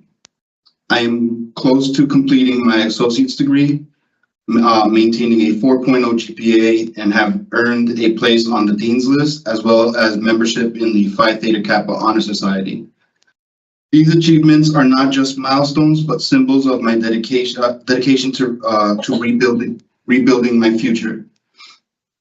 Beyond academic success, I have also committed myself to vocational training. I completed a 4-year electronics program and am currently studying home improvement contracting, equipping myself with the practical skills I'll need to re-enter the workforce. Equally important has been the work I've done to rebuild my values and character. Programs like the Alternatives to Violence program, Voices, and parenting classes have been instrumental in reshaping my thinking. However, nothing has impacted me more profoundly than my time volunteering in hospice. Helping fellow inmates in their final moments has changed me in ways I could never have imagined. It has taught me the importance of compassion, humility, and living each day with purpose. As I stand before you today, I humbly ask for the opportunity to demonstrate that the changes I've made are real and lasting. I am committed to living a life that not only follows the law, but also contributes positively to the community. I hope you will find it in your hearts to give me the chance to show that I am ready to come home and live a life of purpose, accountability, and service to others. Thank you for your time and consideration. That was a very good statement, Mr. Trujillo. I appreciate your expressing remorse for your actions and telling us what you've learned from this whole entire ordeal and from since you've been there in your program participation. You did a great job with that statement. And congratulations on your educational endeavors. We hope that you follow through on that regardless of what happens here today. But what will happen here today is each of us will take turns asking you questions, and when we're done, we'll deliberate and we'll give you our decision, okay? Thank you so much. Ms. Sassu is going to begin with questions. Good afternoon. Good afternoon. So the purpose of us being here today is not to retry your case. We've read everything that is available, and in this case, it was a lot of reading that we went through. Obviously, it's an extremely serious charge that you've been incarcerated for, and we don't take that lightly. And I find it interesting because two of the things that we look at in talking to you are whether the person who has been incarcerated is remorseful, acknowledges, and if there is evidence of change, and whether you were responsive to and used your time well while you were behind the prison walls. I can tell from your opening statement that you've hit all of those items. And I can tell from what I've read that you're a different person than when you went in. And I'm giving a little bit of a opening statement for you, but in reading the material, you know, you went from someone who was underemployed, shall we say. You were found, you know, sleeping on one job, you got fired from another. You had occasional experimentation with drugs. You know, obviously got caught up in this horrible crime. And yet today, you have this position of trust within the captain's office. You are in hospice. You've well on your way to completing your education and have a future in building trades. And you had a high number of letters from corrections officers vouching for your character, which speaks volumes because we don't see that a lot. So I guess my question to you is a simple one. Do you have a moment that you can share with us about what you said in your statement, that moment where you made a commitment to better yourself and to rebuild your future? And I found that interesting that you used rebuild. So when did the light bulb go off? Tell us about that. It was very early on, about a year into my sentence. My father passed away, and the last communication I had with him, he told me that if I had to do time to make sure that I come out the other end a better version of myself, a version of myself that I can be proud of. And I took that to heart, and I really did a lot of soul searching, and I'll admit that I had a lot of help. I was very blessed that as soon as I was sentenced, a lot of people invested in me and opened my eyes to I was eager to make the change. I didn't know what it looked like. I didn't know what it would entail. And I had peers that invested in me, that charted the course, helped me chart the course. And I had a lot of staff members who were invested in me. And I don't know if there was a single moment that I had like an aha moment, but it was a progression of small wins. And I think good choices, just like bad choices can snowball on us, I think good choices snowballed for me, and it was just easier to do the right thing every single day. Okay. You submitted to us a very extensive release plan for what that looks like for you. So there was some of them, there were some options with employment and potential placement. The options included your brother, your fiance's parents, a halfway house. So now that you're here before us, can you give us a little bit more detail about what that looks like in terms of what are those next steps? Yes, ma'am. So as far as living arrangements, if granted parole, my fiance's parents, Mr. and Mrs. Guerrera, have they said that their house is open to me, that I can use it to set myself up, get my feet under me, and build a future. As I understand it, if I'm granted parole, I can go to a halfway house until my eligibility date, but that is something that we'll visit after today. And my brother is an alternate option. He lives in Derby. As far as employment goes, there are a few options for me. I'm in the vocational village program, and I was helped with resumes, and I've shopped some of my resumes out, and I've gotten letters of intent to hire from a few places. The most promising are electrician's apprentice role, HVAC installer role, and there's another electrical company that is interested in hiring me. I'm sorry, you said housing arrangements and employment. What was the other part of your question? Nope, that was it. What that looked like in terms of today. How does one acquire a fiance when one is incarcerated? Oh, Just curious. Through the grace of God, ma'am. She was a friend of a friend, and it was never meant to be that. We met as friends, and she has been the greatest blessing that I've had. She is. We have been on this educational journey together. We help each other with assignments. She keeps me positive. She's currently a social work major, and she works at Denver Youth Services as she's a program coordinator there. And she's my rock, and I lean on her for a lot. Thank you. Madam Chair. Thank you, Ms. Sassu. Mr. Cole? Thank you, Chair.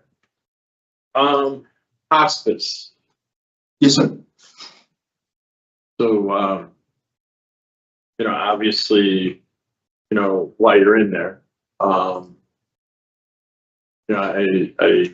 read a couple of comments that you made. Can you talk to me a little bit about how that's changed who you are?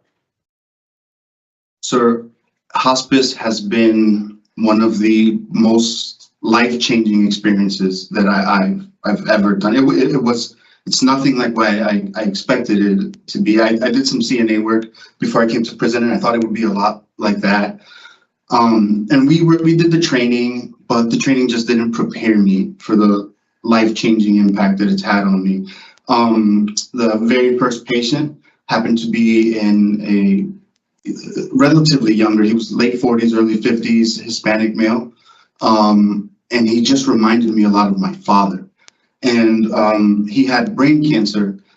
And for brain cancer patients, they do really well up until the end. So he was playing dominoes with us, and it was almost like, man, is he really terminal? Is he really facing this? And then it just got really bad, and I helped him write some letters to mend some fences and to tell some people that he loved them before he passed. And when he went, it happened very fast, and it just made me realize that tomorrow's never promised, that we need to tell the people that we love, I love you today, because tomorrow may not be promised. And he just, it just changed my approach. And we have a patient today who happens to have the same last name as him, and he's terminal. And I just, my heart goes out to them, man, because this is, I as an inmate, we sometimes have this in our head that I'll go home, I'll do the best I can, and maybe I can rewrite the narrative on my life. That the time I spent in prison won't define me. And so for some of these gentlemen to come to peace with that, I won't have that opportunity to redefine my life. It's just hard to watch them do that. And I took it very much to heart and tried to live life with purpose and and with meaning. That's a couple of lessons from there, right? Yes. You know, coming out and actually rewriting the narrative. And from the outside, I almost want to say it sucks to die in prison. But with people like you that are there, it's and what you give in the hospice situation, you know, at least it gives them some dignity. You know, to make a transition that we're all going to have to make, you know, and it allows us to place a different value on life, you know, and to you know, and to look mortality in the face, you know. So I'm really glad that you did that, and I'm really glad that you applied yourself to programs and have really turned this around. Thank you, sir. And I wish you well out there. Thank you, sir. You know, I don't have anything further. Thank you, Mr. Poole. So, Mr. Trujillo, you've really done well. I'm very proud of the progress that you've made. You know, like my colleagues have said, we don't really see very many people come across the screen to us who have changed as much as you have.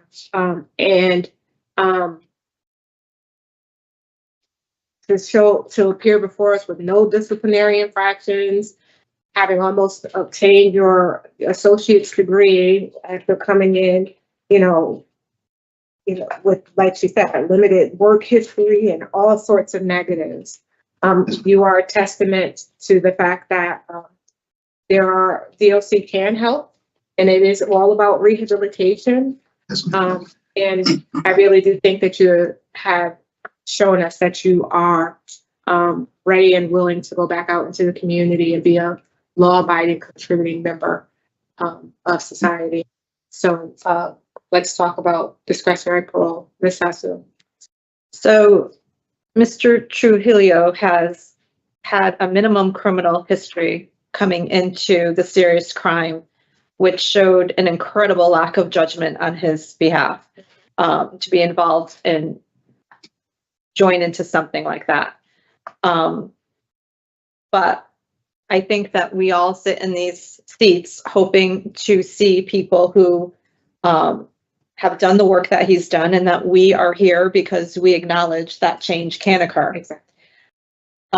He has shown us that there has been offender change, there has been responsivity to programs, and he has created a foundation to move forward. He has a low score for potential recidivism. He has done his entire sentence to date with 0 disciplinary reports. Mm-hmm.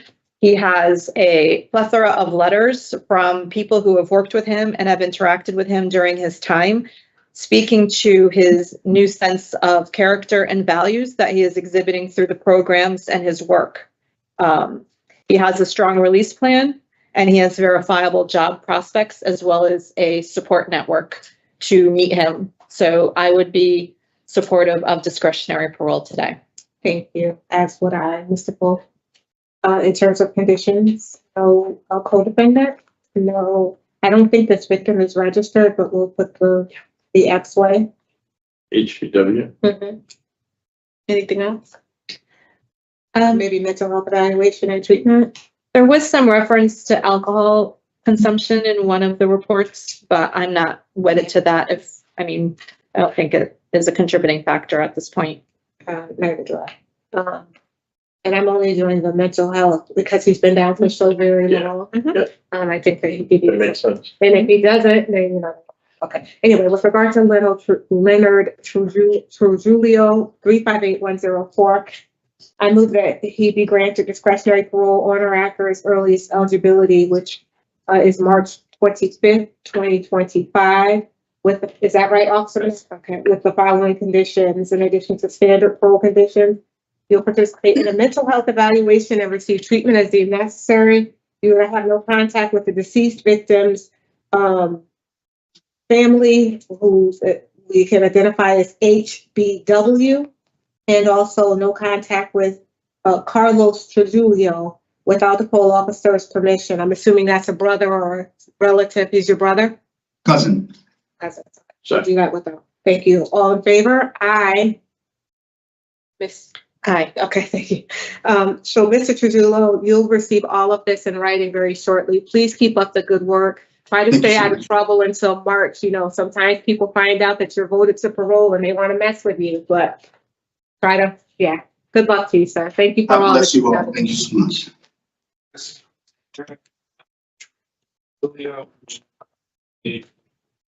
Oh, that's the name. Sorry.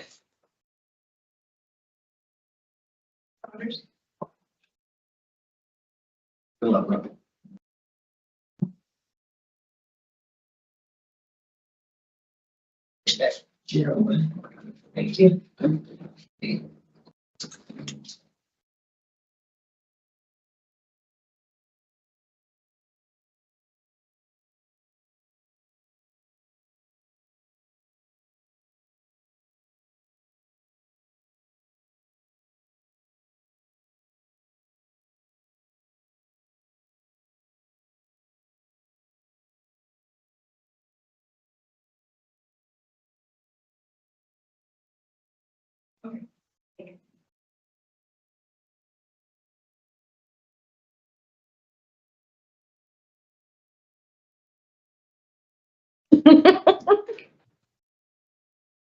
Good afternoon. My name is Parole Officer Menard. Today is Friday, December 13th, 2024, and this is a hearing of the Connecticut Board of Pardons and Paroles. Following board members are present this afternoon, and by stating their names on the record, certify they reviewed all statutorily required documents and available pertinent information in preparation of this hearing. Good afternoon. I'm panel member Barry. Good afternoon, Mike Poole. And I'm Ellen Zoppo-Sassu. Good afternoon. Please state your name and inmate number for the record. Shaquan Saunders, MA number 413507. This hearing is being conducted in consideration of the parole application for Shaquan Saunders, inmate number 413507. He's serving a sentence of 10 years executed suspended after 81 months jail with 3 years probation for criminal possession of a pistol/revolver, sales of narcotics, and strangulations / suffocation in the 3rd degree. As of today, records reflect the parole eligibility date of January 16, 2024. There is no victim input in this case. There is an offender accountability plan for the offender. It has been reviewed, shows the offender has completed the SRG phase 5. Utilizing the statewide collaborative offender risk evaluation system, the offender's overall score on the RT falls within the moderate range of risk for recidivism. This is your opportunity to express to the board why you believe you should be granted parole. You may begin. I start now? Yes, please. Thank you. Okay. Well, I feel like I've been incarcerated since 2020, and I had a very, very long time to basically go back every day and see where my life was heading. Had it not been for this incarceration, I believe I would have been dead or probably in jail for a very longer time. And I understand that this incarceration was not a bad thing for me. It was actually helpful to me because during this incarceration, I got to learn who I am as a person. And I also got to understand that I have a child and she needs her father. And me, the way I was going about my life was completely reckless and chaotic. And this incarceration saved me, but I believe that I should make parole early because I I truly believe that when I do get released, I know how to not go about the way I was living my life and follow a new path. I just, yeah. No, I appreciate that information, and that's the purpose of putting people in facilities, because they can't seem to get it together out in the community, and it's supposed to rehabilitate you. So I'm happy to hear that it has done that for you. So what is going to happen, Mr. Saunders, is each of us is going to take an opportunity to ask you some questions. When we're done, we'll deliberate and give you our decision. Okay? Yes. Best of luck to you, sir. Mr. Poole will start with questions. Thank you, Madam Chair. Good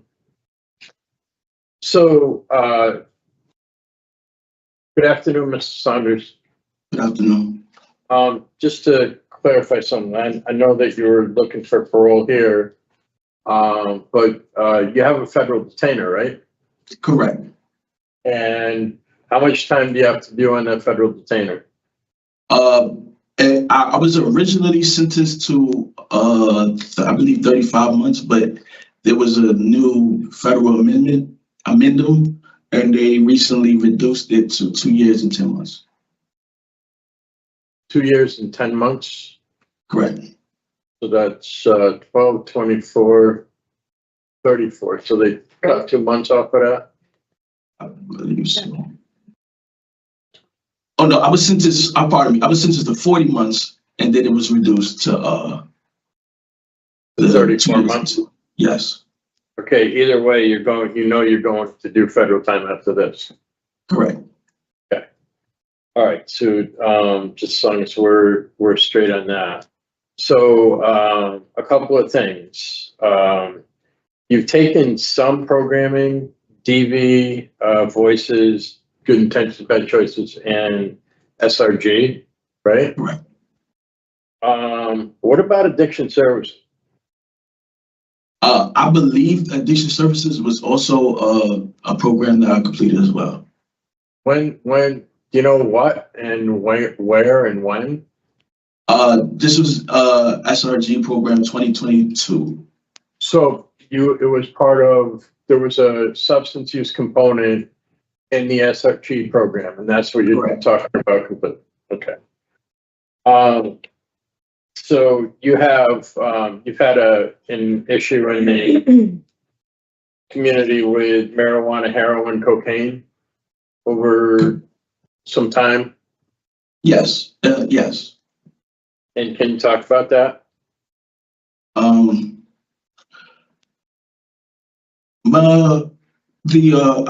I smoked marijuana, like before I was incarcerated. I smoked marijuana every day. Heroin was more of a new thing, I want to say, and the cocaine was it was like a occasional thing that I did. So do you think there's something wrong with like getting baked every day? Yeah, absolutely. I believe there's better things that I could have been doing with my time. So so in response to that, is your intention to get away from that? Absolutely. And how do you propose that you're going to do that? Keeping busy by working, being a father to my daughter. I like sports as well. That's pretty much. Have you gone to any meetings while you've been in there? Yeah. Like AA, anything like that? No, not NA or AA, but during the program, it was kind of like a NA meeting. Okay.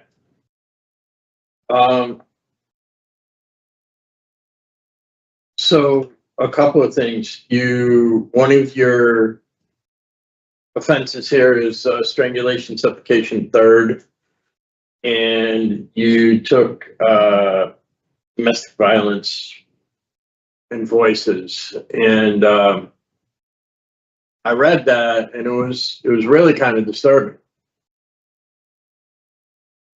So can you talk a little bit about what you did there and what was wrong with what you did there and how you're going to handle things next time? Yes. So that day,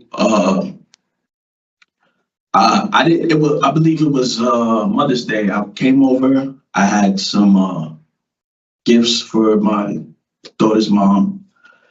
Everything was good until she wanted my daughter to go to her.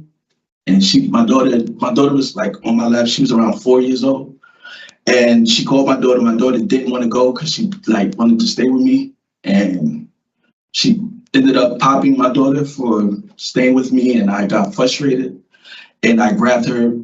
I'm sorry that I did this, but I grabbed her by her like collar, and I told her not to hit my daughter again, and so.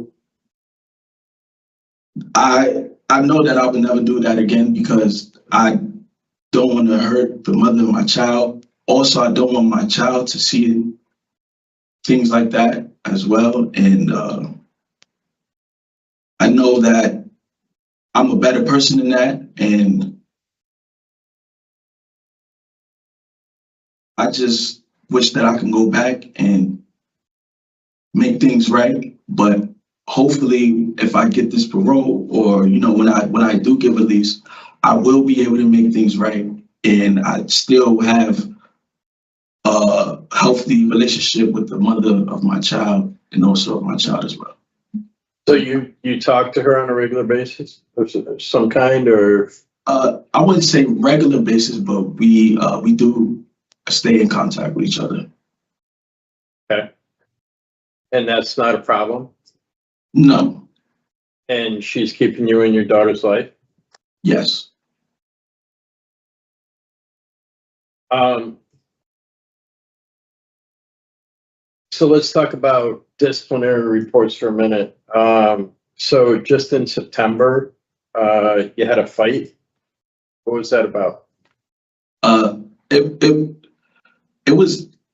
We were playing ball and words were exchanged. I didn't want to fight at all. My intentions wasn't to fight at all, but I was assaulted while I was taking a shower, and I defended myself. I know that fighting back is wrong, and I know that there was a better way to do to handle it, but when I got assaulted, I just instantly wanted to defend myself.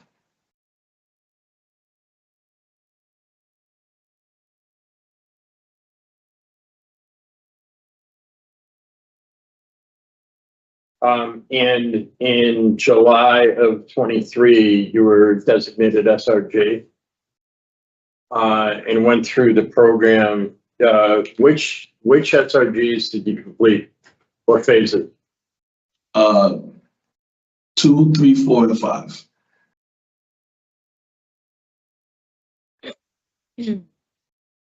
Where are you with SRG now?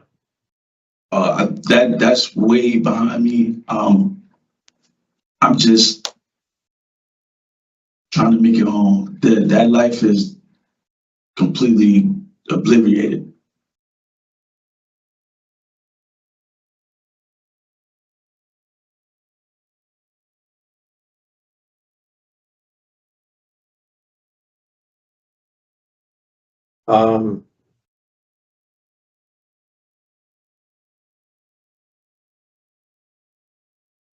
I don't know. I don't know how it's going to play into us.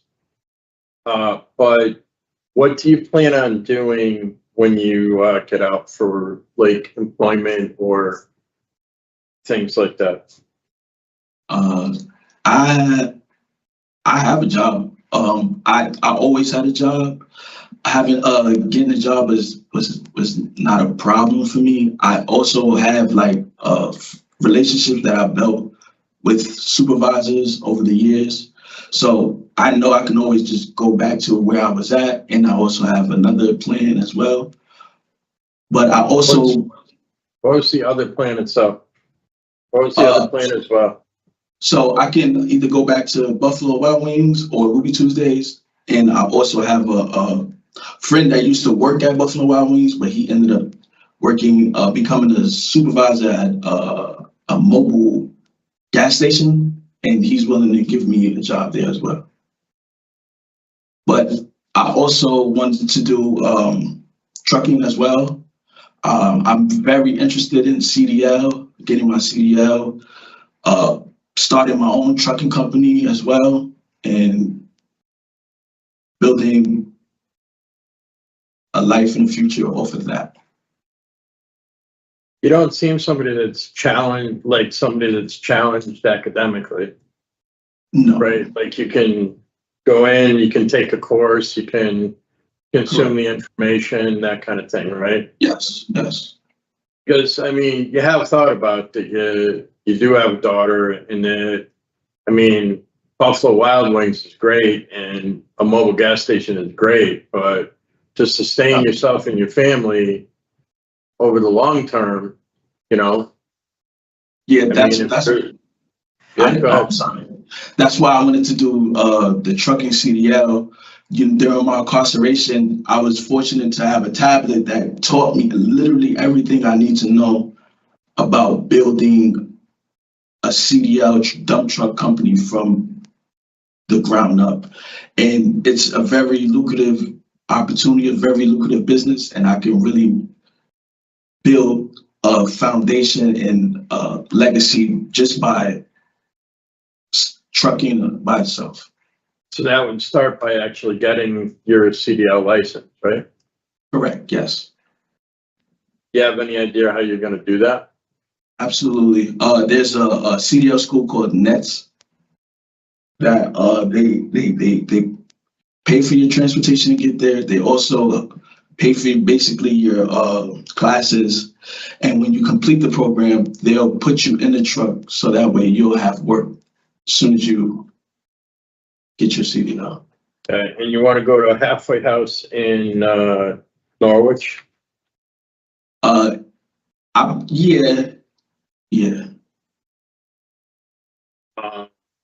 And just the last thing I want to talk about.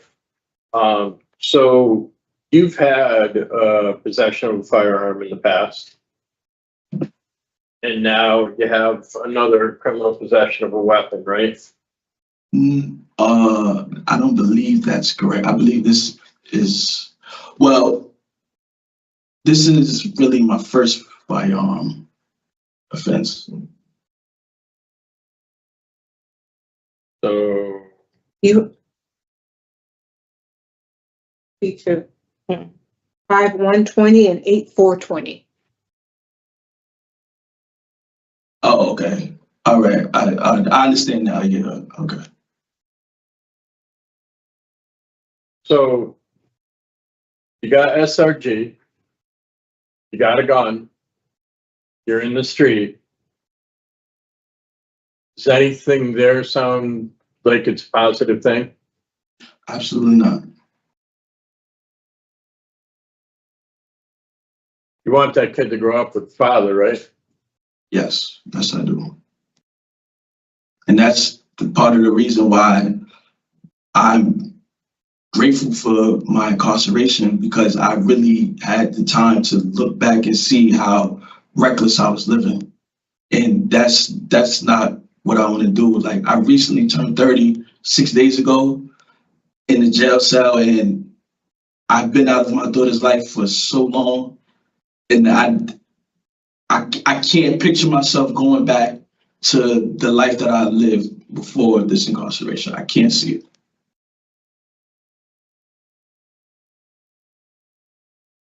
I really hope that you do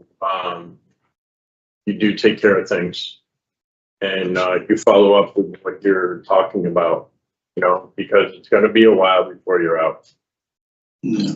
So I would check and actually see, you know, when you go into the feds, there's a lot of really good vocational programs there.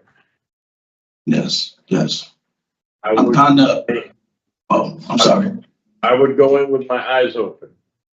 Yeah, I'm actually looking forward to my journey in the feds.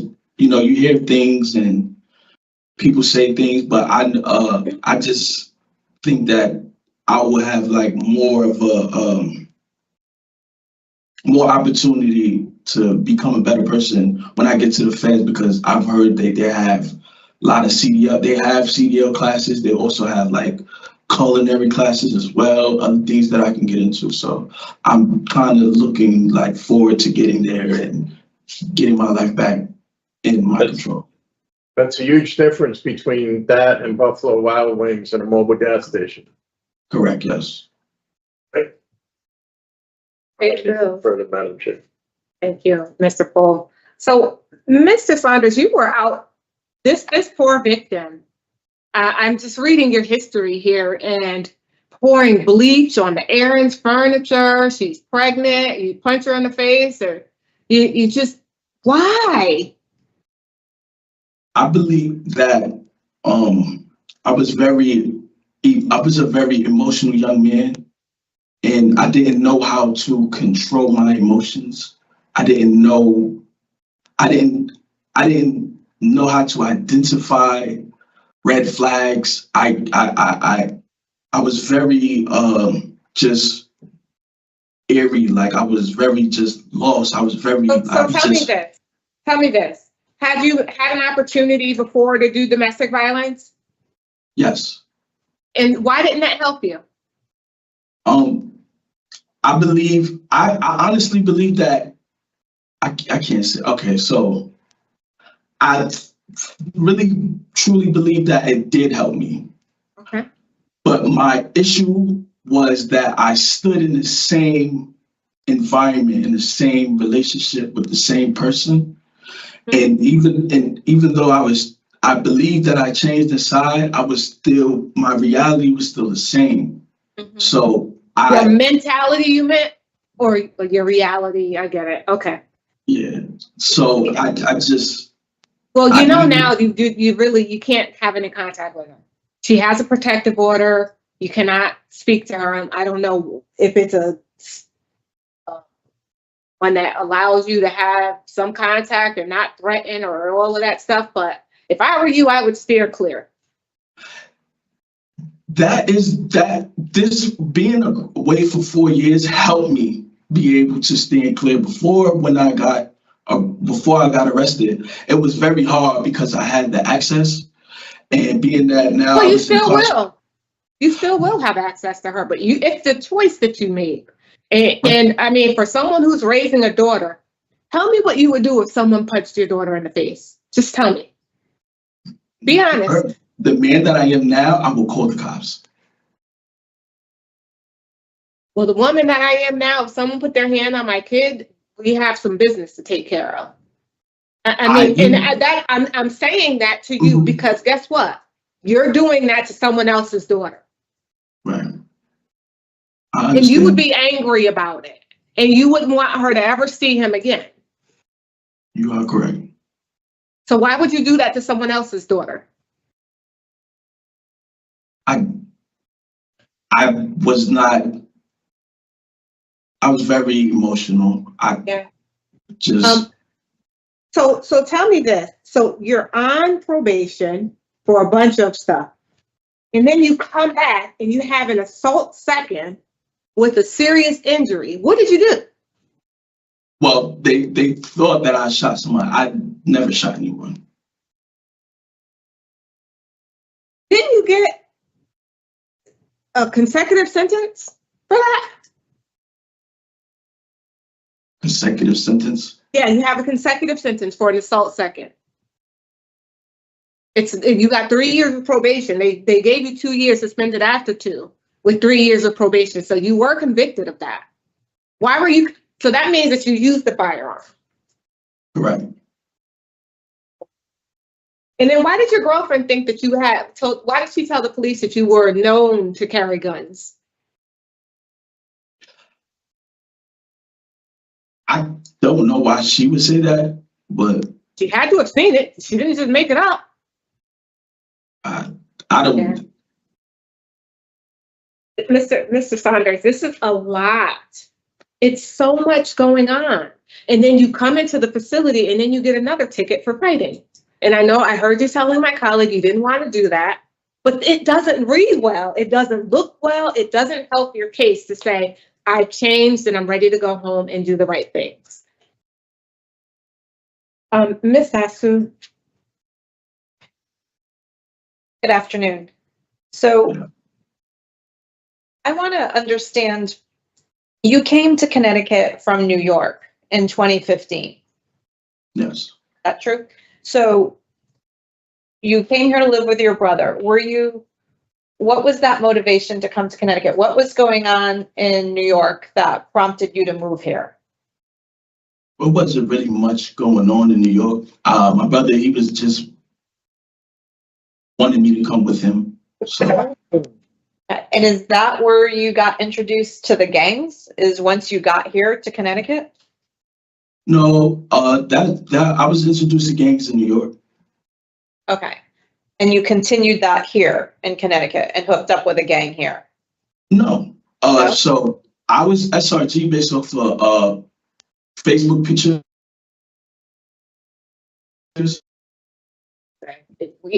Not today. Physical or excuse me, There's a glitch. So our screen is frozen right now. Oh, now it's back up. So can you just repeat that part because it froze for a minute? What was the question again? I'm sorry. The gang involvement and what that meant and why you're labeled. Yeah, so I was SRG based off of my Facebook pictures.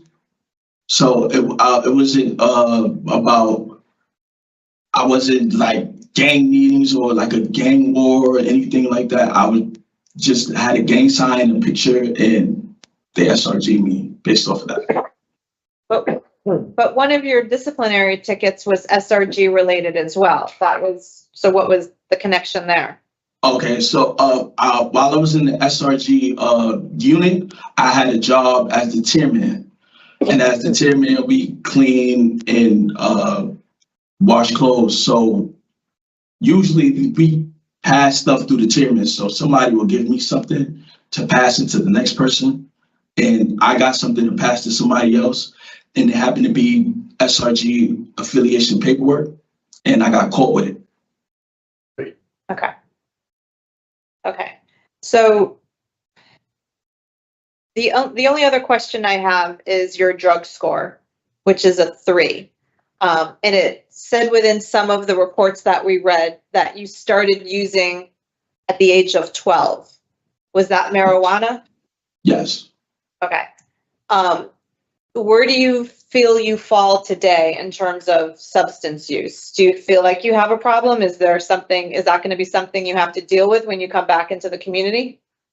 I do not believe that I have a problem, but I'm more than willing to take any classes to show and prove that I'm willing, that I don't have a drug problem.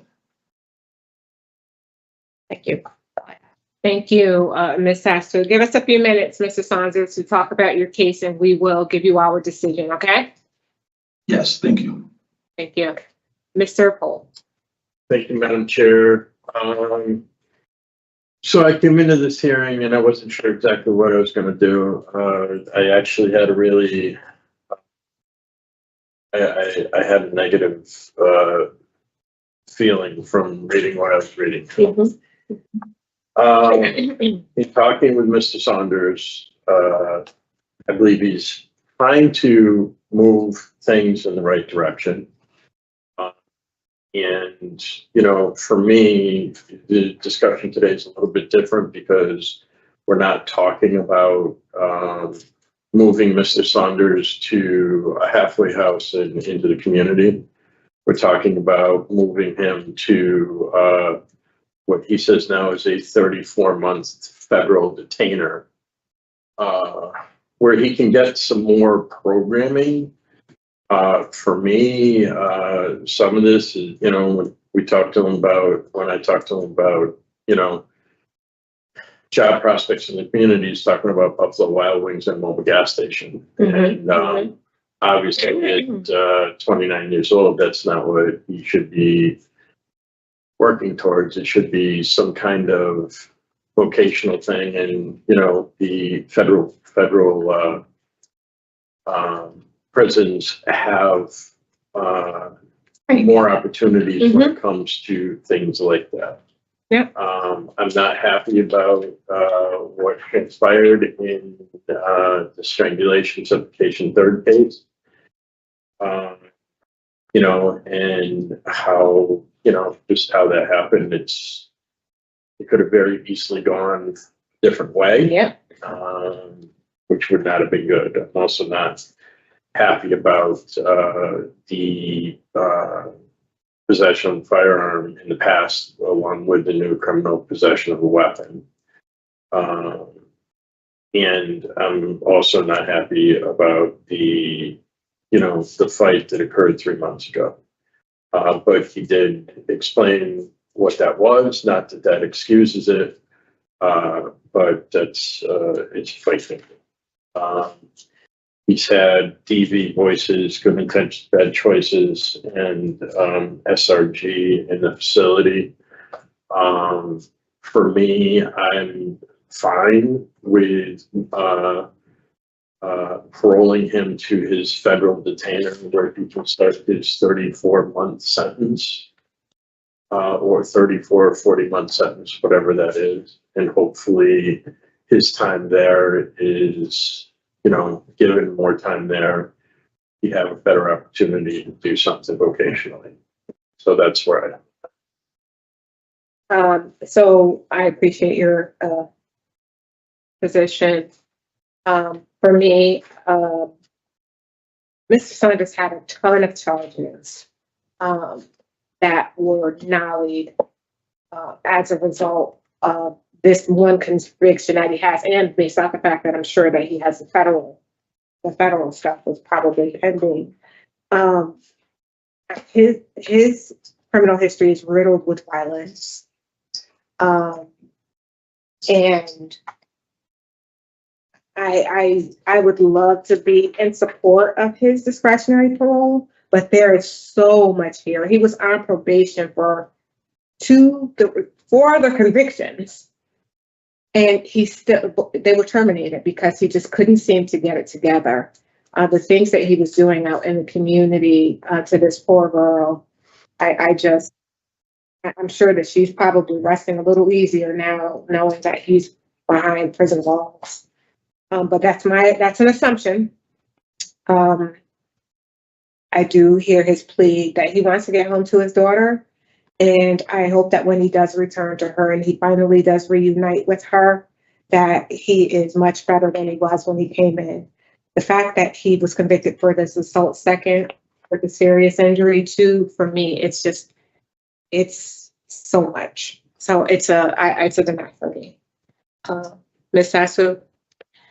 I don't think I could support a traditional discretionary parole, but I will support it today because of the federal detainer, because I think he needs to continue to work through these issues, and knowing that he will be elevated to that where he can and should take advantage of all the programs and opportunities, because you need to understand that in doing those programs on the federal level is going to be probably one of the only ways to assure yourself of going home to your daughter and being able to get back to the community. So it's not a short time. So I would be fine with the release to the federal detainer. Okay.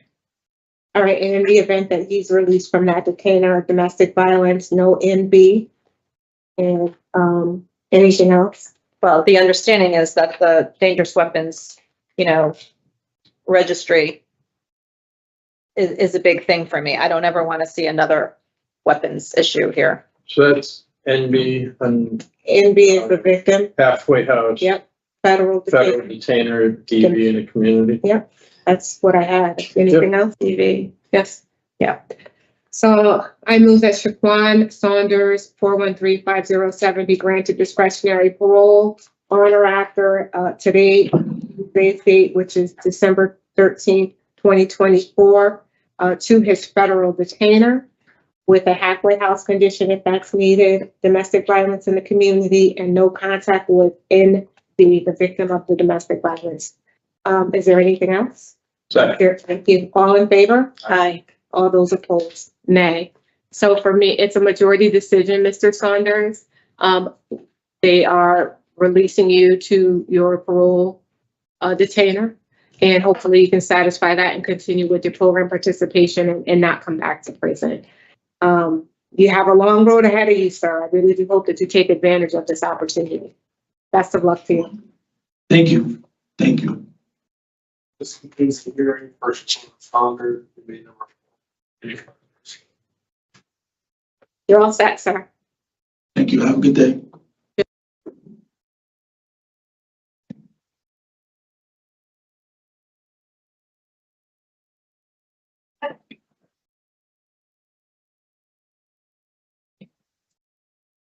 Have a good holiday, guys. You too. Thank you. See you Bye-bye. next week. All right, see you. You will see her too.